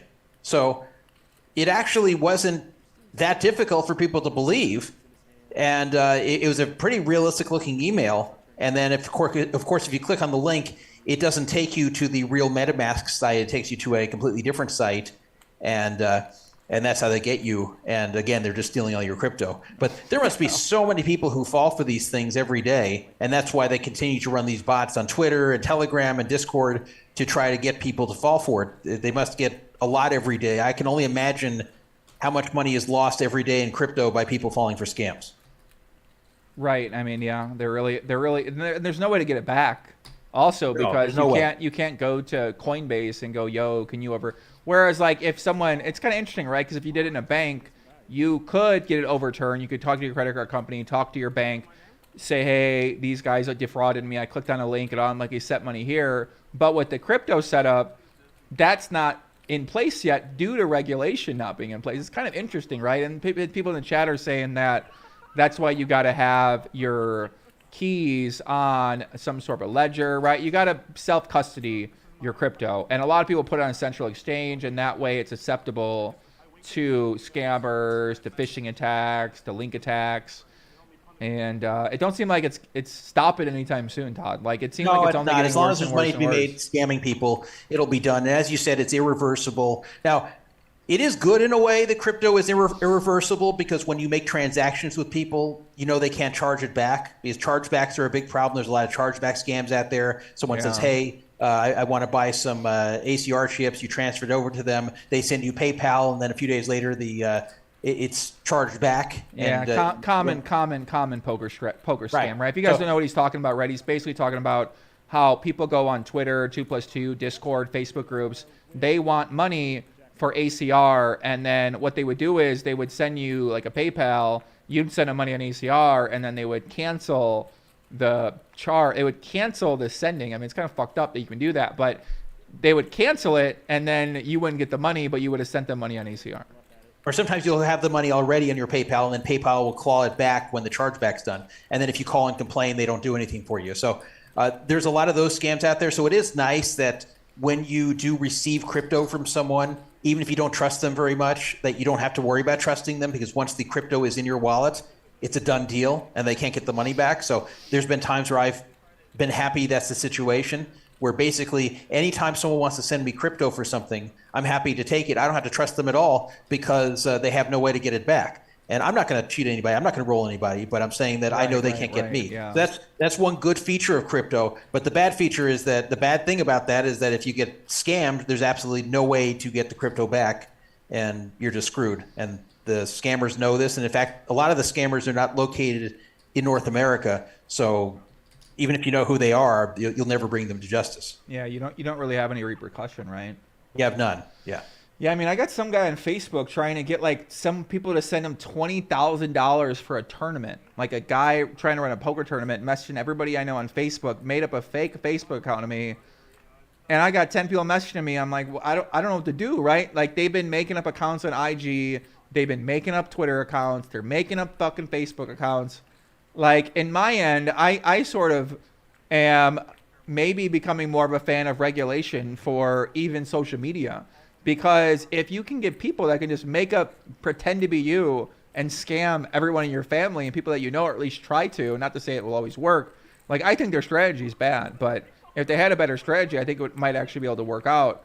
It's pretty crazy that there's really no repercussions for anything. Like, there is nothing you can do. It's just, they can just do whatever they want to do. Yeah, well, there are a lot of scams out there, and as far as regulation, we do see from this situation we talked about with bank thefts that sometimes something that's supposedly tightly regulated doesn't protect anybody. You got to regulate correctly if it's going to work. Otherwise, the regulation can actually just make everything worse. I do think with social media, I think that some very light regulation might be good, with some very just basic things set up to protect people, such as impersonation and how the social media has to handle it. I do know that, for example, on certain social media sites, if you impersonate someone, the person being impersonated doesn't have a very easy way to ensure that the account gets deleted. Right. Like, you can't call any of these places. You can't call Twitter. You can't call Facebook. You can't call Instagram. And that's a big problem. You have to count on their bots basically doing the work to keep these things operating honestly and to get scammers off of there, and often they fail. So I would like to see some regulation in that sense. I wouldn't want to see any regulation regarding the way speech is on there. I think that's really asking for trouble, where you're regulating the type of things people can say and saying what's hate speech, what's not hate speech. That's a very bad idea. There should be always an open exchange of ideas. Even bad ideas should be allowed. But I do think that social media companies do need to answer for some of the bad things that happen on there and how they are not putting very much effort to stop it. And I've seen many examples of that, and I think that they just don't devote many resources to it, because why should they? They're not the ones who suffer if you get impersonated or people scamming. Why would they care? I mean, yeah. Think about it. Why would they give a fuck at all? Do you think the customer service person that you call up when I'm Todd would tell us, I got 10,000 taken out of my account? I mean, that shit's fucked up. You make a call. What do you think the guy or girl that you're talking to thinks? They're working their job. It's another number on the screen. They got no reason to give a fuck about what you're doing. And you're a motivated guy, so you're going to figure it out. You're going to get it back. You're going to make it happen.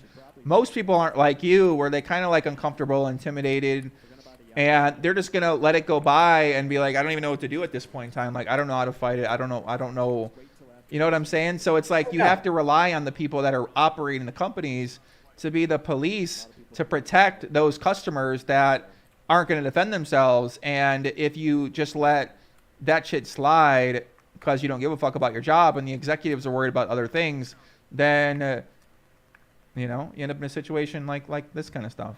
You know, though, at least when you reach a rep on the phone, they may not care. They don't see it the same way you do when you've gotten your money stolen. You're right, it is just a job for them. But at least it's a human being you can talk to and reason with. And if they don't understand it, you can keep repeating it. You can keep hammering this until you get what you need. But when you're just dealing with forms that you fill out, which are mainly answered by bots, you're just stuck. There's not much you can do. And the fact that these social media companies, that's the way that they're dealing with these crimes that are taking place, the impersonations, the scams that are taking place, it's basically bots policing the whole thing. It's crazy. So they will only have motivation to do it if they're required to, and if there's going to be consequences for them if they don't. So that's where I feel some regulation is needed, not in the speech. And the funny thing is everybody's panicking about the speech. Oh, how can you let this hate speech? How can you allow this misinformation? Well, those are side effects of free speech. If there's free speech, there's going to be some bad speech in there, and that's what happens when you allow free speech, and that's always been the case with free speech, that there's going to be some bad speech that takes place when free speech occurs. There's no way out of that. So the problem is not free speech. The problem is not a hate speech. The problem is where these platforms are allowing people to commit crimes against one another and impersonate one another without sufficient oversight from the social media sites, because, as you said, they don't care. They have no reason to care. Right. Yeah, I mean, that's kind of thinking about this a lot lately, Todd, right? It's just that there's so much there's a lot of talk about regulation coming on for digital identification, right? You got to attach your digital ID to your actual online account, so that way anything you say or do is linked to who you are in the real life versus what we have now, which is anonymous. But if we're talking about, I'm sure that's going to be easy to get around. And if we're also talking about if you're out of the country, then you can still do these things, then there's a lot of people online who are just uneducated about anything, right? I mean, they're totally uneducated about online. Obviously, new generation maybe has more education, but there's always going to be uneducated person out there that you can take advantage of. So the only people that can really protect them are the companies that are building out their products and services for people. So, and a lot of these people have a lot to worry about, so they don't really have an opportunity to police all the new scams. And as Jersey Joe's saying, people are getting more and more and more desperate, right? Like, people are getting sharper to the internet. Like, I don't think a lot of scammers really understand the internet yet and how profitable it is for people that want to do that. Obviously, there's risk, as you said, because if you get caught, you're going to get in trouble, and you got to worry about that. But if people are out there, like, I'm seeing how people are trying to use my identity to scam people, and I'm just like, this is crazy. Like, I can't even, like, what am I going to do? What do? I get rid of one account. They made 50 accounts. Like, what am I going to do? I don't know what to do. It's very frustrating. It's very frustrating. Yeah, it's crazy. Like, it makes you not even want to do it anymore in some ways, right? Like, you don't want to keep letting people use your name to fucking go scam people. But if they're using my name, like, they can use a million names then, because there's going to be people that got great reputation in every single world. Yes. Yeah, it's a big problem. And that's where really there needs to be some change, where these large companies are held responsible if they don't put enough effort into stopping it. And there should be reachable human beings at these companies you can call up, like whatever platforms they are impersonating you should be able to call them, and you should be able to call a specific department where people are employed to handle this and say, hey, I'm having a chronic problem with people impersonating me and then scamming. Can you make sure that when accounts are made in my name that it's scrutinized more, or when I report one of these, you get rid of them real quickly? And can you watch for this? And here's how it's happened before. Here's some examples of it happening already. And then have that human being say, yes, we're gonna flag any account that's created as Joe-Ingram that starts firing out a bunch of messages to people. I mean, right, I see what you're saying. Yeah. If you hired me, if they hired me on Twitter, on Facebook, on Instagram, and said, bring down the number of scams here, I could do it very easily. I couldn't bring it down to zero, but I could sincerely reduce them by just making some changes that the average person would never feel, but the scammers would feel immediately, because the scammers operate in certain patterns, and they can change their pattern, but there's only so much they can change. So if you really want to put the effort into it, you could stop it. If I was hired by any of these companies, I could really, really bring down their scamming and impersonation problem just on my own as one person. Mm-hmm. So it makes me think that they're just not trying very hard, because there's nothing that special about me. I'm not saying I'm the only person in the world who could do it. Any person who understands the issue and understands how to tackle the problem from a programming standpoint, of which there's many, many people out there, many, many smart people who could do this job very well. Mm-hmm. The fact that they're not doing this and they're doing it like very minimally, makes me think they just don't care. The problem is like, think about these jobs. The salary is not something that's going to hire you, right? Like, a guy like you, these companies aren't going to hire, bro. Like a guy who's doing this job, I would imagine a regular person, average worker that's in charge of this isn't in the lab studying, right? Like you're in the underground fucking bunker. You've been in the underground bunkers for 15, 20 years, dude. So you obviously you're in the trenches and you're seeing all these different scams and these frauds in every direction. So it's giving you this perspective on like at a very different level than an average person who's just working a corporate job is going to be able to get.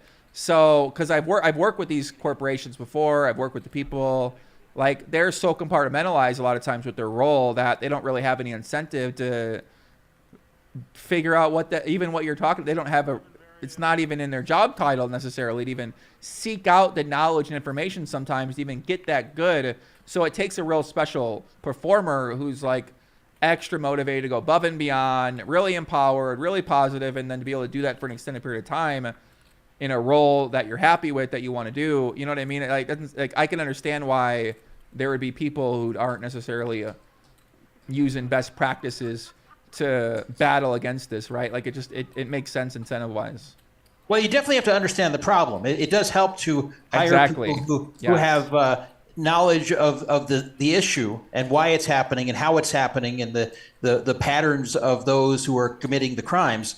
But the thing is, even if you don't, you can learn it. And to me, it just looks like they aren't putting the effort into doing it, that this just isn't a priority. And at large companies, it can be very frustrating because you can have good employees who want to do the right thing and who have the capability to do the right thing, but then they're told by their superiors, no, this is not a priority for us. We got to develop this new feature. We've got to do this. We got to do that.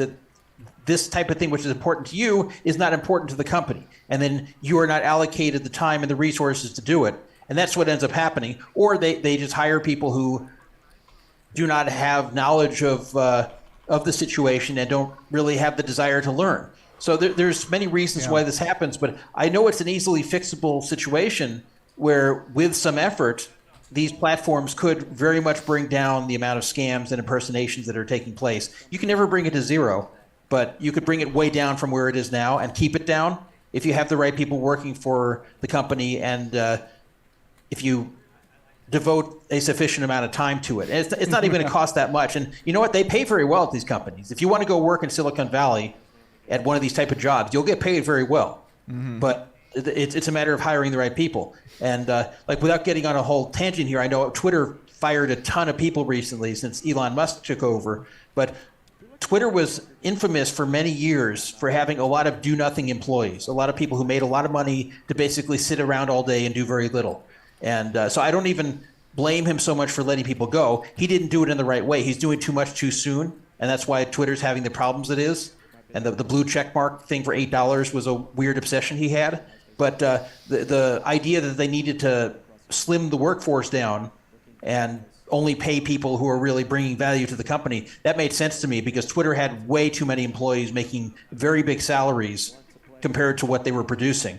And, you know, when new owners come in, that's a common thing where they'll look and go, what the hell? We have a lot of people here who are not bringing value to us and we got to let them go. And in fact, PokerStars, when that sale went through, when they let go a lot of the pros, it was because they determined a lot of their site pros just were not really bringing in new business. That, yeah, they're known players, but big deal. Are they translating to real business? And in they many weren't, cases, right? Because no. I mean, we could talk about that. By the way, there's a comment. This is a funny comment. I'm going to read it to you, but we're going to get into the PokerStars thing real quick. Scott M says, "Wow, just got here. The two kings of 8-hour podcast and stopping scammers united." Yeah, that's true. You do you do a really lot of long stuff too, right? I do every week on Poker Fraud Alert Radio. Now, you guys, this is one of the rare opportunities. So how long are your shows? 8 hours every week? Yes. Well, it's usually like between 5 and 8 hours, but yes, you don't get to see my pretty face though. This is one of the rare opportunities to see me here. Usually, you just hear me. So this Why don't you have a video? Why don't you do video too? I'm not a video guy. You know what? I'm an older guy. I grew up in the 70s and 80s, and I listened to radio all the time. And I said, this would be cool one day if I could be on radio, if I could have a radio show. And I didn't go into that for a career. I was a programmer, and then I got into playing poker later on. But I still always loved radio. So when I had the ability to make a radio show of my own and be part of one before that wasn't my show, but I was part of it, I wanted to do it, even though it was an internet radio show. And so I like that format, and I like just the audio format. I like the connection I have with the listener in an audio fashion, and it's one less thing they have to worry about paying attention to. Also, it's easier for them to do other things when they're listening. So it's just something I prefer as a broadcaster. I know that that's not as much of a common thing these days, where everyone wants to see it on video. And I know you have a very big audience here, and people love your show, and people and that's very good. I don't have anywhere near size the audience you do, but I've got people who listen. Got a steady audience there that listens of four-figure audience. Yeah, so. you got a lot of people that listen, man. You've been doing this for so long. You've been doing this for fucking like 15, 20, 25 years, bro. So. I think you built up a credibility, you built up a good connection with your audience. Obviously, if you're talking to these guys 5 hours a week, they're going to love you. Yeah. What's funny? This is going to be something embarrassing to admit, but a lot of people use my show to fall asleep. They actually do. And they say, no, we don't mean it in a bad way. We mean you're kind of like relaxing. Like we can just listen to you and turn our brain off and just have you speak. It's not that you're boring. It's just that it's just something relaxing we can do to fall asleep. So I go, okay, whatever. If you want to use me to fall asleep, I don't care if you think I'm boring. You're welcome to, as long as you're listening. I'm happy to have anyone who wants to listen to Poker Fraud Alert. And yeah, we do a live show. Just like you, we do it live, and then we also have it in podcast form where people can watch later. Cool. Yeah, guys, if you guys don't know Todd, it's Todd Wattelis. Dandra, Poker Fraud Alert. He's been on 2+2. He's been on 2+2 since I've been on 2+2, right? So he's been on 2+2 since at least 2007, making content, doing a lot of show, makes a lot of good tweets. So if you guys want to follow him, I'll put his Twitter in the link. We actually got a guy joining, Cody. Cody said he wanted to tap in. I don't know what he's got to say, Todd, but I'm pretty sure we can handle whatever Cody got to input here. So Cody going to tap in. He seemed pretty fired up. Name said, "Holy shit, the investigation is still going." We're discussing, we discussed Robbie versus Garrett. We discussed the updated information. And now we're talking about some other scandals kind of going on. Did you see what happened with the Savannah woman? How she was trying to tag me? Oh, you did, because you responded to her. Yeah, what do I you did. think about that, bro? Like, what's your this is so strange. The whole story is so strange. But this Savannah woman, who's the wife of Rip, before anyone knew who she was, before she was tagging poker players and making it clear that she was Rip's wife, back when basically nobody was following her, she had been making 2 weeks worth of tweets that were either implying or flat out saying that she was being cheated on. That was her feeling for about 2 weeks prior to the whole thing blowing up with a Raiders game where Rip and Robbie were sitting very close to one another and looking into each other's eyes. So she was already suspecting it before that for 2 weeks. It was very clear from her Twitter, which of course we can no longer see. And then she made a lot of comments on Twitter once she showed herself to the poker world and pretty much verified that's what she thought. Then she backtracked and said, "Oh, no, I trust Rip. I believe Robbie's just his friend. I believe everything he says." And then she started turning on him again more recently, and then she deleted her Twitter. So she always seems to imply in her tweets that there's a lot she knows that everyone would love to know, but she just isn't saying. Almost like she knows about any kind of potential cheating or shady things that are going on. Like it seems like she wants to say something, or at least she's claiming she does, that is beyond just the state of their marriage, but then she's never clear about it. Now, she could also just be writing that because she's pissed off because she thinks she's being cheated on, and this is her little revenge. So it's hard to know for sure what's going on here, but I don't know. I don't know if she'll ever have any kind of really meaningful conversation where she directly gives information that will allow us to better determine what happened there.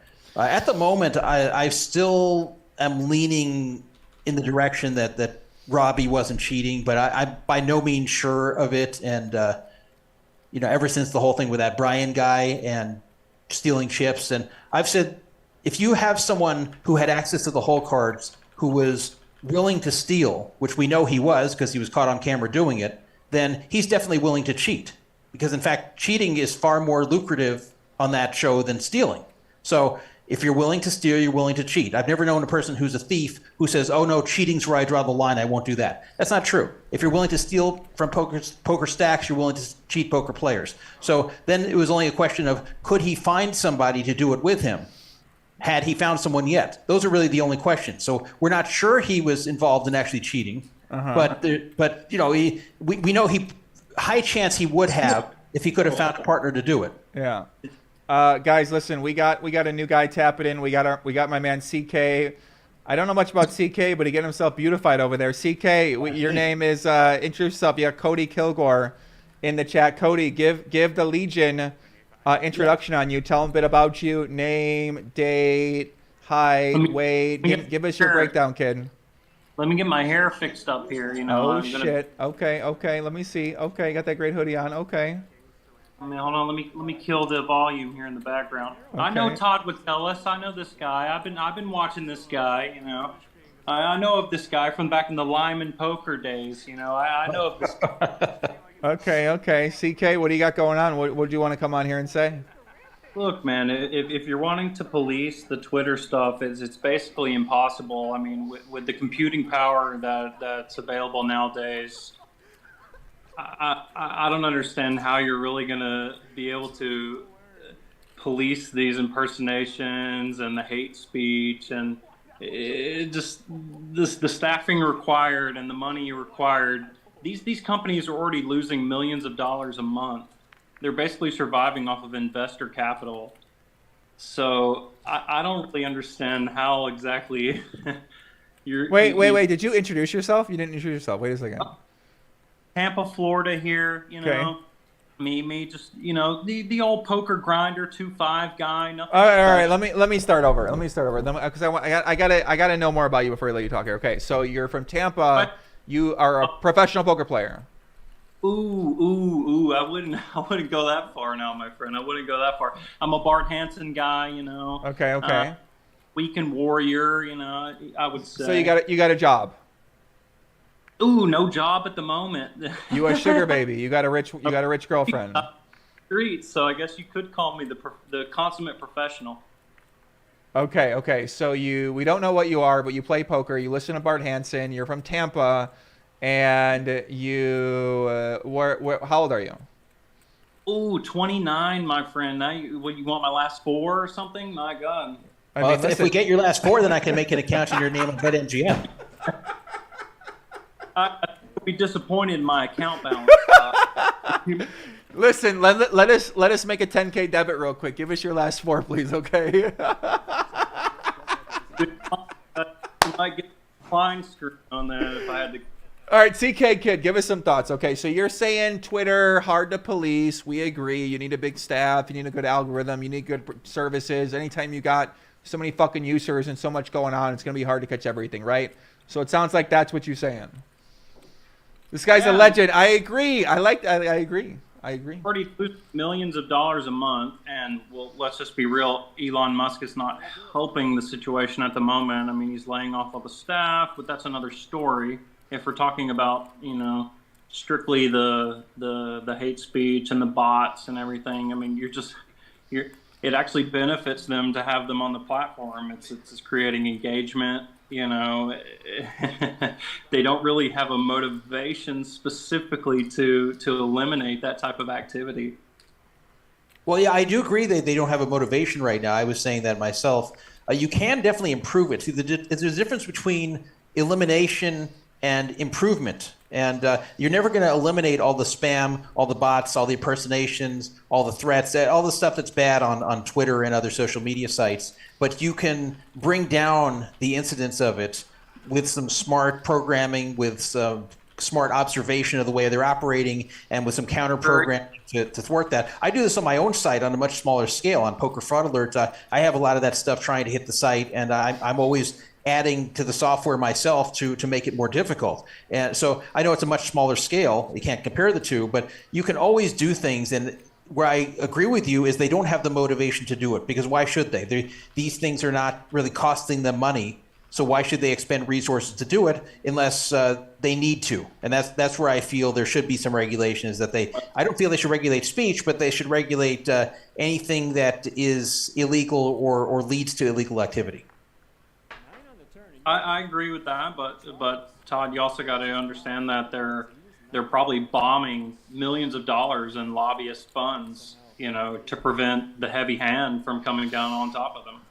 Oh, they are. Yeah, they are, and that's a big problem too. And that's these companies wield a lot of power. The social media companies have tremendous power, and the politicians know this, so they have to keep each other happy, basically.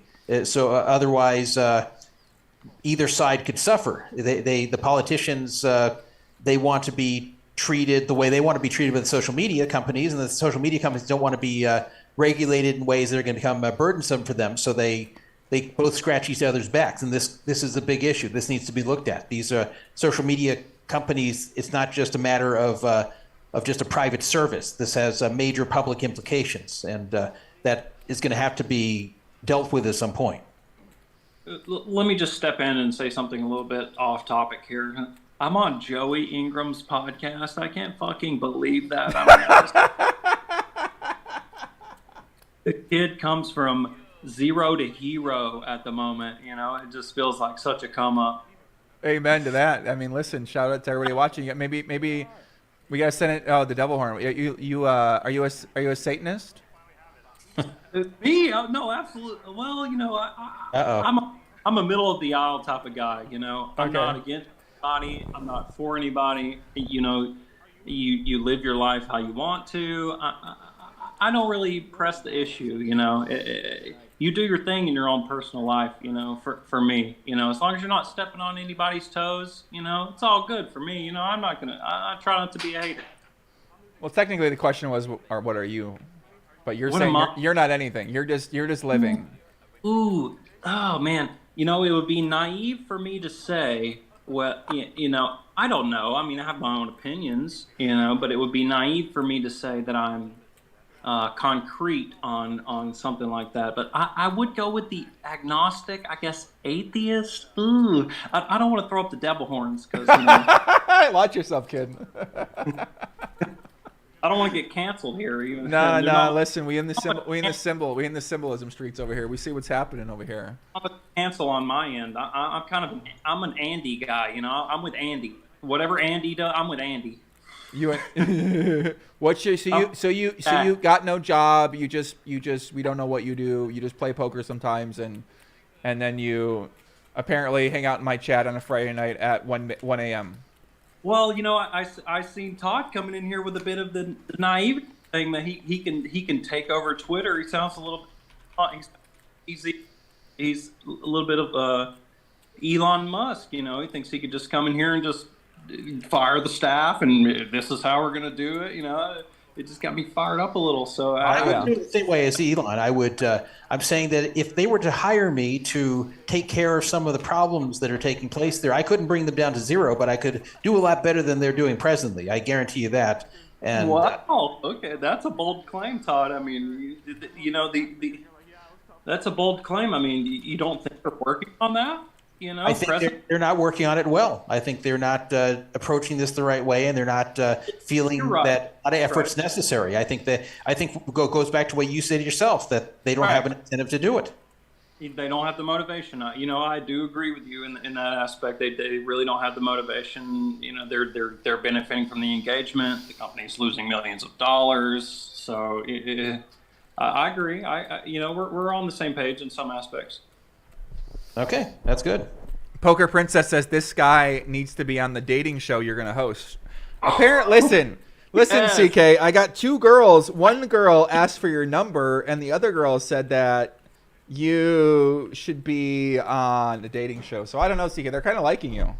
Put me on Love Island. No, you're gonna be on Love Poppy. I mean, I just made a new friend, and we're talking about doing some shows together. He was the creator of 4 of the top dating shows on MTV. So we might have an actual professional behind it, and yeah, so we might need you on there. I mean, the girls seem to be liking you, CK. Those shows, man.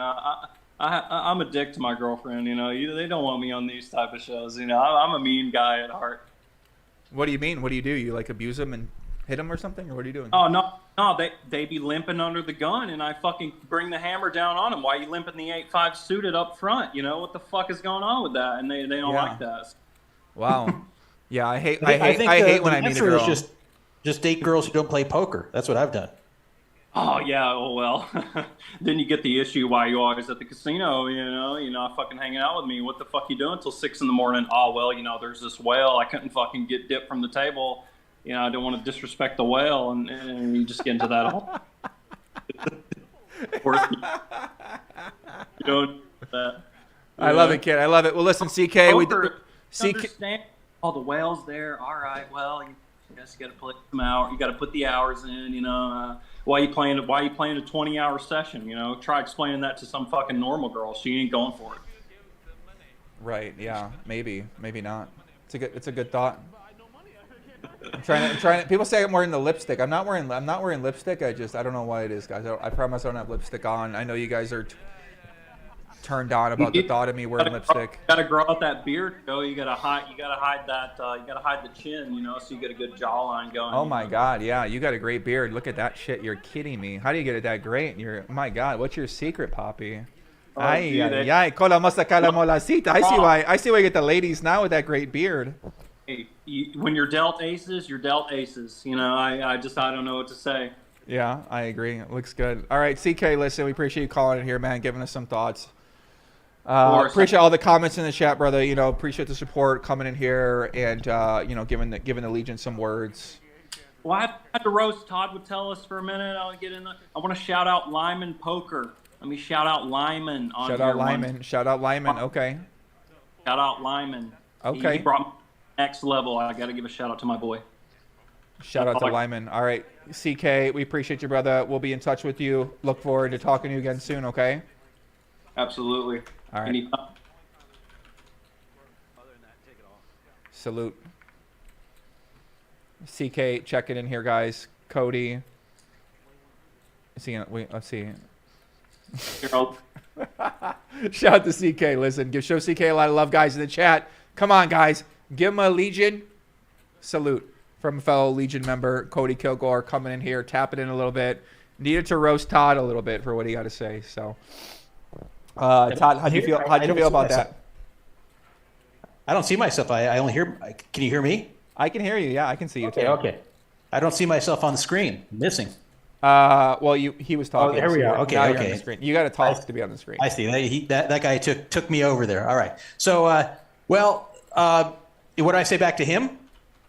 Well, what do you think about him? You like him? I liked him. He's yeah. He was an interesting guy. Now, at the end, though, the shout out to Lyman. I don't know if he knows what Lyman's doing these days. When I'm at Commerce, I see Lyman show up during the day, and he just wanders around aimlessly in Commerce. I barely see him playing. I see him go to the bar and drink.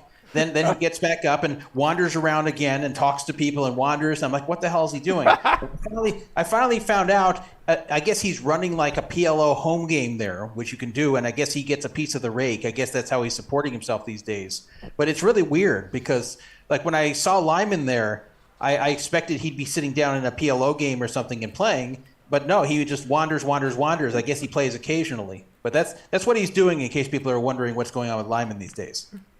It sounds like what you're saying. It sounds like he got a good life. I guess. I mean, I actually thought about it. I actually thought, if I had the opportunity to organize a home game at Commerce and get a piece of the rake, but often not play in it and just have to wander around for hours, but I would have the guaranteed income. Would I do it? And I don't think I would, because I would just kind of get bored. I want to play actually there. I know when I play, I can win or lose. Whereas Lyman, if he doesn't play, he automatically wins by getting a piece of the rake. But I think I'd get bored just wandering around Commerce for hours. Well, listen, my plan is to get a casino because the house always wins. So I'm going to be collecting rake from all the games, and I'm going to be happily wandering around the casino while that rake's being collected. So doesn't sound like a bad gig. Is basically get paid to just walk around the casino. I walk around the casino for fun all the time. So if you're telling me I can walk through the casino and get paid from the game going on that I helped organize, then to me that sounds like a good thing to do. Yeah, well, I know a lot of people would find that a dream existence to wander around the casino, drink, and get paid. I know there's a lot of people who That sounds great. You're kidding me. He gets a drink when he does it too? Yeah. No, I saw him at the bar. I went out over to the bar to get a drink myself, and I see he's just sitting there drinking. And I go, okay, well, I guess that's where he is when he's not wandering around. Listen, chat, we got Veronica Brill in the chat. What's up, Veronica? I said, this is Todd. Is this real life? Todd is on Joey's stream. That's right. This is a Inception stream. Mr. Todd would tell us, poker fraud alert. Tap it in here. We were talking about the poker e-check foog that's been going on. We talked a little bit about the UB connection to the FTX crypto scandal going on. Pierre Poulin in the chat. Hello, everyone. And Joey, can't believe I just logged on now. Did I miss anything? Yeah, we've been live for a while. Sorry, guys. I didn't really announce that I was coming back to stream, and I kind of took a month off. I've been working on other things, get everything set up. So, yeah, guys. I don't know why Veronica is so surprised to see me. I mean, she saw me on Berkey's stream the other day, and now I'm here. I'm making the rounds. I'm invading other streams. This is what I do these days. You're a stream invader. Yeah, I can see that. Yeah, I mean, how many more streams can you invade? Where are you gonna be next? I've got to come up with a plan of what to hit next. But my goal is to get on every single one of them to take this situation and just plaster my face everywhere where you can't avoid me. You're going to be like official activist, it sounds like. Yeah, well, I already kind of am. And, this matter is important, though. This one, it's something I really want to see with a good ending where people get their money back and hopefully the perpetrator is found and brought to justice. And hopefully the companies that allowed this to happen will answer for this in some way or another. So that's I really, the reason I've been on here so much recently on social media on these streams is because I want to bring attention to this issue, which I think is very important. It's very bad when regulated poker and regulated sports betting is being used to steal from poker players. I think that's just horrible. Yeah, I agree. I mean, it's fucked up shit. So hopefully we get something figured out about that. I'll be around here. Benjamin says, what about the scandal that Melissa Pudog is no longer on the OnlyFriends podcast? Is that true? Like, I don't know. She wasn't on when I was on, but I thought maybe she just wasn't available. No, I talked to her yesterday on Twitch chat when we were doing the stream, and she said that she is not on the podcast anymore, focusing on poker. Now they have to get another girl to replace her, I guess. I don't know if you can replace Pudog, Bo. Pudog she's pretty irreplaceable. I feel like she gotten better at poker. She trying to get the biggest. Talked about yesterday. She's trying to get the best body in the poker world, apparently, and she grinding every day. She focused on poker, so we're all gonna miss her. I don't know. We got to get her on the dating show or something like that. So I feel like we all. Yeah, maybe with a guy who just on. Yeah. Yeah. I'm sure he'd like that. But on shows like that, it is valuable to have an attractive girl on there and not just have it be all dudes. That's a pretty big loss. Aside from what she contributed from the standpoint of what she had to say, which she did. When I watched the show, she did have good things to say a lot of times and did contribute a lot. But it adds something when you have an attractive girl as part of the lineup there. So now it's a sausage fest over there again. So Berkey's got to go to work to find a replacement. Listen, every stream need more attractive women. So I would love to have a great attractive co-host here in studio with me every live stream, providing great coverage, 9 hours a day. That sounds like my dream, but unfortunately, it's not reality. So it's what it is. But yeah, I think Melissa, obviously, she's great. She's awesome. I love her a lot. She's one of my favorites. She the Empress of the Legion, so we all got a lot of love for her. And she's going to be missed on the OnlyFriends show, but we're going to get her on the show here hopefully more as well, too. So yeah, poker needs more women. I feel like more women are coming into poker right now, guys. We got a lot of new vloggers. We got a lot of content creators. I met a lot of new girls that are from LA or living in Vegas that are making content, making vlogs now.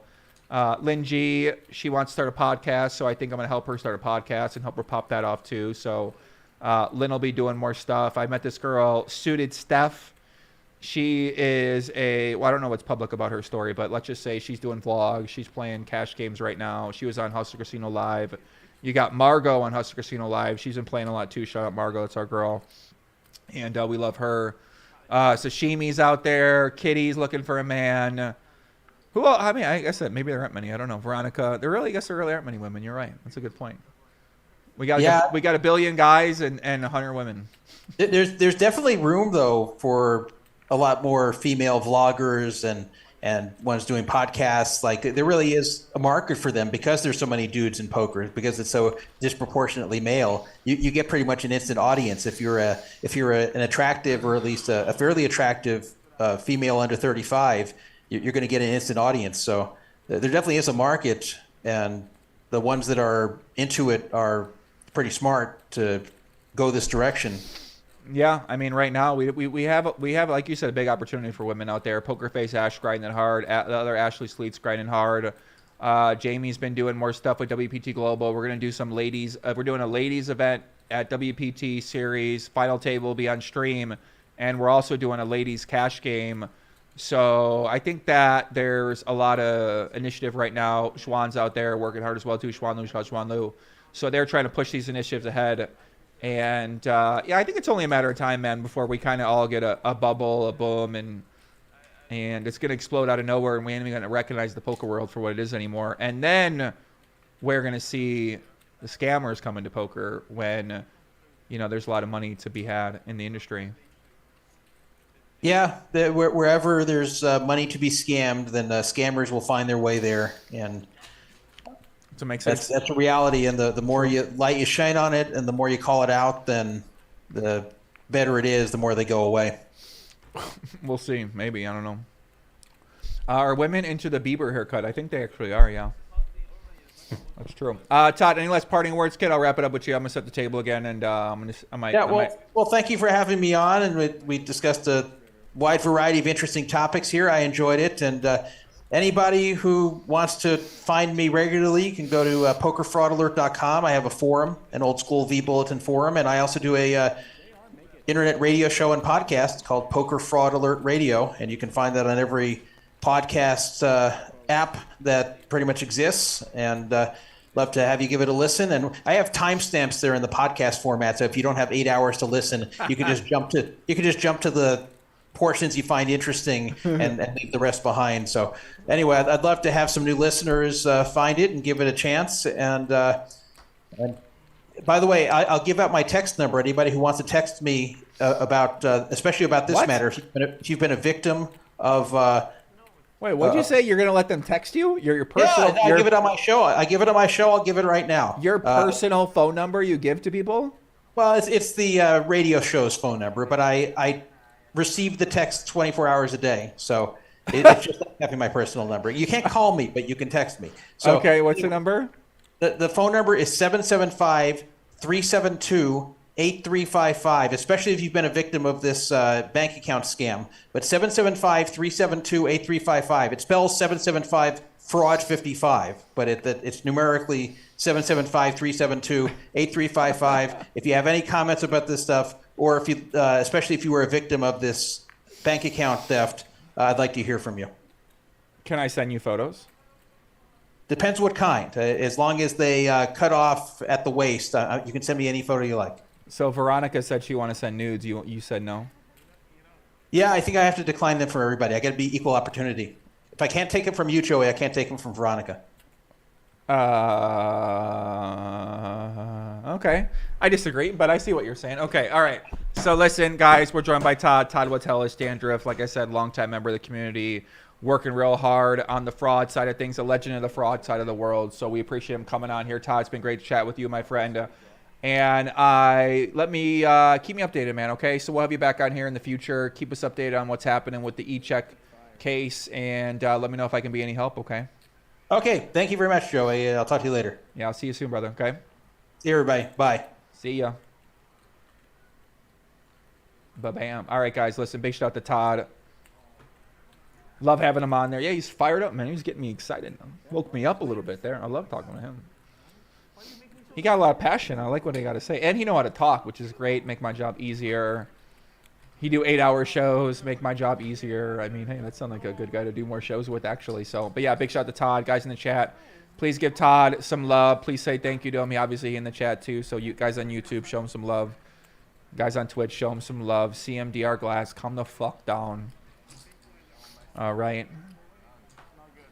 Calm down. Have I had a bathroom break yet? I have not had a bathroom break yet. We're going about 5.5 hours on Twitch right now. We still got a bunch of people watching on YouTube, a bunch of people watching on Twitch. Appreciate you guys all tuning in. Smash the like button if you enjoy it. My next content, like I said, I'm going to do some edited videos because people want more edited videos. They don't want 5-hour videos. And then I'm going to be doing a lot of content, man. We got the Phil Ivey podcast coming up. We got the Great Brad Owen podcast coming up. Andrew Nemi podcast coming up. Patrick Antoni's podcast coming up. We got my first official meetup game at the Wynn Casino coming up in December. I'll be commentating and hosting on high-stakes games during the Wynn WPT series. And I'll be announcing my official ambassadorship for the WPT Wynn event. And we got some giveaways. We're going to be giving away 12K packages to the 10K WPT event that's coming up in December as well. And stay tuned more for that. I'm excited about that. I'll let you guys know. Gus P says, hey, Joey, big fan all the way from Poland. What's up, Gus P? Nice to see you, brother. Chris Durbin, Joey is lit, breathing hard in the mic like Darth Vader. Yeah, my nose is so fucking stuffy. I can't even breathe out of my nose. So I'm like breathing more out of my mouth right now. So that's kind of what's happening right now. Where's Phil Ivey, Poppy? Phil Ivey is at home. Yeah, I can't breathe out of my nose right now. It's like my nose is all stuffed. It's so dry in Vegas right now. It's just fucking miserable. I'm going to watch some poker here a little bit. These hands are kind of sick tonight. Hi. Shout out to Veronica. She working hard out there. What's Veronica been up to? Veronica, what have you been up to? What you been up to, Veronica, bro? Drink more water? Okay, I'll drink more water. Good idea.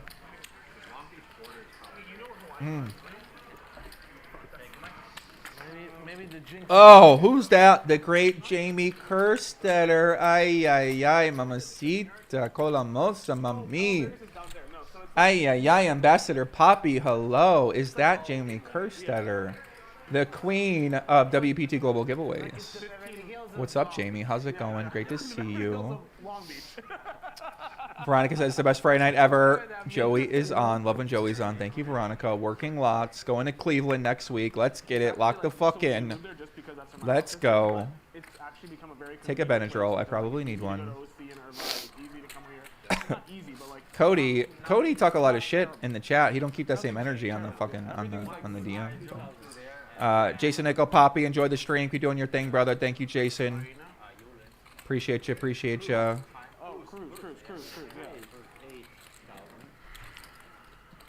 Bro, this game is pretty wild.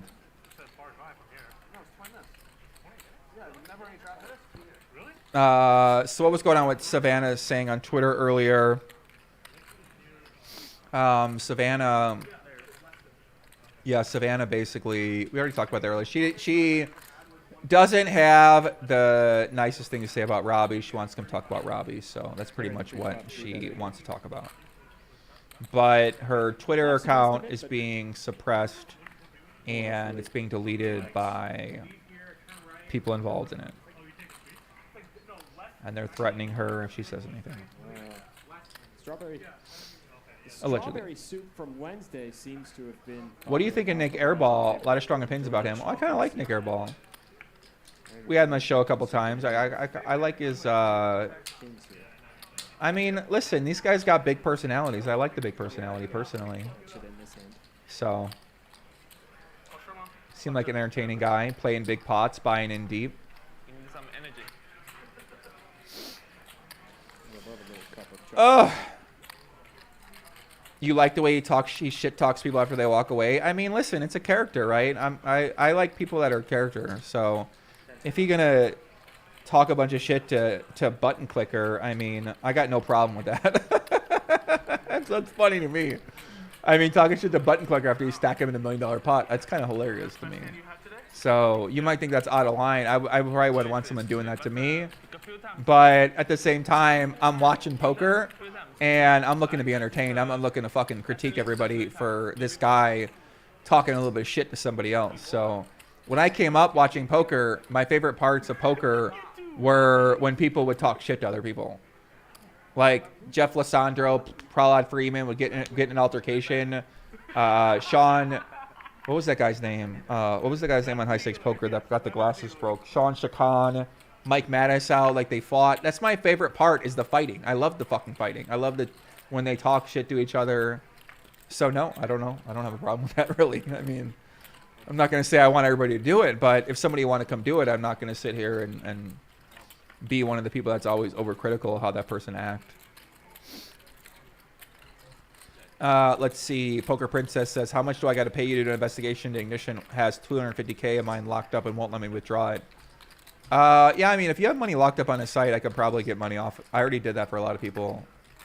So people had issue getting money out, and I basically know the people that run the site, so I talk to them, and then if it's not a legitimate reason, they'll usually get the money back. Jamie Gilligan, much love from Phoenix. What's up, Jamie? How's it going? How's it going, Jamie? Pierre said, I finally moved to Vegas. I'll be at the meetup for sure, brother. Have you guys talked about the new room at Bally's Horseshoe, WSOP Hall of Fame poker room? I work there, and I fucking love it. I have not talked about that room, but yeah, new room at Bally's, WSOP Poker Hall of Fame. I haven't been to the room yet. I'm excited to go to the room, but I haven't been there yet. So, but yeah, congratulations, man. I hope that's a good job for you. Hope you're enjoying yourselves. G Wote, love from Ireland as well. Shout out to G Wote. What's up, G Wote? What's happening? I got wiggly. Very nervous now. What can I say? Someone said that I sort out stuff with Ebony. I have not talked with Ebony really since that happened. I don't know. She sent me a message the other day, but I don't know, man. I mean, I don't really have a desire to talk to her anymore, so I don't know what to say. Like, she basically, anybody that read a 12-page thread about me on Twitter, I have Someone eating the microphone. no desire to talk to. I don't know. If you read a 12-page thread about me on Twitter, I might never want to talk to you again, honestly. So if you're going to try to destroy my reputation like that and attack me on Twitter for something to me that was a misunderstanding, then I don't know. I mean, we could say, you know, we sorry for the way we handled things, but that ain't my friend. No friend is going to do that to you. So that's just the way I think about that. So I ain't really, you know, I mean, she wrote a 12 fucking bullet point thread about me, right? You know, I understand she was upset about me, about what happened on the podcast we had, but I just don't think that was the way to handle things. So, you know, I don't know, man. It's sad, but I don't know.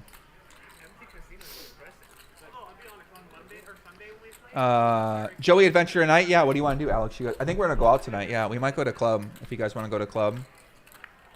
I probably can't go out too late though, but if you guys want to go out, I think a few people are gonna go out. So, why? What do you want to do? You want to go somewhere?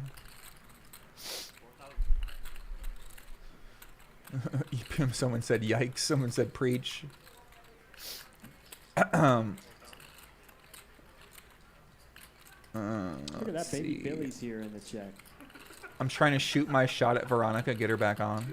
Actually, just got back. Take from it easy, get in line, buddy. Yoga and meditation. With DJ. There's obviously more going on. I bet she will eventually give her opinion. Yeah, I mean, listen, anybody give their opinion, right? Everybody got their own viewpoint that's gonna make them look good. So. Make any noise for 72 hours.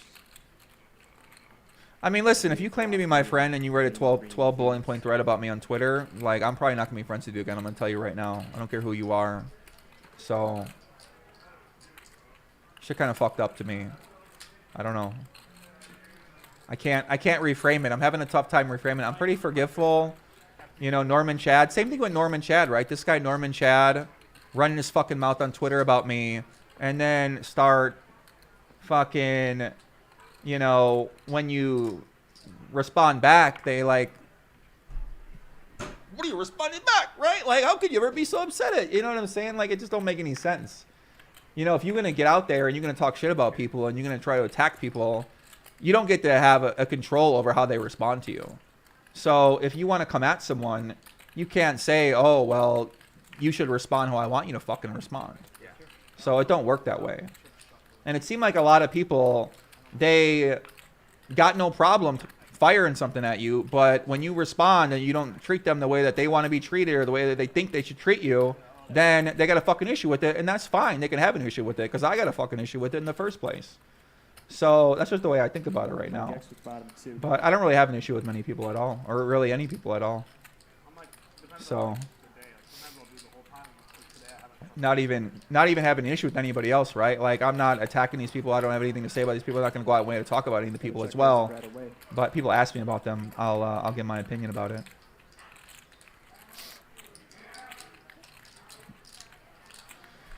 I'm sad to hear this. There's forgiveness. You guys have been friends forever. Yeah, I mean, I agree. That's what I said too. I said the same thing, Veronica. I was sad. I'm still sad about it. I'm still, you know, it is what it is. Not the best card in the deck for Mike X. If he was going to hand pick one, probably wouldn't be the King of Diamonds. Yeah, anybody write like a notepad about you? Remember Jane Endes? Jane Endes did the same thing, right? He made a 32-minute video. So Eric Comp said this just in, Joey got issues. Yeah, I don't think so. I don't think this guy knows what he's talking about. So anybody can criticize somebody else when they ain't been in their shoes about how they handle something, but until you've been in the situation yourself, like, you don't know what the fuck you would do or what you would say. So it's real easy to act like you know what you're talking about or what's going on and have an opinion that you don't even put any thought into and try to impact other people how they're going to perceive a situation.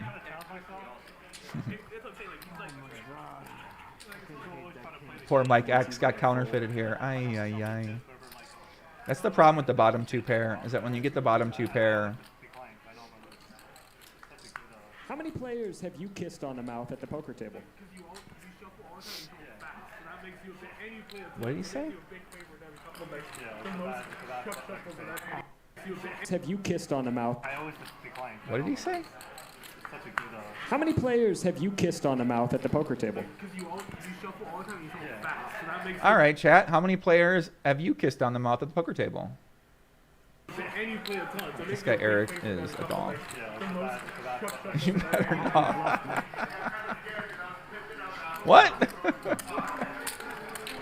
How many people have the poker table have you kissed on the mouth? I can admit that it's at least 2 for me.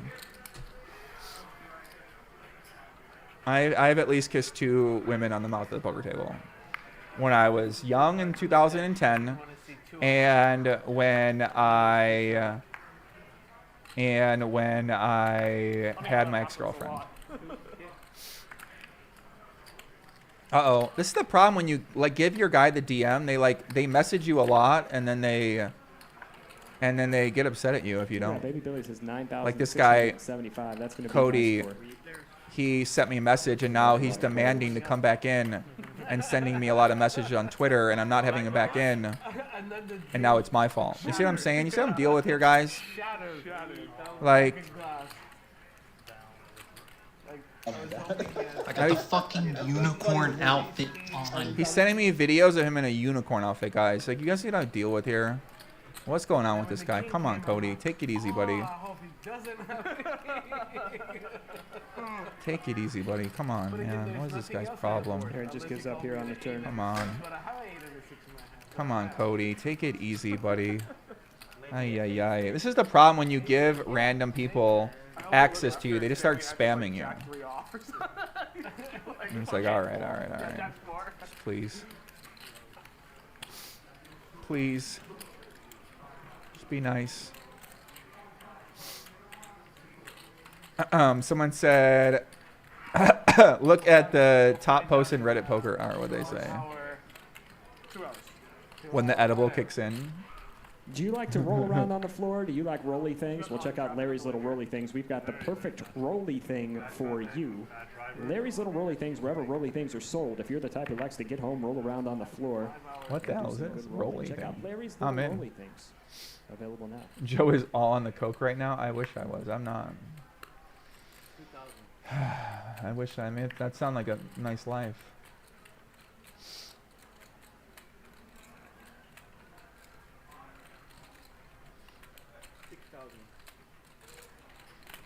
What's up, Jeff? What's happening? $4.99 for Mad vs. Vegas. Joe, can I come on and pitch you to chat my idea about we need to start the next great naked poker channel?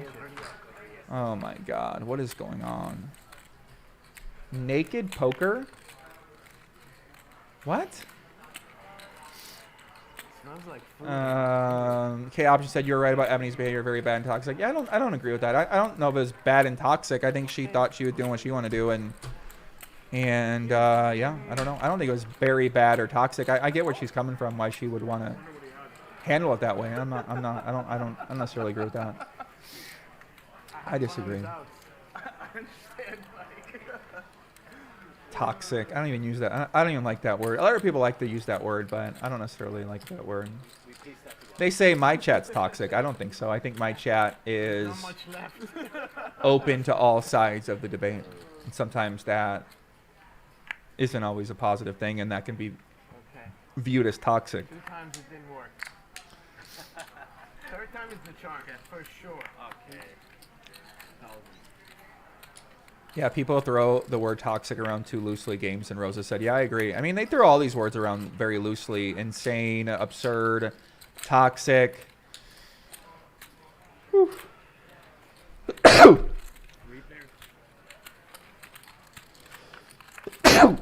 Yeah. K options, I love you staying firm. That means she went completely out of her way to denigrate you. Flop for air ball. In some of the worst ways possible. Yeah, I don't disagree with you, buddy.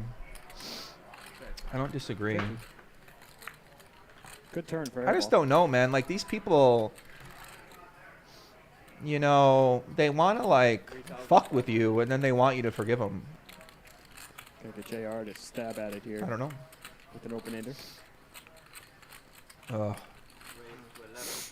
And a raise. 2 donks, 1 bluff. With the subscription, feels good to be back at home. Welcome back to the Legion, my friend. Thank you very much. 2 donks, 1 bluff. Northwest said, Joey, do you still make a living from poker? I make a living from a combination of things related to poker, but playing poker specifically, Flop check starting to look a little bit prescient. I wouldn't say Prescient? How do you only say that poker. word? No. It's not precious. I think prescient. JR checks and airball's not going to make. Yeah, any Alex money said for it. friends You don't make make the Twitter maximum threads sense. about friends.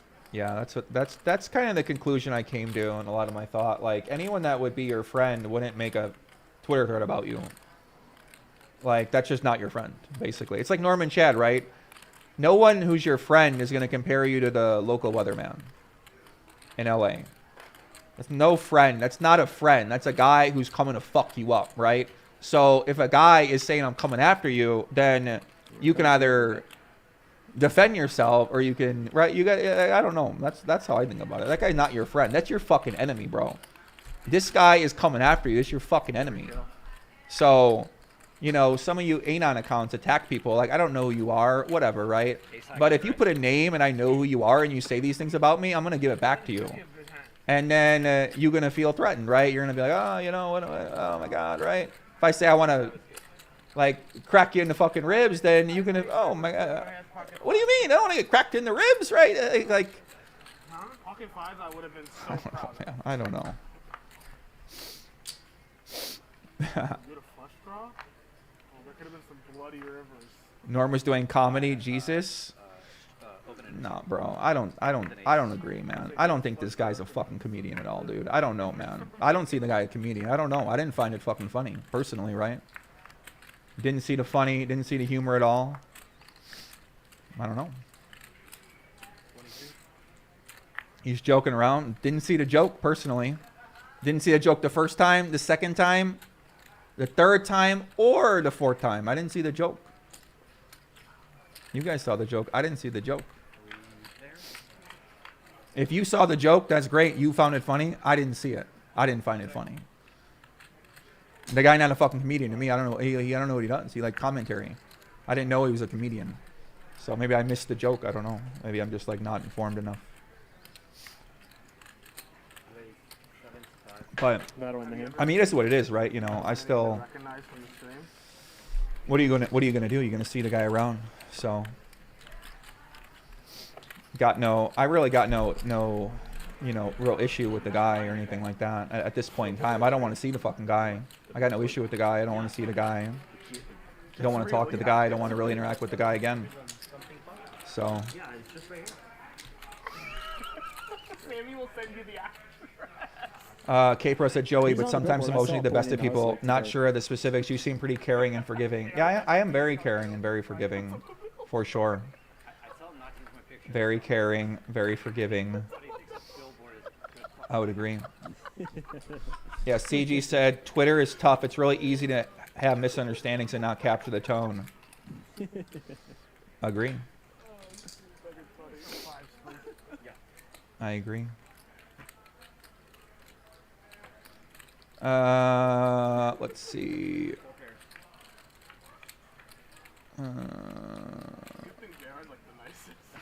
Ross said, Joey, talking to comedians, have you ever played poker with Kevin Hart? No, I never played poker with Kevin Hart before. I never played poker with Kevin Hart before. Yeah, I don't know much about that guy. I don't know. I don't really play in the celebrity games at all. Yeah, I don't really try to. I never tried to get in that world before, but I would consider trying to get in that world, I guess. So. You okay, buddy? Digital communication lacks tone, but a 12-tweet thread sort of gives the context. It's a good way to fucking explain it. I said, like, you're feeling yes, he said, Makes Andy feel really good. yeah, Lars, if you're sick, please just call it a day, you know?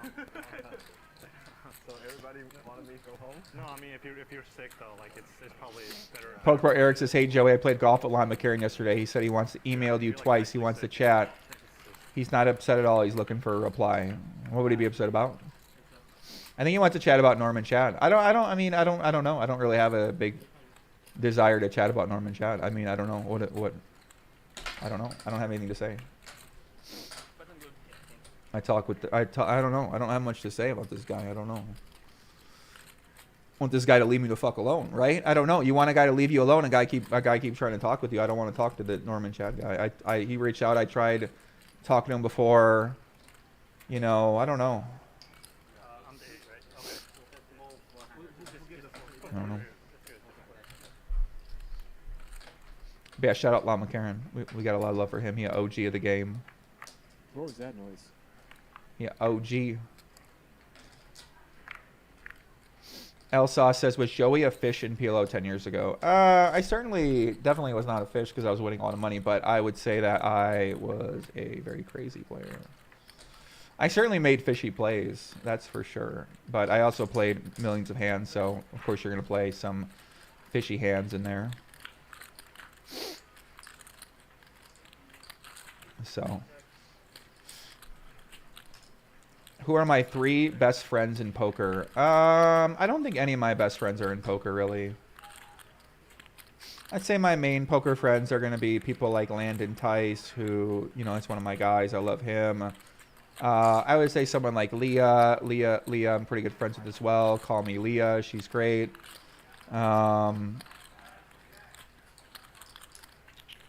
Poker-wise,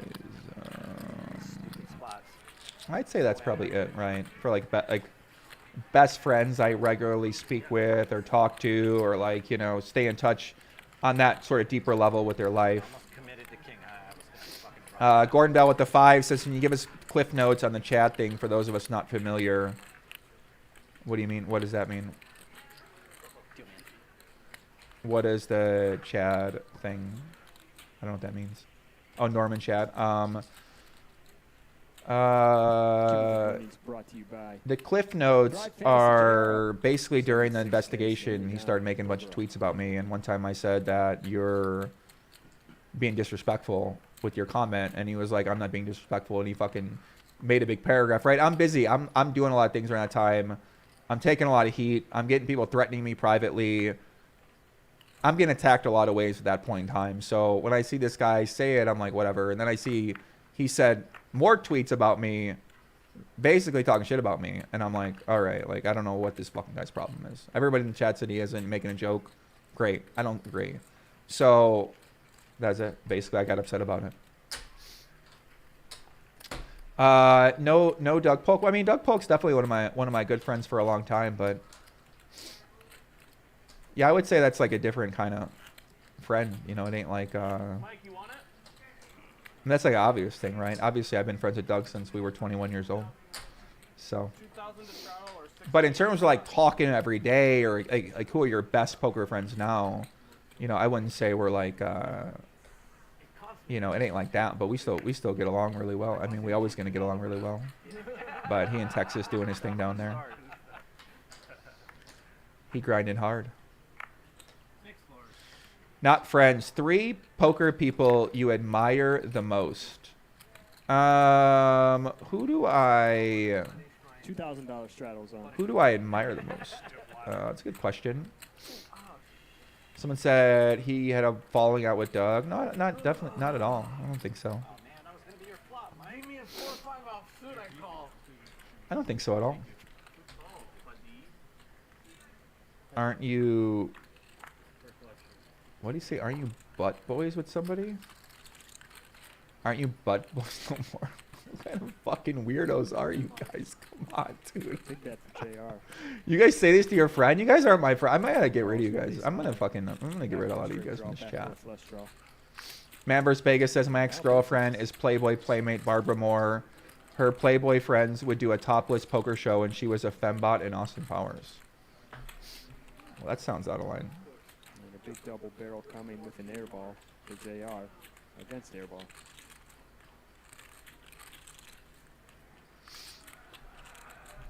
Here, let me watch his hand. I'm going to go blow my nose because this shit's too... I can't even speak right now. Gonna call once more. Make JR fire that third barrel. You're on the river and JR makes the best hand.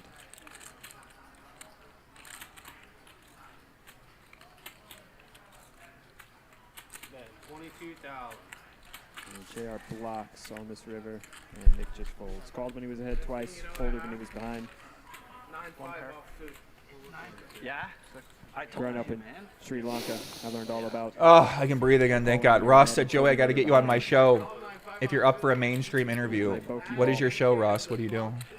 Every day after middle school. I mean, if I think I've seen, let me see your show real quick. Nestor. One of the best Pokeball I know I've seen you on Twitter a lot, but I don't know what your regular show, if you do. What do you do on content? Let's see. Lost a leg in the Great War. I never got to play professionally. It shows you. Is this your podcast? What do you do? Where's your show? Is this it?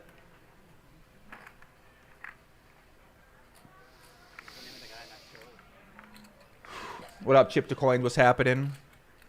What's going on? What's going on, brother? How's it going? Welcome, Poppy. Is this the show I'm looking for? Where's the show?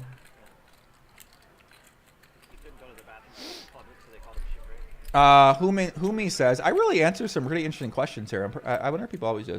He said, you took some time away after Tice versus Perkins heads up. Did the way Tice's support pulled out bother you?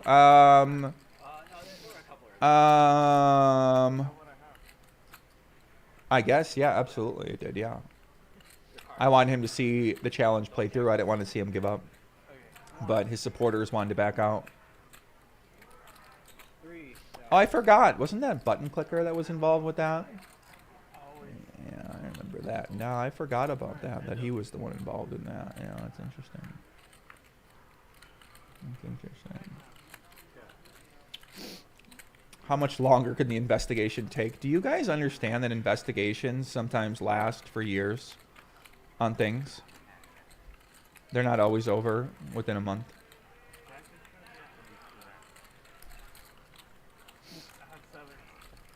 Do you know who threatened you during the investigation, or were they from anonymous accounts? Oh, I know who they were.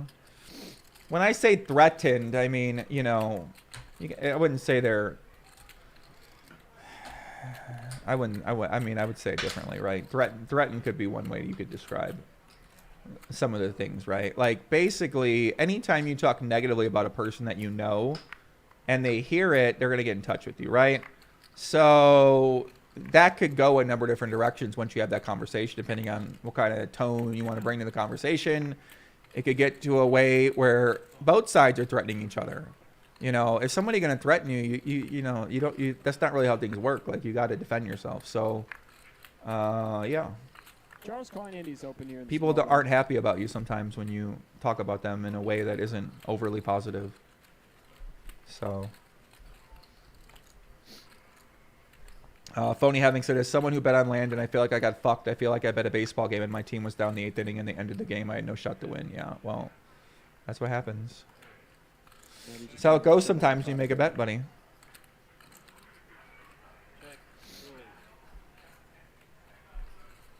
That's how it goes. Button Clicker was the one who said Landon was lazy and didn't study enough. Yeah, I could see that. I mean, Button Clicker is also like he one of the gods, so he's studying a lot, he grinding a lot, he working pretty hard. So I can see if he thought that somebody wasn't working as hard as he was, then he might get a little pissed about that. So I got my girl texting me, probably out of line. Yeah, investigations sometimes take 10 years. I agree. Lexo Poker, what up, Lex? He said, how's your sleep schedule now? My sleep schedule right now is I have no sleep schedule. I rotate through depending on how I'm feeling. So it's pretty much my plan. I amend my statement from earlier. My favorite Thanksgiving dish is sweet bean pie. Bro, what does he say? I love this commentary. This is like pretty wholesome. Sweet bean pie. Amend my statement from earlier. My favorite Thanksgiving dish is sweet bean pie. Sweet bean pie is his favorite dish? You're kidding. My favorite dish is sweet potatoes. Tastes like pumpkin pie, really. Let's see what Lexo Poker is up to on Twitter. He's always talking some nonsense on here about people. See? Nonsense. Would you rather get free food from anywhere for the rest of your life or free housing? Nonsense, right? You're always talking some nonsense. He said, last week I played 1-3 with my brother. I staked him $300 buy-ins. He needed more money, so I took $300 out of my bag and gave it to him at the table. One player didn't seem too happy that I was giving him money to play while at the same table. Thoughts? And my first thought was, this is one of the most ridiculously funny things I've ever heard of in my life, because why would someone get mad at somebody for paying a buy-in at the $300 buy-in game? But apparently, this is a real thing that people get mad at. I don't know if he's trolling or not, but apparently, like, people really get mad at the 1-3 game. So that's pretty funny. But yeah, shout out Lex. I like Lex. He a new guy, but he coming up. He working hard. Name your top 5 best live stream cash game players of 2022. G-Man, Mariano, JD, Andy, Doug Pohl. I don't know who JD is, so I don't know who that is. But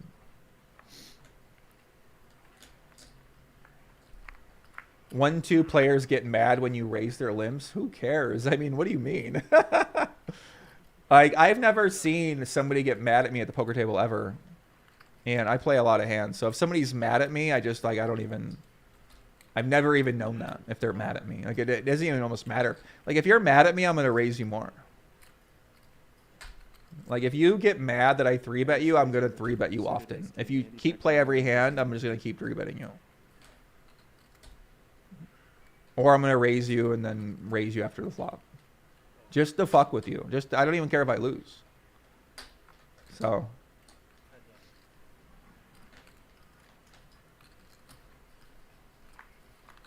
I've never seen grown men look so creepy as when a woman in a dress walks through the poker room.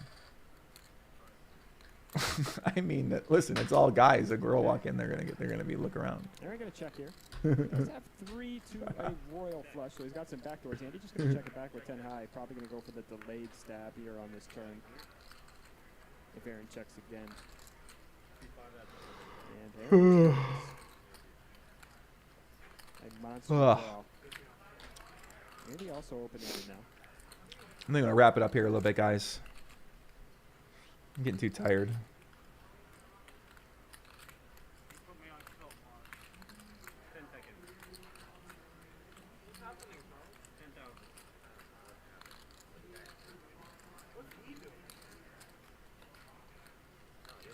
Aaron goes 40% pot here. What the fuck is that, bro? Bro, Chance just sent me a photo. He's got a mustache on. You're kidding. Oh, that's a fake one. One of his outs. Actually, I think a pretty good fold from Andy. You're right. If the king comes, dude, there certainly have a boat already, or the king could make him a boat. And if the king is a club or a diamond, what do you guys think? Should I go out right now, or should I just stay home and not visibility on river's gonna be not do anything? Anyway, and even if he does hit, he doesn't know he's good. That's why Andy folded there. Everyone in the chat should kiss each other. Yeah, aren't you supposed to go out tonight? Yeah, I mean, it's still early. It's still 11, so it's pretty early. So I'll probably go out here in a little bit. Just got to gather the squad and see what they're up to. Do I go home and black out, or do I stay home? Ugh. Buenos noches, papi.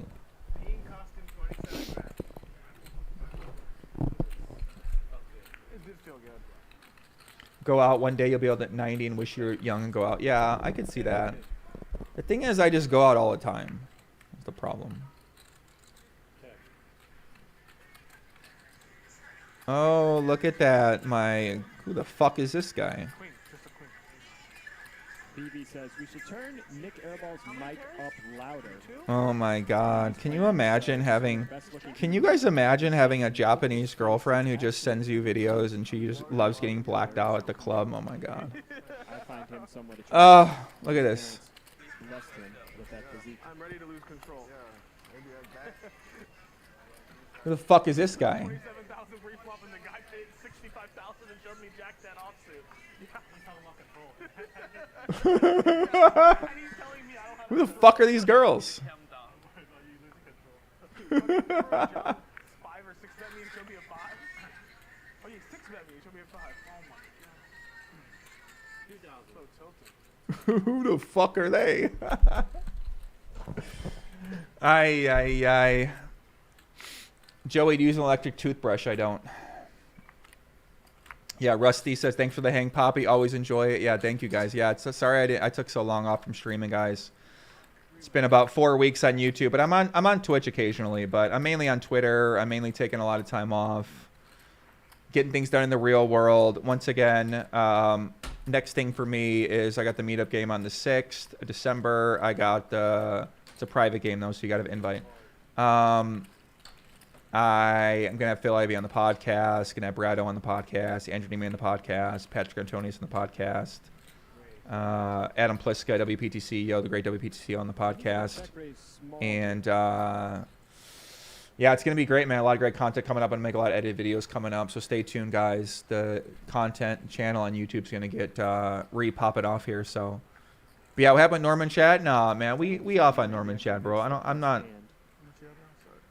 Nah, I don't want anybody to say anything to him. I think he 45, 65, 70.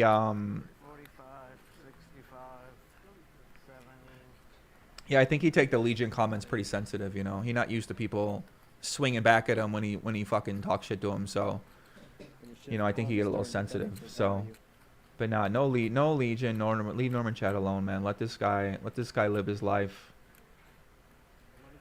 Let this guy do what Norman Chad does. Over half poppy. Norman Chad. We love Norman Chad. We love Norman Chad.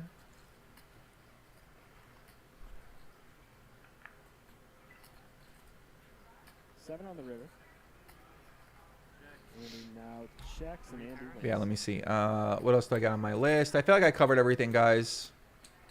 Legion and Friends event, I got that. Crypto, we talked about that. WPT event, we talked about that. Payment processor scam, we talked about that. Twitter, we talked about that. Robbie G-Man, we kind of updated everything there. So, I feel like we got everything here, guys. What other questions do you guys have? Anything else? Or we can probably wrap it up because I'm going to go out 11 p.m. here in Vegas. It's time to hit the night. It's time to see what it's all about out there.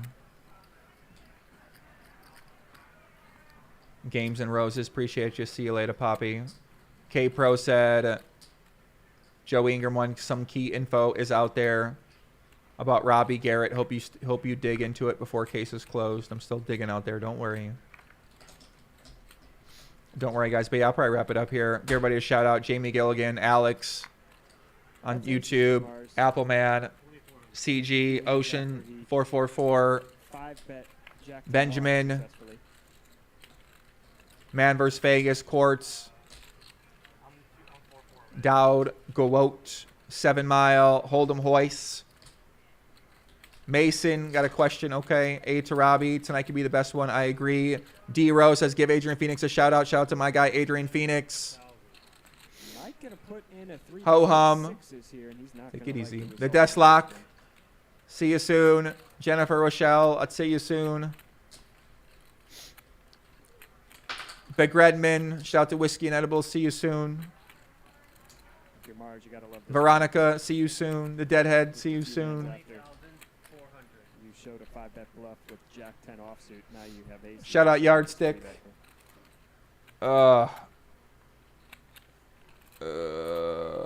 Yeah, I'm going to go to bed, guys. I'll see you guys, okay? Isaac, take care. Kush Strain. Timo. Mike's only got 47K behind. I'll see you guys later. Peace out. Adios. Smash the like button on the way out. Be back soon. See you on Twitter, on IG, if you want to chat more.